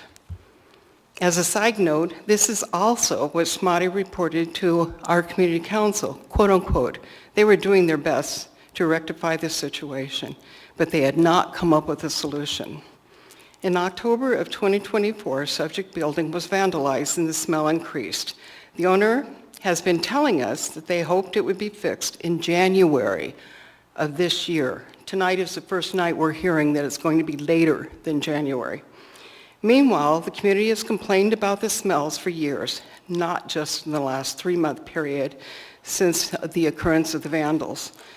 Midtown Community Council has also protested another grow license for the same owners.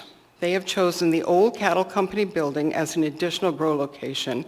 Subject building is within 120 feet of 2 schools and a church. As far as this company is being for good neighbors, they did nothing that we know of to work with that neighborhood. Midtown Community Council had a special meeting with the state of Alaska and then met with the city and representatives of subject company for explanations concerning code, distances, and processes. Code is very specific on the distance between schools and churches and marijuana businesses. The Community Council has been working with the situation for almost a year with no forward action other than we finally filed documentation with the city against the old cattle company building license being approved. Now we're bringing us back to AR 2025-12. The council is against relicensing of the Tudor Grove facility and supports 2025-12, a protest to the state of Alaska against the renewal of the state of Alaska marijuana license 10237. Respectfully, Christine Stoner, President, Midtown Community Council. Thank you. Don't see any questions.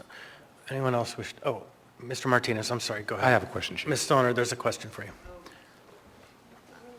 I have a question. Okay, who is it? Okay, oh, thank you. Right on. Thank you for being here, and thank you for being a presence in the Assembly meetings and for bringing your testimony today. Mr. Martinez, I am hearing deficit, and I have a very difficult time hearing you guys when I'm here, standing here. Thank you for being here. Thank you.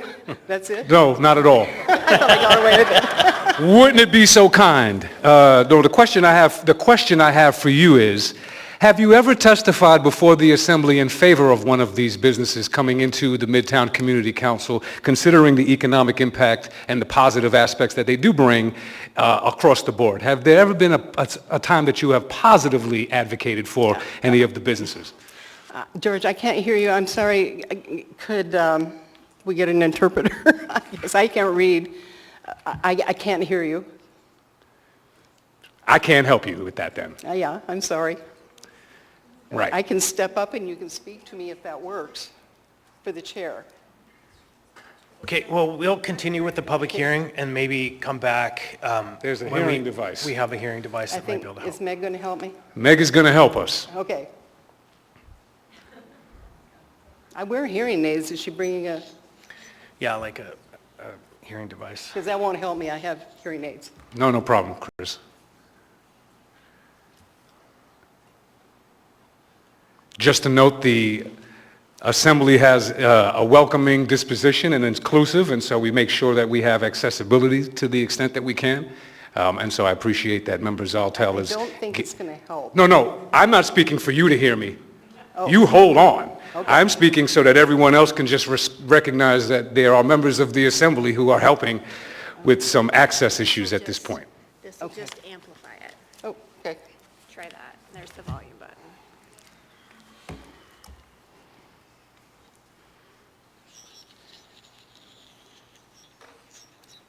Hey, Chris. Oh, I can hear you. All right. Well, I don't know if you want to hear me at this point, That's but we'll okay. go for it.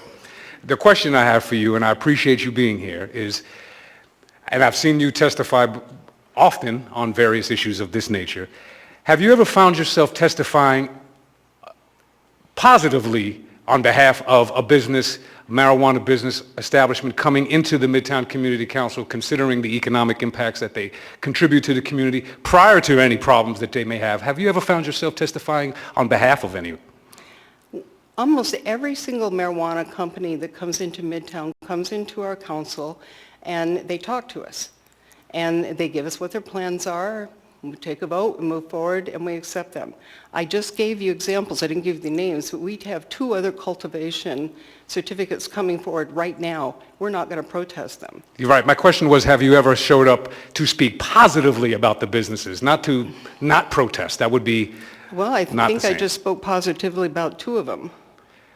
Well, that's Because good. we're not going to protest it. We either protest or we don't protest. We leave it alone or we protest. So the follow-up question would be, to what degree does the municipality have support for you all as a community council with respect to resolution of things? It seems that there's a disposition of either we find a resolution or there's a punitive nature of the disposition. And to what extent do you have support for mediation? Or do you find yourself alone as a community council seemingly fighting against things? No, I don't think we are. I don't think we're fighting on our own. So does the municipality have support for you to help navigate some of the conflicts? The planning department has been terrific. We met with the planning department. They met with us. We went through code. We went through process. We went through a lot of time and effort to try to make sure that we were doing the right thing. We also met with the state. They weren't with us when we met with the state. But we took it upon ourselves to learn as much as we could about the process, what we could do, what we could help with. We had meeting after meeting after meeting with the group. The attorney had some personal issues that she had to work with. We didn't stick to any kind of schedule. We worked when they could appear. Thank you, and I appreciate that. Chair, I just wanted to highlight that it seems that there isn't a real process for the municipality to assist communities with respect to resolution. It seems that the regulatory framework is set up in a punitive fashion, and it seems like individuals and community councils are finding a struggle on themselves, as Ms. Stoner put it, to navigate these processes alone, essentially. I think that some things are changing. The FCC We're has still in the had public some- hearing. I just want to note, we're still in the public hearing, Okay. so it's not time for debate. Right. Okay, thank you very much. Yeah. Thank you, Chris. So let's contain that part of it and hear from the public before we move into the next phase of this conversation. Thank you. Anyone else wish to be heard? Welcome. Please state your name, what part of town you're from. You'll have 3 minutes. Hi, thank you. I feel like I'm famous already. My name's Kenneth Peterson from Midtown, 2 blocks away from Cannabis. And so hopefully that Chris's testimony didn't count as part of my time, but I'm grateful that she shared it. I first would like to wish Smarty happy birthday. So thank you for sharing that. The reason I'm here is because my wife is not. you've heard my testimony. I wrote it down. I also shared something for it. But when my wife came home over the last many months, and she says, there's that smell again. I asked her, I says, they're having a hearing tonight. Would you like to go? And she said, no.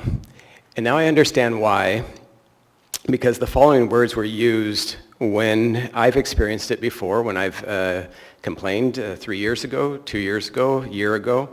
I made an official complaint because I was taught that's how you do it. I was instead, for the hearing, I was contacted by the attorneys and said that I had to prove my experience. The words that were used tonight, before I stood up here, about my experience and about my wife's experience 2 blocks away and our regular smelling of marijuana. And I would like to first start by saying for the last week and a half, I have not smelled marijuana at our home. But that's just the last week and a half. These are the words I received, which is why I don't do a regular complaint, and which is why I didn't want to be here tonight until my wife has been having this experience. The words were alleged, no complaints verified, unsubstantiated, unfounded, and no evidence. If you look at the records, that was said about my experience, and that's what I've been facing.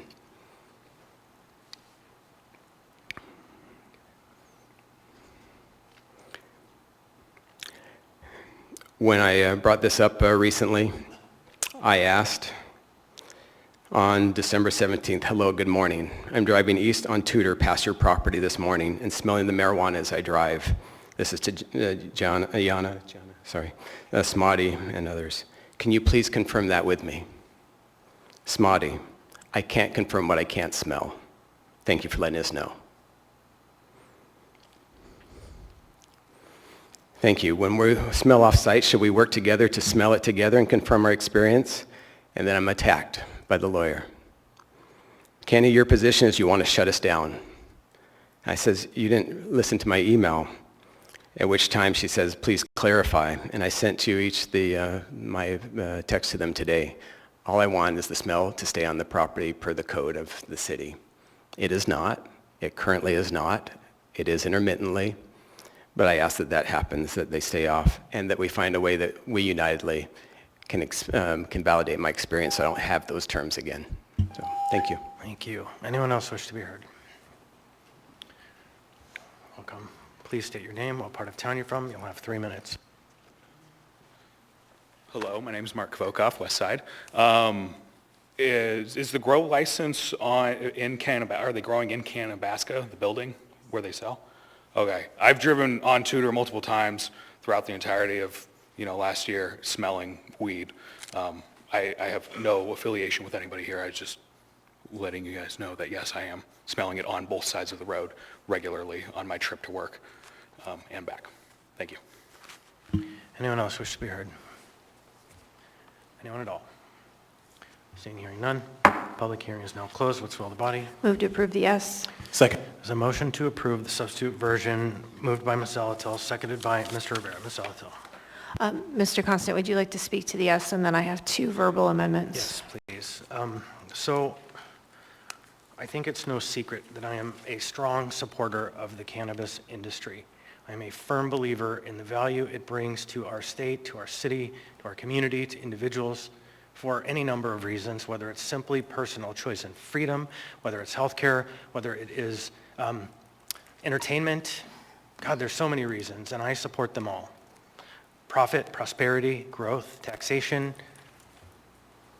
and from time to time, we have operators who fail to live up to their duty under the law to operate legitimately in our community.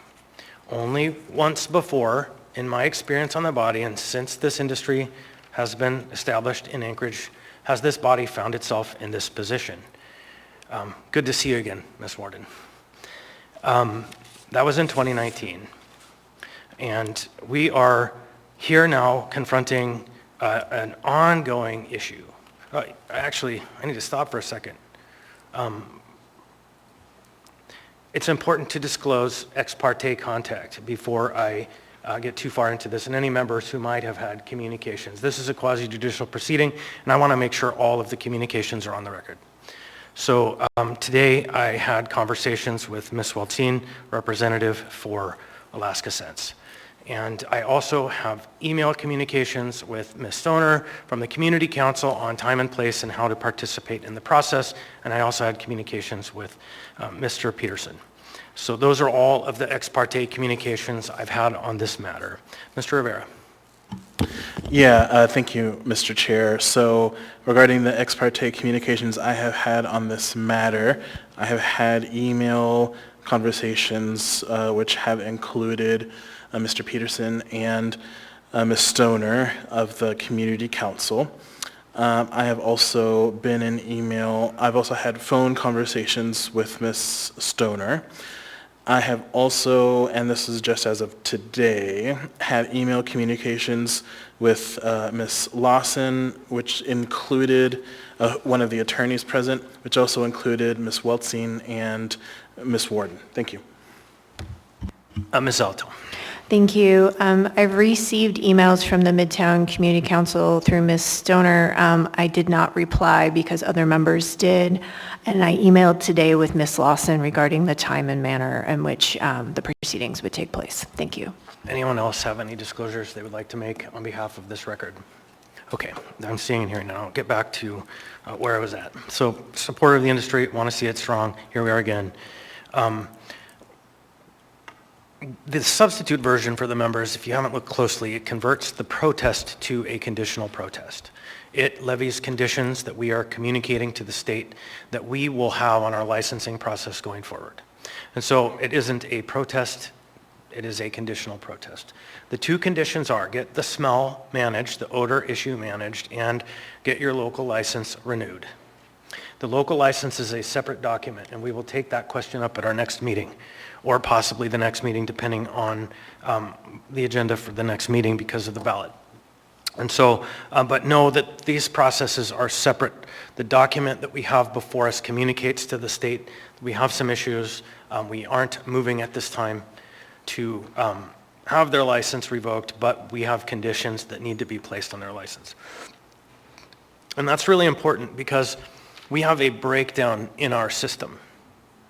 We have a loophole that has become readily apparent in our process. I was extraordinarily offended when I heard back from the state of Alaska, AMCO, that they designate complaints that they can't prove as, quote, unfounded. What that does is it smears the person who makes the complaint as a liar, and it gives the advocates for the operator this appearance of justness.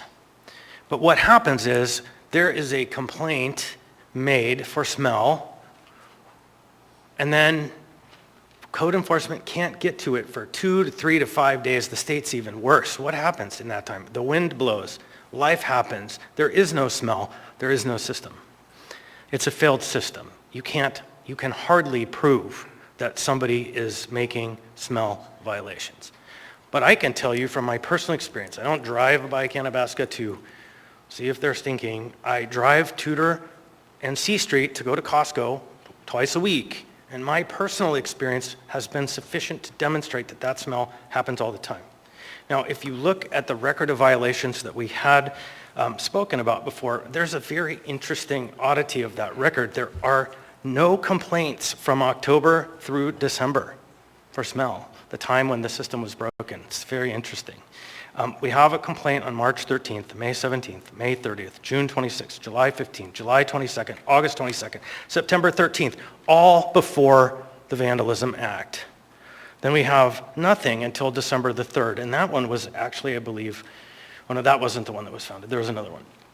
So we have a long record, but it becomes impossible to prove. So I have a solution for that, and I want to thank this licensee for helping me figure it out. And so, Chief Case, would you come forward, please?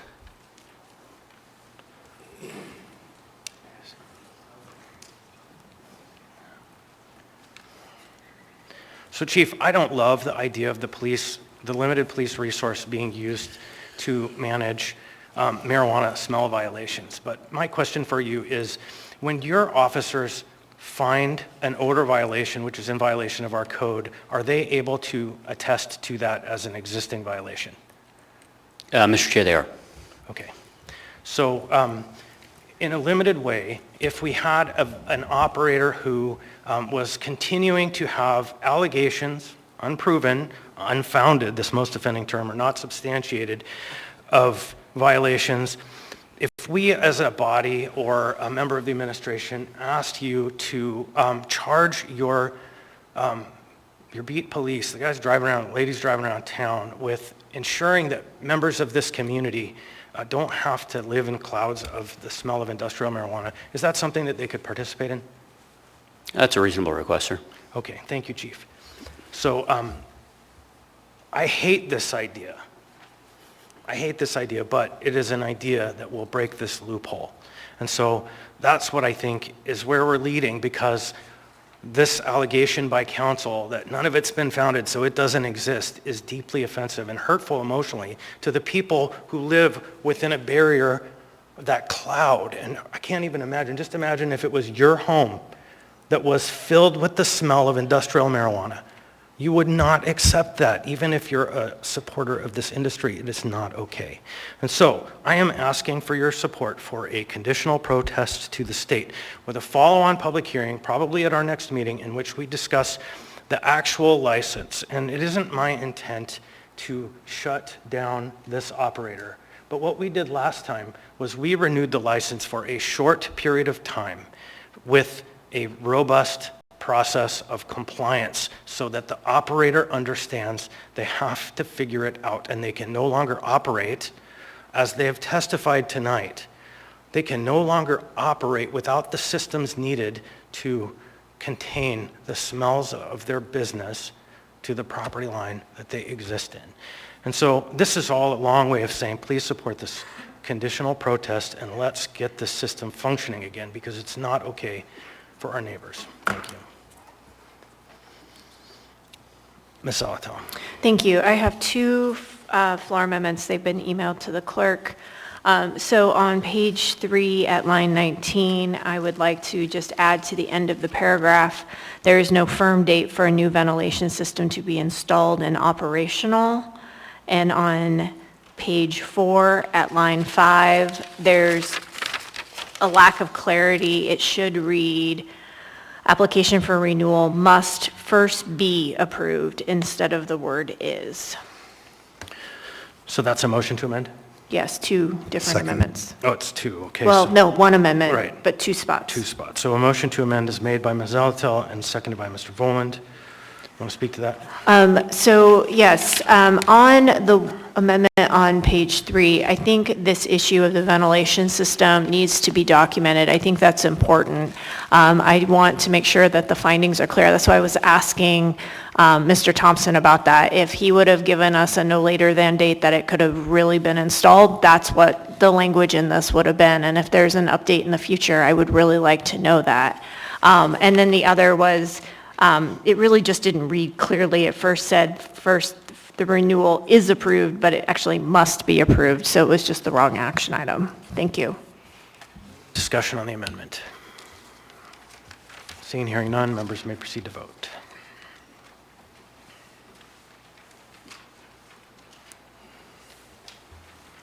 Member Bronga?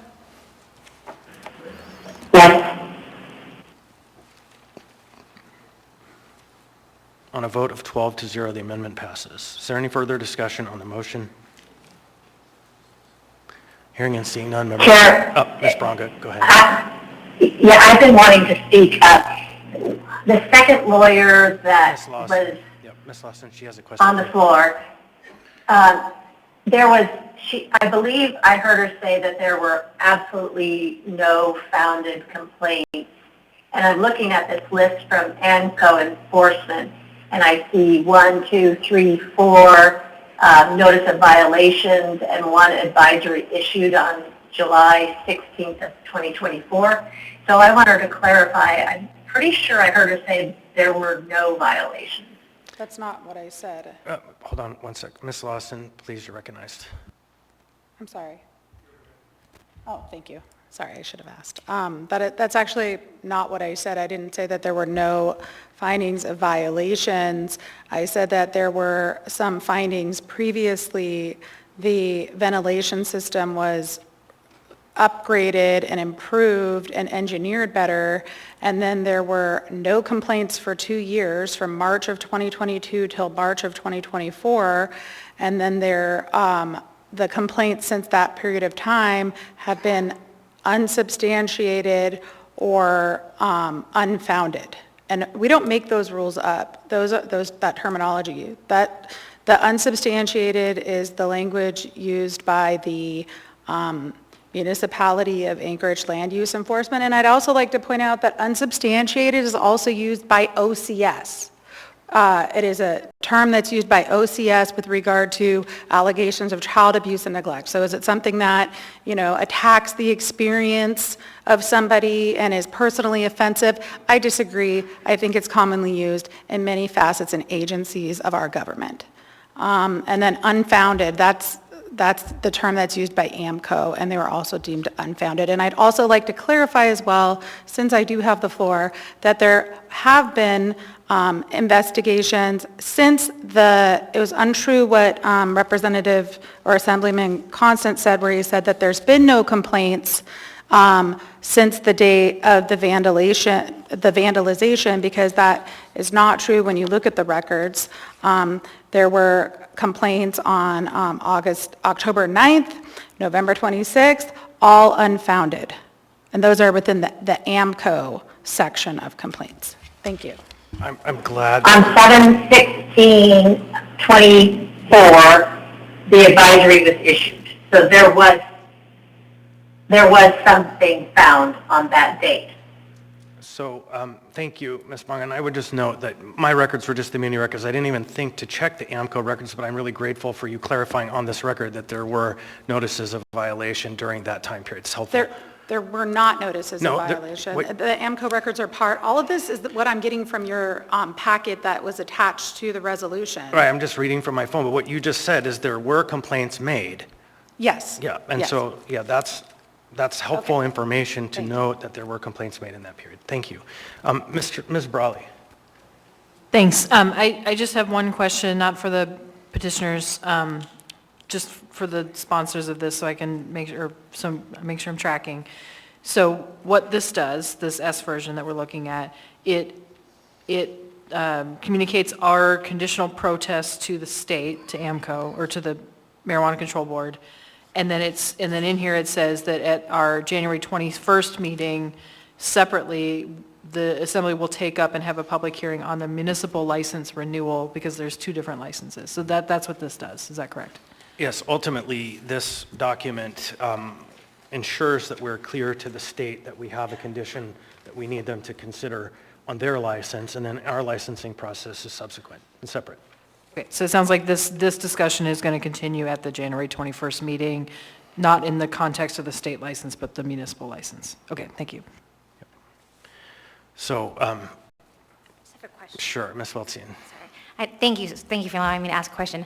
I wonder, at the beginning of the marijuana licensing scheme, we used to go to the Economic Community Development Committee and really kind of hash things out and discuss plans.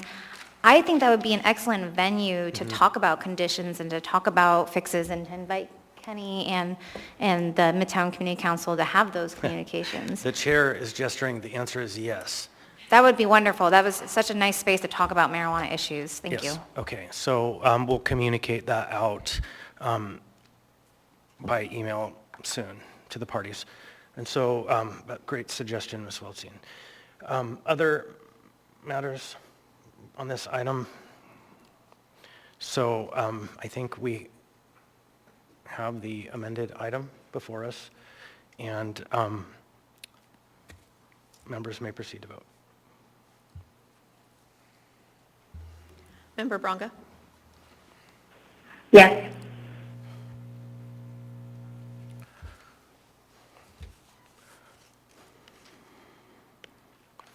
On a vote of 11 to 1, AR 2025-12 has passed the body. The communication will go to the state, and then we will have our process coming forward in the next month, or next 3 weeks. There was a note from the clerk that item 15A is also a must-pass item, so if there's no objection from the members, I would ask that we take that item up next. Is there any objection? I'm not hearing any objection. So item 15A is AR 2025-9, a resolution of the Anchorage Municipal Assembly regarding the application for a municipal on-site consumption endorsement for Eden Management Group LLC DBA Uncle Herbs M20865, located at 360 Boniface Park, A2 to A4, Anchorage, Alaska 99504. Anyone from the public wish to be heard on this item?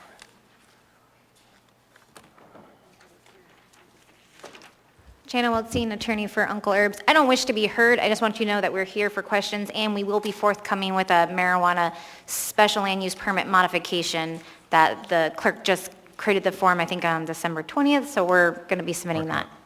All right, anyone wish to be heard on this license? Anyone at all? Seeing, hearing, you doing it? Come on forward, Lloyd. Welcome, please state your name, what part of town you're from. You'll have 3 minutes. The mic is off. The mic is off. There you go.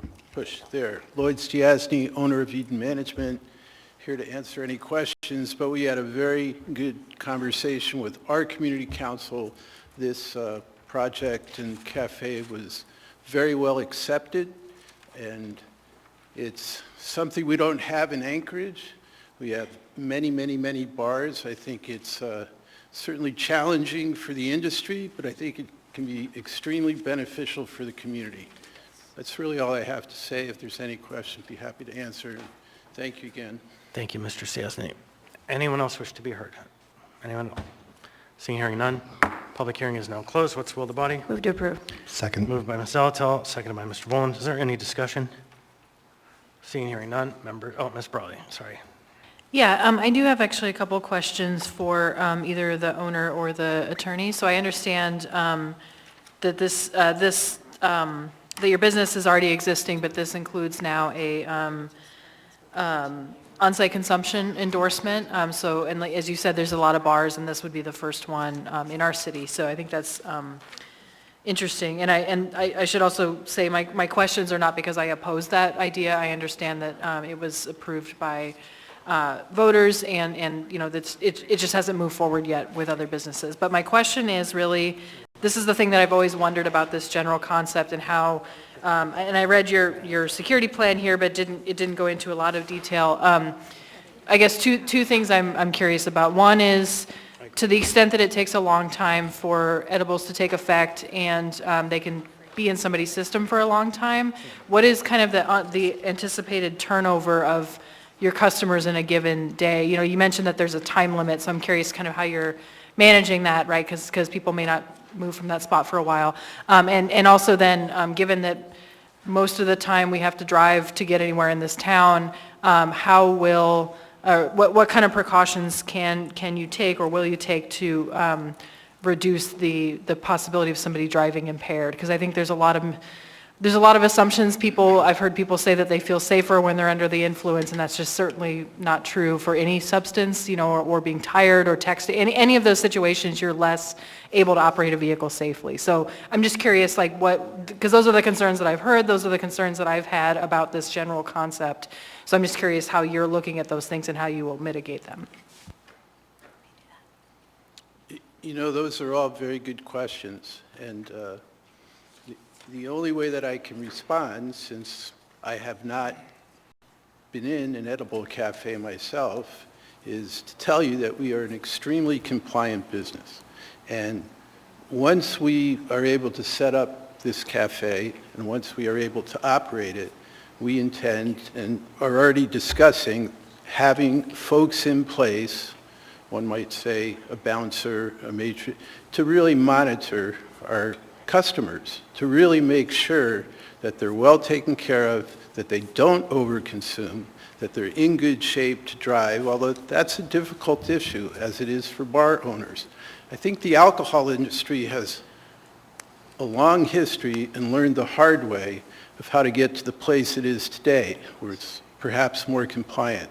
So I think we all need to work together to try to create perhaps a safer space in cannabis, and that's our objective, and to make sure that folks understand, you know, the the value that they have in being able to come and safely consume outside of their homes.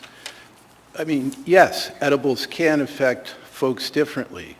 We're not allowed to smoke in interior spaces in Anchorage, so that's what we have to work with. Maybe as time goes on, because again, very new industry, extremely, leading edge, some of these things that we're all dealing with. And I think together we can, find some common ground to make sure that the cafe is operated safely. That's what we want to ensure. Can I piggyback off of that? Sure. I have been in an edible cafe and an on-site cafe. So Good Titrations in Fairbanks has the edible aspect with the non-edible coffee bar and like snacks and stuff, similar to what Lloyd is proposing. And so far, so good. They've been operating since the end of COVID, well, actually in the middle of COVID. And it's so far so good. We haven't had any DUIs or crash complaints coming from that facility. There hasn't been any intoxicating driving tied to that facility or over-serving and people getting into their car.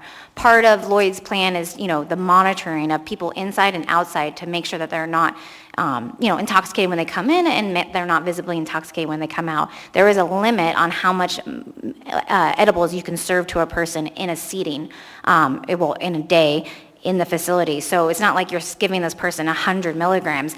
But I will point out something, just because you asked this question.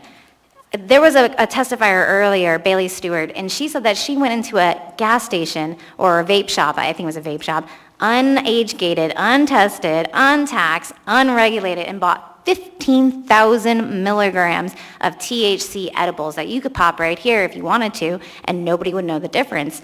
The difference here is that they're monitored, they're watched, they're carefully dosed, and it's only 20 milligrams that you can consume in a setting. And it's a legal place to consume cannabis, play a board game, and have a coffee. So let's give it a try, because so far it's working pretty good in Fairbanks, it's working awesome in Las Vegas. Let's have it work good in Anchorage. Let's create a new space. So there's another question, Mr. Rivera. Thank you. Not so much a question, but a comment. Okay, don't go anywhere. I do have a question, so go ahead. This has been a long time coming in the municipality of Anchorage.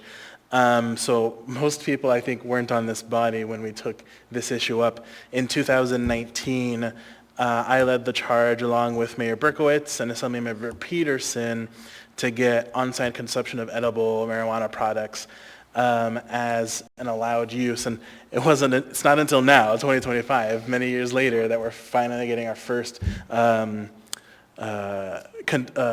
consumption location.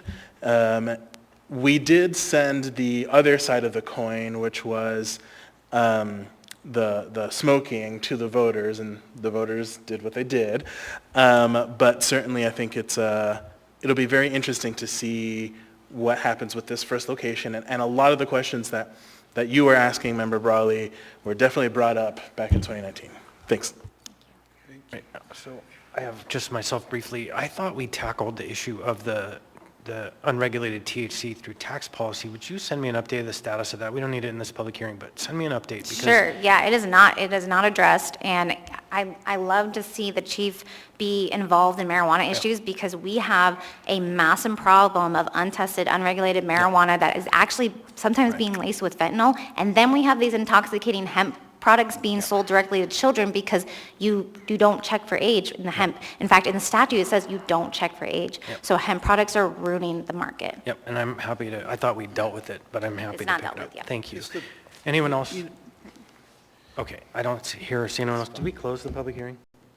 We did, yeah, so we're not back in the public hearing. So we're back on the motion. We had questions. Anyone else? Seeing and hearing none, members may proceed to vote. Member Bronga? Yes. On a vote of 11 to 1, AR 2025-9 has passed the body and a new business has been created in Anchorage. So now we roll back the agenda. We're going to do our best to get through everything tonight so we don't have to come back tomorrow night. We've made more progress than I thought, which might require, if members agree, us extend a little bit into the 11 o'clock hour. But that said, the next item we have before us is item, I think, is 13. Is item 13B. 13B is AO 2024-125, an ordinance to the Anchorage Municipal Assembly to submit a ballot proposition at the April 1, 2025 regular election ballot to qualified voters of the municipality, a charter amendment to change the term of elected officials, assembly, school board, mayor, and elected service area supervisory boards to 4 years, and the question whether to hold regular municipal elections in November and even years only to align with state and federal government elections. The public hearing on this item is now open. Thank you.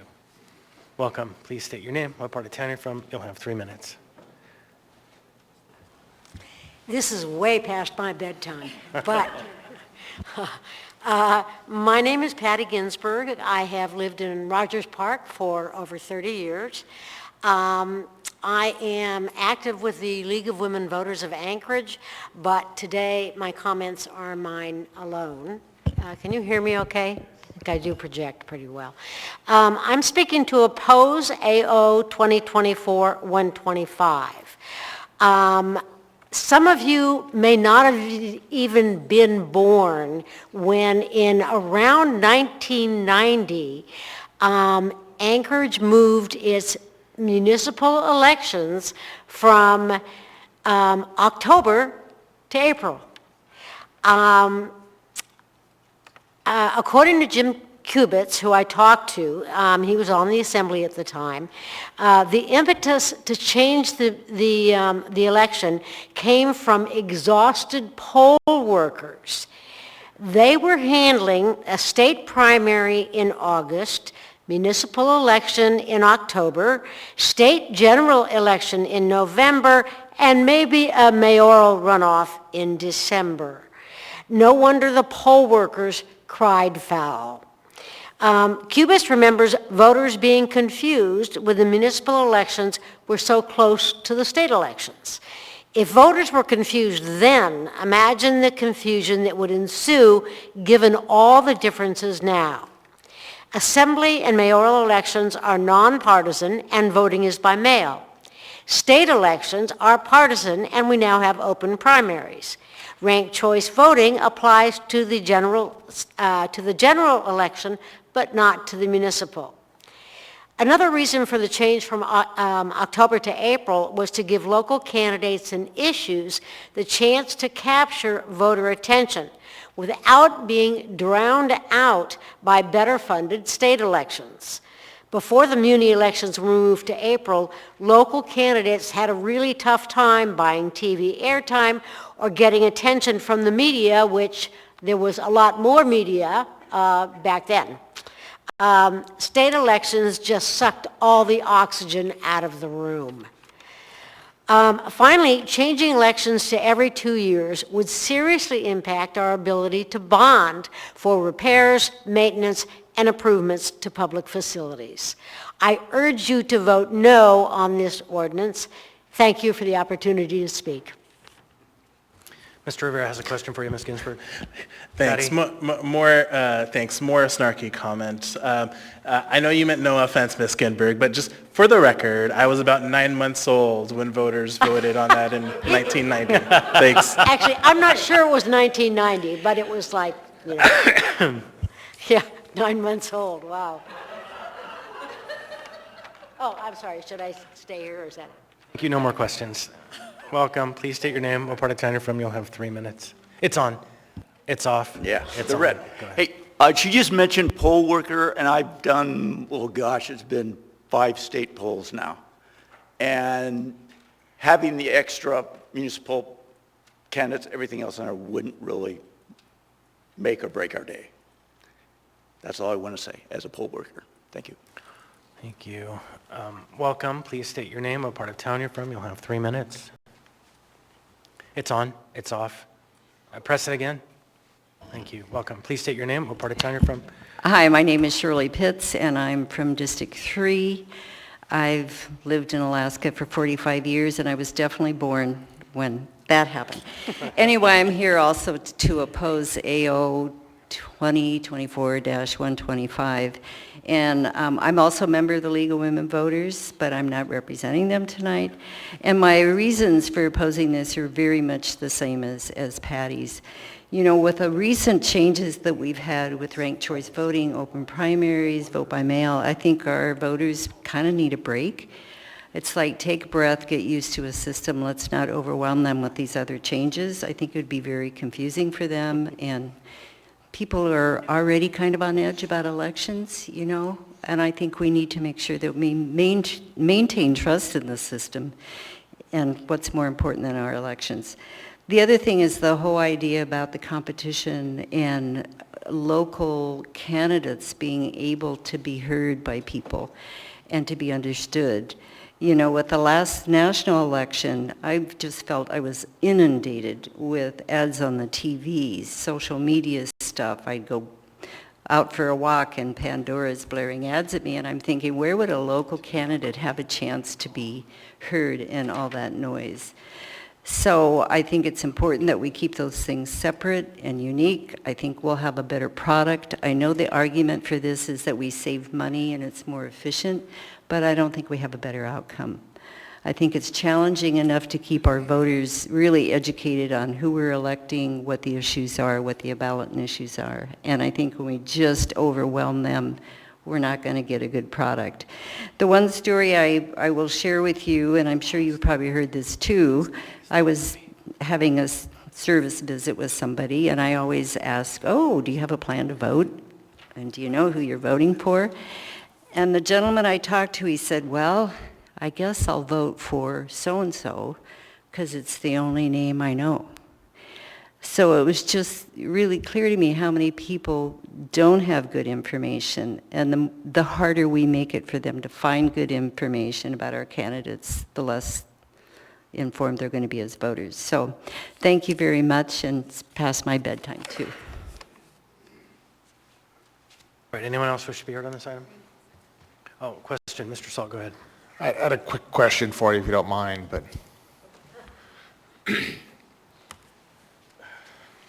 so just around the voters needing a break and being heard, so do you think having an election 3 times over 2 years, every half year, if we stuck to a normal schedule, would be better than having it twice?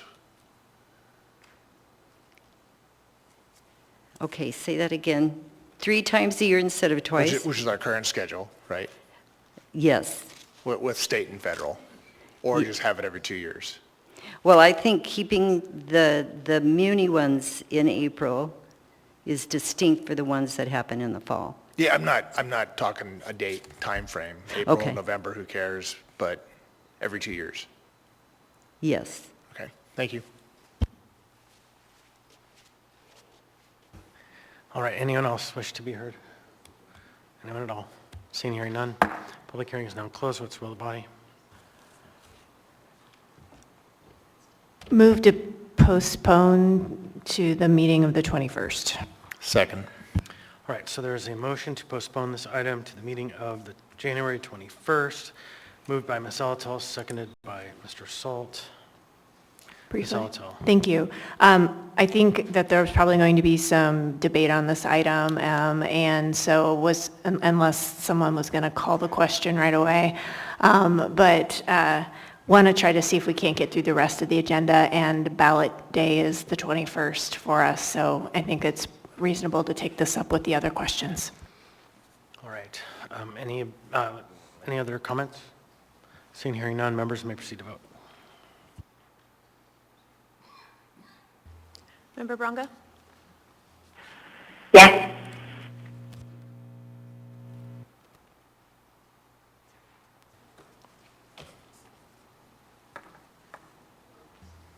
Member Perez-Rudia?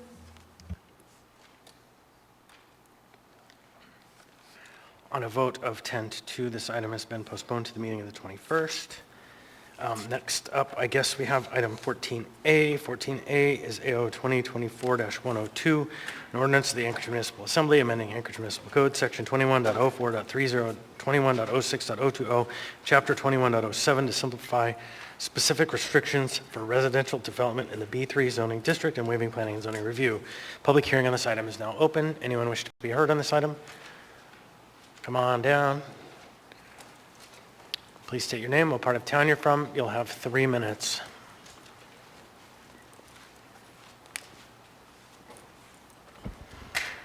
Good evening. My name is Emily Weiser. I live in Airport Heights. I support this. I think it does a nice job of addressing some of the hurdles I've heard about in terms of building housing and other things in B3, as well as mixed use. I'm especially glad to see that it's would increase the height limits to what's already allowed for commercial uses in the same area. When I first heard that there was a difference, that commercial could be taller than residential on exactly the same lots, that kind of boggled my mind. It doesn't really make any sense. So I'd be glad to see that rectified. I will say I was a little bit surprised to hear that this was about B3, because I keep hearing B3 is flexible, it's the zone that everybody wants to use. But I think there's a good case that's been made for it, and that just really highlights how all of our other zones could also use similar treatment to this to make them more flexible as well. So I urge your support on this. Thank you. Thank you. Welcome. Please state your name, what part of town you're from. You'll have 3 minutes. Jason Norris, South Anchorage. Highly in support of this for reasons previously stated. Would like to have seen it go to 75 feet throughout. Do appreciate that we're normalizing residential uses with commercial. Think that this works in support of the mayor's goal of 10,000 homes in 10 years. Appreciate that we continue to make incremental progress on housing issues. Thank you. All right, thank you. Welcome. Please state your name, what part of town you're from. You'll have 3 minutes. Will Walker from Spenard. I agree with the speakers before me. I think it's great to increase the flexibility in B3, which is where we're already building a fair amount of residential units, and adding flexibility can increase that opportunity. And I want to call attention to the land use plan, which in goal 3 says the community is asking for mixed-use, walkable commercial centers and corridors, thrive within their neighborhood context, offer housing affordable to a range of incomes, and enable business growth. That does this as well as action item 3.1, as the AO mentions. So I support this and ask it for your support. Thank you. Welcome. Please state your name, what part of town you're from. You'll have 3 minutes. Hello, Erin Day, Midtown, Tudor Community Council area, actually. Also speaking in support of this ordinance. I'm grateful to see that we're working on simplification, especially understanding that one of the barriers to development that pencils is the amount of time that is spent on permitting. So really, really happy to see anything that shortens that process and allows developers to get to the work of actually getting things built. Thank you. All right, anyone else wish to be heard on this? Welcome. Please state your name, what part of town you're from. You'll have 3 minutes. It's on. Thank you. My name is Ron Thompson. I'm with Scope Permitting and Engineering. I help people get permits all the time. We hear a lot of different things that are going on, and this is one that will help move forward. I'm hoping that it's just the start of actually getting into Title 21 and fixing some of the things that make it very difficult to develop in B3, but it's also difficult in many other districts, and we need to open up some different things. I think that there's a lot more to it but I love to see that we're starting to think about the things that really matter. If we want to build projects, and that was the first time I just heard what the mayor was wanting, 10,000 homes in 10 years. I'd be glad to permit all of those for those folks. And we do, I do a lot of permitting, but the biggest and hardest hurdle is penciling things out. And it's not just a B3 district, it's infill lots that are very difficult, infill, and I think there's got to be some flexibility also when you start thinking of these, of the infill hydrants, water lines, sewer lines, because the last guy in's paying for all this. That's why these lots are not getting developed. It's not so much just because of, simplifying the height restrictions. It's very difficult to find infill lots now that don't have a hydrant in a wrong location, that you have to extend the entire road with a water line, and it kills the project. So there's many more things to think about than just this, but this is a great start, and I wanted to make sure that everybody understood that it will help begin the process, but it won't finish it, and we got to go a lot further. So Ron, I have myself in the queue. I just want to say that if you just heard about the mayor's 10,000 homes initiative, I suggest you go to the Assembly's webpage and click on the button that says housing and look at the hard work that some of these crazy people have been doing and really running their head into the brick wall over the last 2 years since you left. I think you will be blown away if you haven't been tracking what they've been trying to do. So this isn't the beginning. This is the next step. So I just want you to go look at that, because these bold and brave people have proposed some very big changes. I have a partner that very much gets involved, and so she's been very involved with many people here, and we appreciate that, because I think when both sides listen, we can come up with some really good ideas, because there is some just little roadblocks, not huge things, but little roadblocks that would really help. So. All right, thanks, Ron. Anyone else wish to be heard on this item? Anyone at all? Seeing, hearing none, public hearing is now closed. What's the will of the body? Move to approve the original version. Second. There is a motion to approve by Mr. Voland and a second by Ms. Brawley. Mr. Voland. Thank you, Mr. Chair. So I'm hoping this will be a slam dunk tonight. Really what we are doing here is trying to align the requirements for residential in B3 zoning with the flexibility that is already allowed for commercial development. We have said in our land use plans, this is where high density should go, where mixed use should go, residential, commercial. This is where you should be able to build up, not out, right? And I want to highlight a couple of the laid on the table items. This is the research that went into this, that we looked at B3.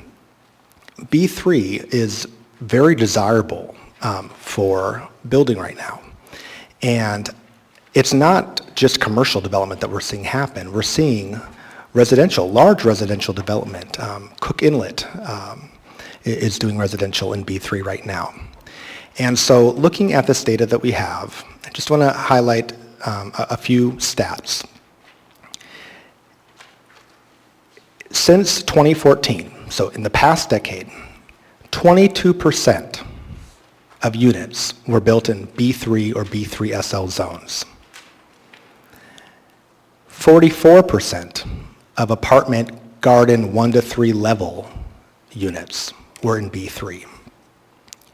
20% of all condos were built in B3 or B3 SL.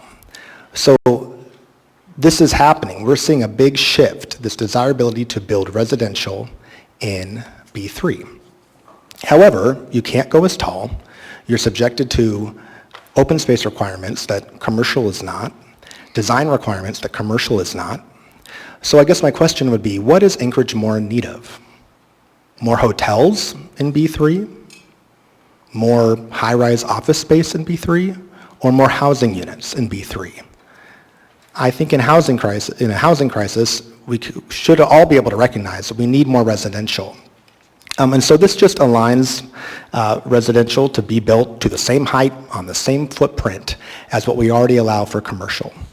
I do want to briefly note that the reason that I'm moving the original version tonight rather than the S version, we went back and forth with Assembly Council, with our partners in the Planning Department, to look at some amendments or some additions that the Planning Department recommended to this legislation. They supported the legislation, but they wanted to see it go a little bit further and actually increase some of the building heights beyond what we were proposing. We were open to that, and we wanted to find a mechanism to do that. But later, we're told that the administration would want to take more time because they felt that those amendments were substantial and maybe would benefit from more public process. This project, I want to highlight, we've been working on actually since March. It's the first time that I emailed about this project to Dave Whitfield, who's no longer with the municipality, but this is not something new. So what I would like to do is invite the planning department.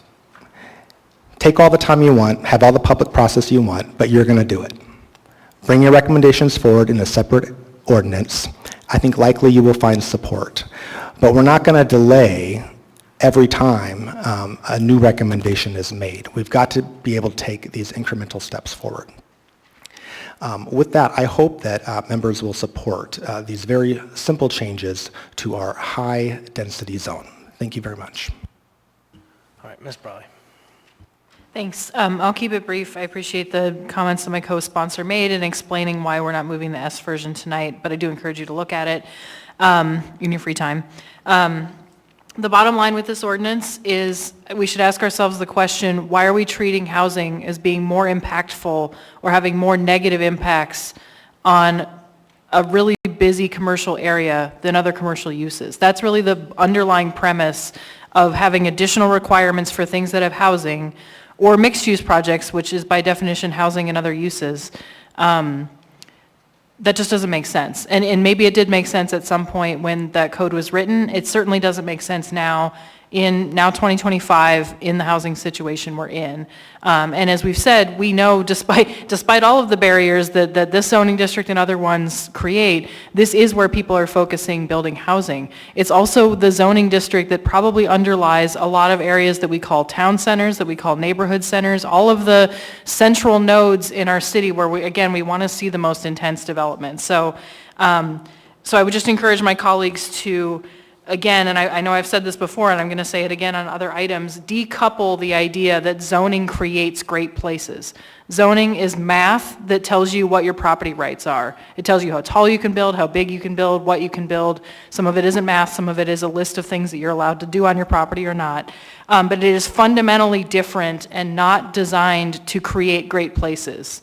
And so we have to keep having that conversation because we fall back on zoning and say, well, we want our places to be great, and that's why all these zoning rules exist. And we just have to keep breaking those two things apart because they're two different conversations. They are related, but the result of the choices we've made have impacted our city in a very negative way, and we're trying to undo them. This is one tiny part. It's not the beginning.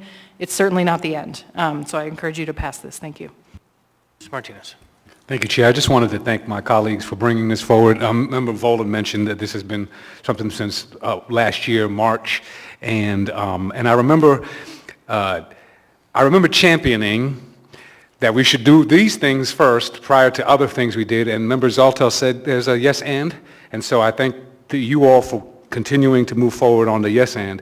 This particularly is impactful to Muldoon, to the town center areas where we see the opportunity for mixed use and infill development. And I appreciate you all bringing this forward while I went to focus on the transit supportive corridors. This really is complementary to being able to activate housing in the areas that we have identified collectively. So I just appreciate the members and I'll be supporting this. Thank you. Anyone else? Oh, Ms. Mayor LaFrance. Thank you, Mr. Chair. And I agree, this is an important ordinance. This is very important work.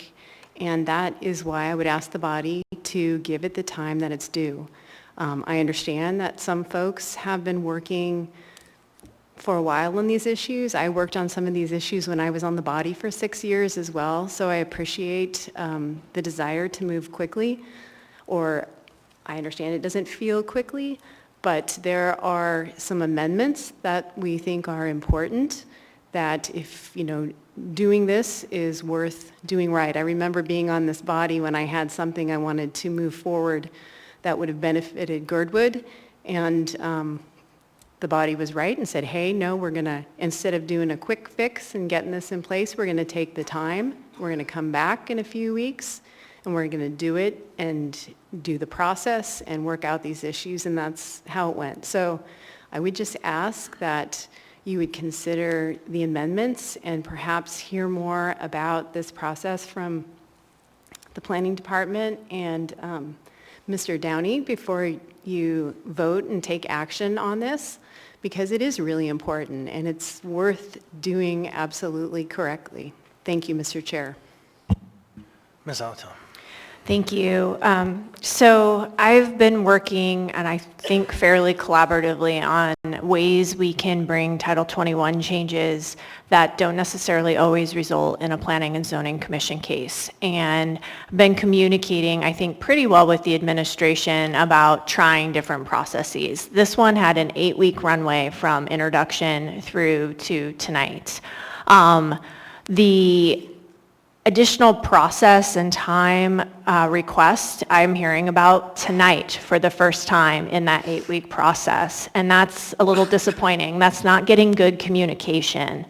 When you're a sponsor of an item and you believe it's moving forward, and you are ready and you have done the work, and then you hear about a request for more time, I would like to pass the original version tonight. I will absolutely sponsor another ordinance that runs the additional pieces to go. I would love to co-sponsor it with the administration and the planning department. Again, a yes and. It gets these barriers out of the way and we can take up the additional pieces. None of Title 21 is all or nothing for the most part. It has always been a piecemeal approach. So I hope we can go ahead and move these things forward, because it's important that if there's a request for more time, that request be made also in a timely manner and communicated to the sponsors early enough so that they have time to consider the process and consider what those implications might be as they're out talking to the community and stakeholders about these items.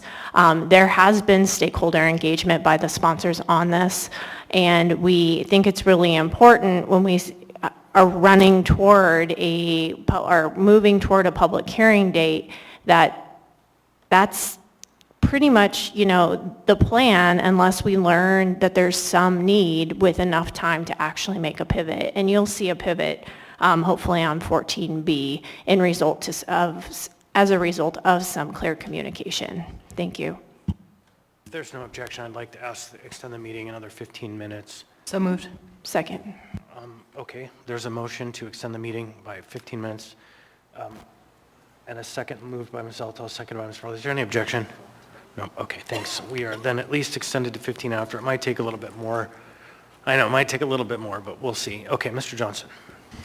Yeah, thank you. In response to the administration's request, I'd like to make a motion to postpone to the meeting of February 11th. So there's a motion to postpone. Second. By Mr. Johnson, and seconded by Mr. Presverdia. I will just say in brief that, I appreciate the mayor's comments. I appreciate the desire to work collaboratively on this. I do think we tend to have better products ultimately when planning is more engaged in this. I will also say that I hope the administration takes one of the sponsors' comments to heart, and that early engagement probably would be easier and a better path moving forward. But hey, this is where we are today, and I am comfortable with the idea of putting this off a little while to make sure that we end up in a better place, hopefully. On the motion, Mr. Presverdia. I have no comment on the motion. All right, Mr. Folland. Yes, I do. It is beyond frustrating to hear from the administration day of that you want more time because of our preferences, our preferred changes, and to hear it characterized by the mayor as it not being done right. That's frustrating. We're not going to have 10,000 units in 10 years if we are taking months and months to wait for more process over and over and over again. And what we have heard tonight from Mr. Downey, what myself and my co-sponsor member Zolotel heard, was we want you to wait because of our amendments, because of our changes, because we want to take your ordinance further to be even more permissive. We didn't hear anything on the original version. The request was take more time because of our amendments. And to me, that is, we tried to be responsive, to say, okay, and we figured it out with Assembly Council. How do we do this? Do we do it via amendment? Do we do it an S version? They worked very hard to come up with a substitute version in response to the request from the Planning Department. So I'm going to oppose the motion to postpone. Again, I think this is a very simple ordinance that aligns what is already allowed for commercial. It aligns the residential to have the same flexibility. Thank you. Ms. Brawley. Thanks. On the point of postponement, I do just want to clarify that to my knowledge, the postponement would not be to fix errors or to address problems with the underlying policy. It would be to add additional items, as Mr. Volin outlined. One of them is height limits. I think one path is that we delay this ordinance and then we add it to this ordinance only for B3 and residential in that situation. Another option is we step back a little bit and we say, what should the height limits be in this city? They're probably too low in a lot of places. I think that's just true. Not just residential, but also commercial, and depending on the area. So I think that's one project that will take more time, but takes a bigger look. Another one is addressing rules for mixed-use development. That is a great question to answer. The R4A district is the mixed-use district, so is R3A, and those are not B3. So I think there is, I'm trying to be constructive, I think there's a lot of opportunities here to step back, look at those issues, run individual ordinances that debate the merits of the questions, because I think if we tried to move the S version tonight, one of the challenges is that we would be the ones criticized for laying something on the table, bringing it up last minute, changing height limits as if that was going to end the entire world, and then we would take the heat for it. And that's fine, because we've been doing that, but I think it's helpful if we're going to talk about these policy issues to take the time to do them, but it is not helpful to slow things down when we are trying to deal with what is a slow-moving policy crisis that is our housing system. So I still encourage voting on this. I don't think it's an either or. I think all of those important questions we can take up in other ordinances. Mayor LaFrance. Thank you, Mr. Chair, and thank you to members of the body for considering taking additional time to address or consider amendments and to include them in this first go-around.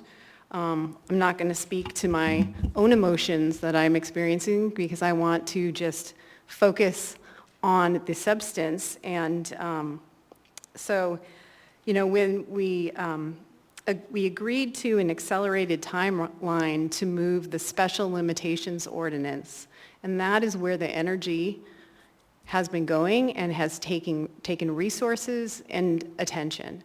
And so we had not, as far as communication goes, there had not been communication about an accelerated timeline for this one or the next one. And I think it's important for folks to keep that in mind.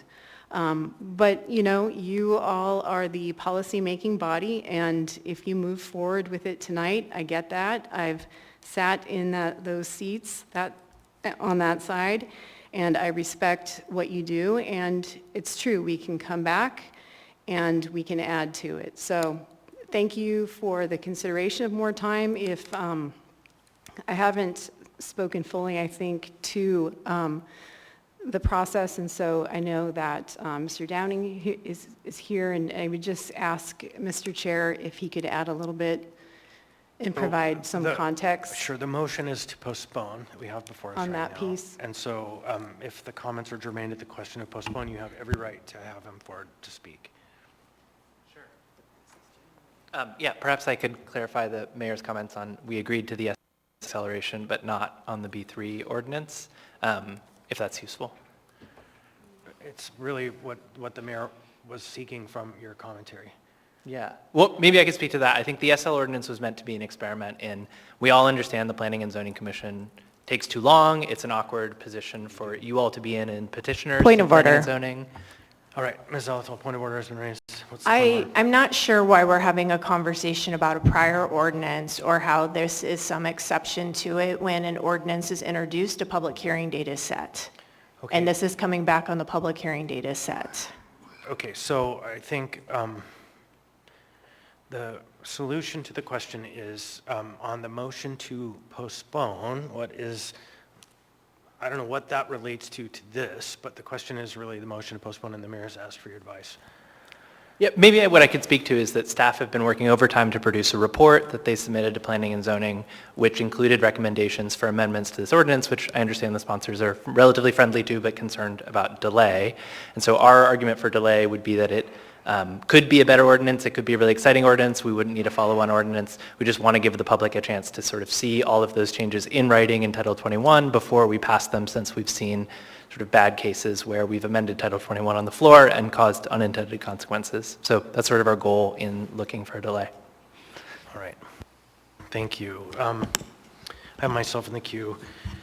I don't think that, here's what I think. The motion is to postpone to the meeting of February 11th. If there was actual interest in these alternative ideas, an ordinance could actually be introduced as late as over a week from now to be heard on February 11th. And so there's no exclusion from this thing passing tonight and amending, creating a new amendment that is a pretty straightforward thing, because it would be a de minimis follow on a couple of additional items that need some more public process. But I think I'm hearing a couple of different things, that we have a couple of amendments that we're trying to add, but we need to do some more public process that may be done in a couple of weeks by somebody. The packet said the assembly should do more public outreach. That was kind of weird. The assembly members that I've talked to here seem to think that they have done that outreach. And so I think all of that kind of argues for moving forward, and let's see something else introduced on the meeting of the 21st. The process doesn't end tonight and if this passes or not. And in fact, I'm inspired that we should, through legislative services, put up a 10,000 unit counter on our website. And then we should address legislative items visually, how they either help or hinder movement towards the goal of 10,000 houses, because the idea of delaying, because we might be able to make it better, moves the slider back, not forward. And the idea of landing the plane moves the slider forward, even if we have to come back to it in a few weeks, except for, of course, if major citizen rebellion is triggered and then citizen petitions or repealing Title 21 changes or whatever that might be. And so I am moved to not support the motion to postpone at this time, because this seems reasonable. All the testimony was in support. Everybody seems to agree, and the administration wants to go even farther. And so for the even farther part, let's bring it back and have that conversation another day. Mr. Rivera. Yeah, thank you, Mr. Chair. So for my part, I always have my eye on these things on the construction season. And so I'm wondering, as it relates to postponement of this item, the impact on the development community. What I heard is from some members was we should approve this and then the administration to take the lead to move forward with their amendments. Would there be any kind of detrimental impact on development and within development community if we did that kind of route, or would it be de minimis? Answer that question. I think out of fairness, I will ask one of the sponsors to address it, and then I'll ask the administration to address it. All right. One of the sponsors. Yeah, so I'm not a developer, but what I know about these projects is unless a project has already moved substantially through the permitting process before right now, it's not getting built this summer. And so I think what we're really trying to do, and what a lot of these zoning changes do, is help. It is still the sooner the better, because it helps people understand what they can build with their property and what the process is, the cost, the time cost. And so I think it will not, delaying it a month would not affect building season, but every time that we delay any of these, it still creates uncertainty about what it's going to do and when we're going to fix the things that people have said for years we need to fix. So it's yes and no. Who in the administration? To whom? We'll let them decide. All right, Madam Mayor. I can speak to it initially and then defer to Mr. Downey for further comment if that helps through the chair. Having been an attorney for developers for years, saying this on the other side of the table, I would say there's challenges both ways, right? If we say this is coming as a whole, folks know it's coming, there's some uncertainty there, but also if we are making a change to a code provision in a phased way, then we create an interim period in which there is some amount of change that has come, and we know more change is coming in a month or maybe in a month and a half, and we've signaled that, and we've said it publicly, but we haven't made the change, then we've got people living in kind of a weird middle nether region of change that is incomplete but contemplated. So I think anything that is inconclusive. My experience on the other side of the table is a lack of certainty is the biggest challenge in many ways. So I'll defer to Mr. Downey if he'd like to add anything more. So, all right. Okay, so the floor. Thanks. That's helpful, hearing the different perspectives. Don't know how I'll vote on this. Thanks. So I just received a note from Assembly Council stating for the amendments, these other items that are the sticking point, that they are capable and willing, if we stick around another 15 or so minutes, of drafting and introducing, handing to us to introduce the second version, these amendments tonight, so we can move that ball forward in the timeline that it takes. And so I think the bottom line is, if we move and approve the underlying version tonight, we could have these amendments for a February date. So it is, in fact, not so complicated, it turns out, to get these things in the flow. So, Mr. Myers, we're probably going to have to extend again pretty soon. Mr. Myers. I just want to call the question. So there's a motion to call the question by Mr. Myers. There's a second by Mr. Voland. The question being to continue this item, or no, postpone this item to the meeting of February 11th. Members may proceed to vote. Yes. Call the question. Yes, if the question is called. Member Bronga on calling the question. Yes. So on a vote of 11-1, the question has been called. The question having been called, the question now before us, the motion to postpone. Member Bronga on postponing to February 11th. Yes. On a vote. How did you vote? Oops. What happened? Oh, dang, Felix.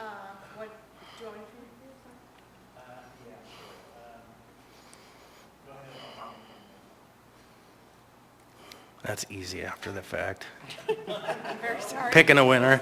On a vote of 3-9, the motion to postpone has not passed the body. If there's no objection, I'd like to ask to continue for another 15 minutes. Is there any objection? I hear no objection, so we are extended. Then, so the motion now before us is to approve. Mr. Presverdia was in the queue. I have no additional comment. Madam, oh, hold on one sec.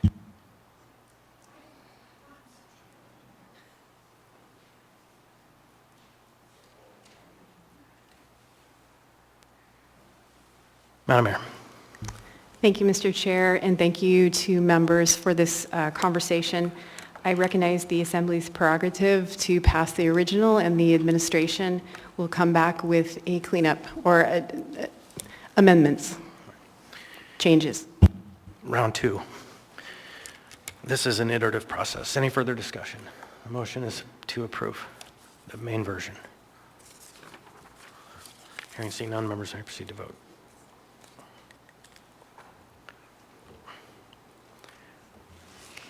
Member Bronga on approving the ordinance. Yes. On a vote of 12-0, AO 2024-102 has passed the body. I believe the intent of item 14B is to continue this one, but we'll go ahead and open the public hearing.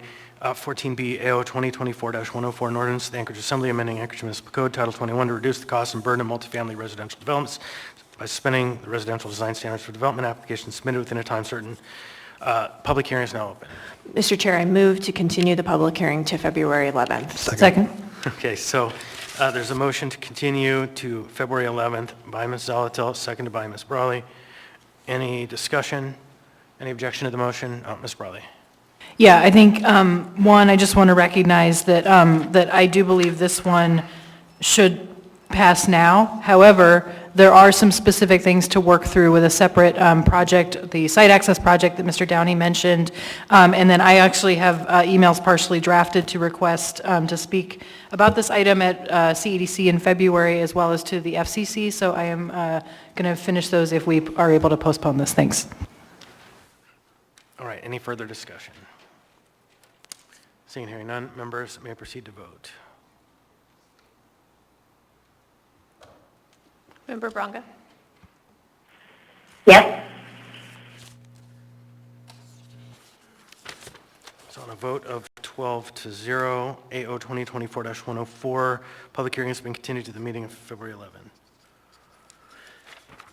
So next up, we have item 14C. Item 14C is AO 2024-121, an ordinance amending Anchorage Municipal Code 21.09.040 zoning districts and Table 21.09-2, Table of Allowed Uses to allow mixed-use development in GC1, Seward Highway, Alaska Highway Commercial District, and GC2, Girdwood Station, Seward Highway Commercial District. The public hearing is now open. Welcome. Please, are you speaking on your own? Myself. All right. To be Please quick. state your name, what part of town you're from. You have 3 minutes. Mike Edgington, Girdwood. I'll try and be really quick. Someone said earlier there was a very simple ordinance in front of them. This literally changes 2 letters in code. It's supported by the community broadly. It's supported by our work we've done on generating a new comprehensive plan. I'm available for any more questions. All right. You have a question? Yeah, Mr. Edgington, since you're here, and I understand you're speaking as yourself, but you are generally aware of GBOS actions. I do see here that it looks like GBOS took this up at the April 2024 meeting. Is that correct? Yes, we did. There's a resolution, I think, in favor somewhere. The resolution There's a later resolution because I think originally we just proposed an ordinance change and then we followed up with the resolution. So yes. Okay. So the resolution that was formally Yes, adopted I mean, by I could GBOS speak on behalf of supports the GBOS. I intent. was just only going to speak for less than a minute. I guess just the point I'm trying to make is that GBOS took this up and supported the underlying intent of this ordinance. That's correct. Yeah, thank you. Anyone else wish to be heard? Seeing and hearing none, public hearing is now closed. What's the will of the body? Move to approve. Second. Moved by Ms. Altel, I think seconded by Ms. Brawley. Any discussion? I just have a quick question that's kind of rhetorical. Why did it take almost a year if there's generally conceived of as a agreeable, GBOS took it up a year ago? I know we don't have a ton of time, Mike, so you got like 20 seconds or less. Part of the issue is just how it proceeds. Although we initiated it, we wanted the change. It had to go through a full process through, we couldn't actually initiate it. Planning had to initiate it on our behalf. So it just took a while. Okay, thanks. And, you know, although it was glibly stated, it's just a simple change of a letter. A simple change of a letter can do very dramatic things in a Title 21. Ms. Brawley. Thanks. I just want to recognize, I support this. Ideally, in planning, you would pass your plan, because I know this is in, as it says, it's consistent with, it would basically implement a part of the comprehensive plan update. I think in an ideal world, of course, you pass your plan and then you do implementation ordinances like this. However, one, we're not in an ideal world. Two, again, we should not hold up code changes that we know are going to be beneficial simply because they are not specifically contemplated in a plan from the 1990s, which is the case for Girdwood right now. So I just want to note that you know, best practice, you do plan first, then implementation. But in our situation, we just have to do it all at once. So that's where we are. Thanks. Anyone else? Seeing here none, members may proceed to vote. Member Bronga? Yes. Thank you. On a vote of 12-0, AO 2024-121 has passed the body. Next we have item 14D. 14D is AO 2024-115, an ordinance providing for the submission of the qualified voters of Anchorage, Alaska, the question of the issuance of not to exceed $63,820,000 general obligation bonds. The municipality of Anchorage to pay the costs of capital improvements for the Anchorage School District in the election to be held in the municipality on April 1, 2025. The public hearing on this item is now open. Anyone wish to be heard on this item? Anyone at all? Seeing and hearing none, public hearing on this item is now closed. What's the will of the body? Move to approve. Second. Moved by Ms. Salatel, seconded by Ms. Brawley. Any discussion on the matter? I have some thoughts, but I'm not going to levy them. Members may proceed to vote.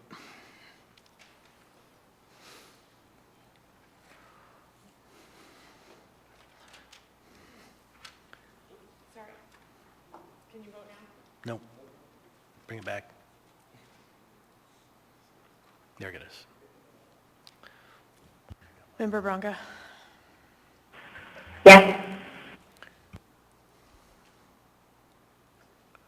On a vote of 11 to 1, AO 2024-115 is passed the body. Next, we have item 14E, AR 2024-390, a resolution of the municipality of Anchorage appropriating operating projects committed general fund 190000, fund balance in amount not to exceed $1,146,393 to the operating projects committed general fund 190000 and 2025 to continue previously appropriated project purposes. Public hearing on this item is now open. Anyone wish to be heard on this item? Anyone at all? Seeing, hearing none, public hearing is now closed. What's the will of the body? Move to approve. Moved by Ms. Second. Salatel, seconded by Ms. Brawley. Any discussion on the matter? Seeing, hearing none, public hearing is now closed. Oh, I'm sorry. Members may proceed to vote. The track is breaking. It's getting close. Members may proceed Member to vote. Bronca? Yes.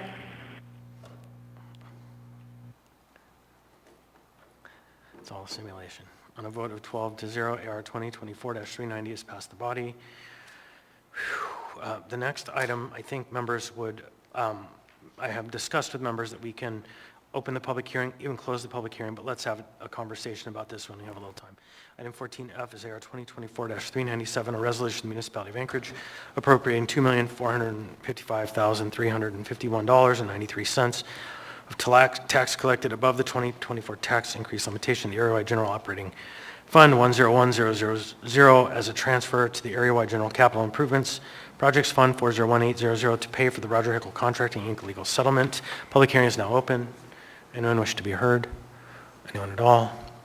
Seeing, hearing none, public hearing is now closed. What's the will of the body? Move to postpone to the meeting of the 21st. Second. Motion to postpone to the meeting of January 21, moved by Ms. Salatel, seconded by Mr. Voland. Any discussion? Hearing, seeing none, members may proceed to vote. Member Bronca? Yes. On a vote of 11 to 1, AR 2024-397 has passed the body. Next, we have item 14G. 14G is AR 2024-126, an ordinance of the Anchorage Municipal Assembly, amending Anchorage Municipal Code, Chapter 6.40, to add additional reporting requirements on programs and projects funded by the alcohol beverages retail sales tax. Public hearing on this item is now open. Anyone wish to be heard on this item? Anyone at all? Seeing, hearing none, public hearing is now closed. What's the will of the body? Move to approve. Second. Moved by Ms. Salatel, seconded by Mr. Rivera. Any discussion? There's a Rivera amendment number 1. Okay, Mr. Rivera. Yeah, thank you, Mr. Chair. I really like the intent of this ordinance.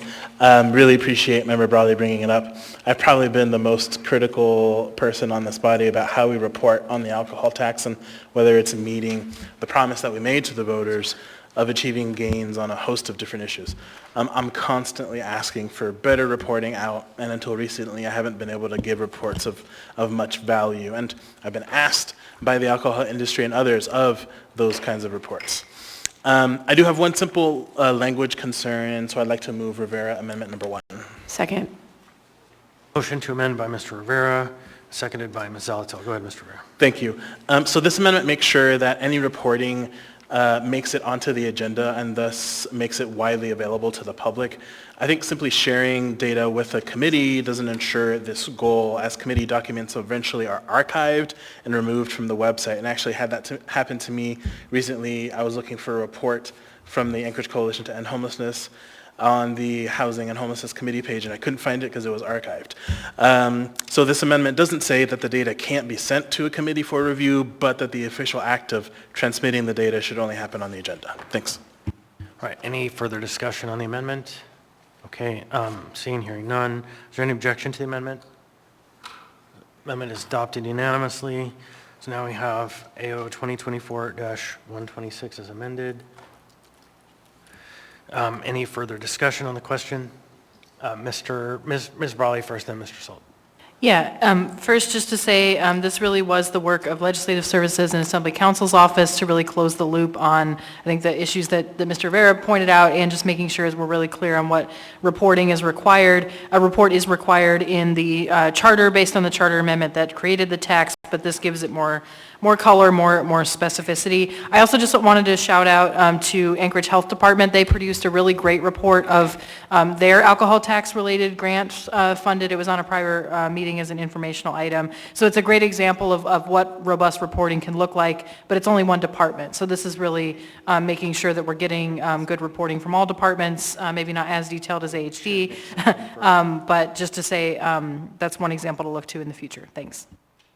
Any further Mr. Salt, go ahead. Yeah, thank you. For the sponsor or for the mayor, we're putting an additional requirement on the administration, and I just want to make sure you're okay with this. Thank you. Through the chair to Member Salt, yes, we're comfortable with the change. And I'll just add that, that we did circulate it to the administration as well in advance. Thanks. Discussion.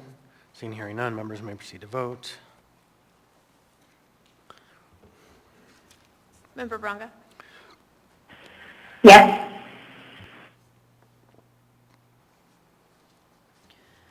Member Perez-Rodilla? On a vote of 12-0, AO 2024-115 as amended has passed the body. So I think we'll take up one more item. And then I think we can make the determination at this point we don't need to convene a continued meeting tomorrow. Any of these last items can be continued to the next meeting. So next we have item 14H, AO 2024-127, an ordinance submitting to the qualified voters residing in Totem Limited Road Service Area at the regular municipal election on April 1, 2025, a ballot proposition to de-annex Lot 2, HUISINGH subdivision according to Plat 77-258 thereof from the Totem Lursa and amend the Totem Lursa boundaries in Anchorage Municipal Code, Section 27.30.700. The public hearing on this item is now open. Anyone wish to be heard on this item? Anyone at all?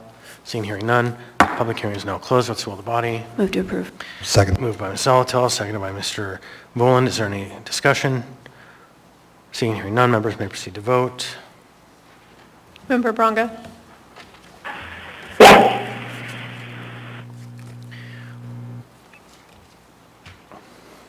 On a vote of 12-0, AO 2024-127 has passed the body. We are running out of time, so I'm going to go ahead and ask that we continue the rest of these items to the regular meeting on the 21st, and now open for a couple of members of the public to be heard. If you wish to be heard, now is your chance. Welcome. Please state your name, what part of town you're from. You'll have 3 minutes.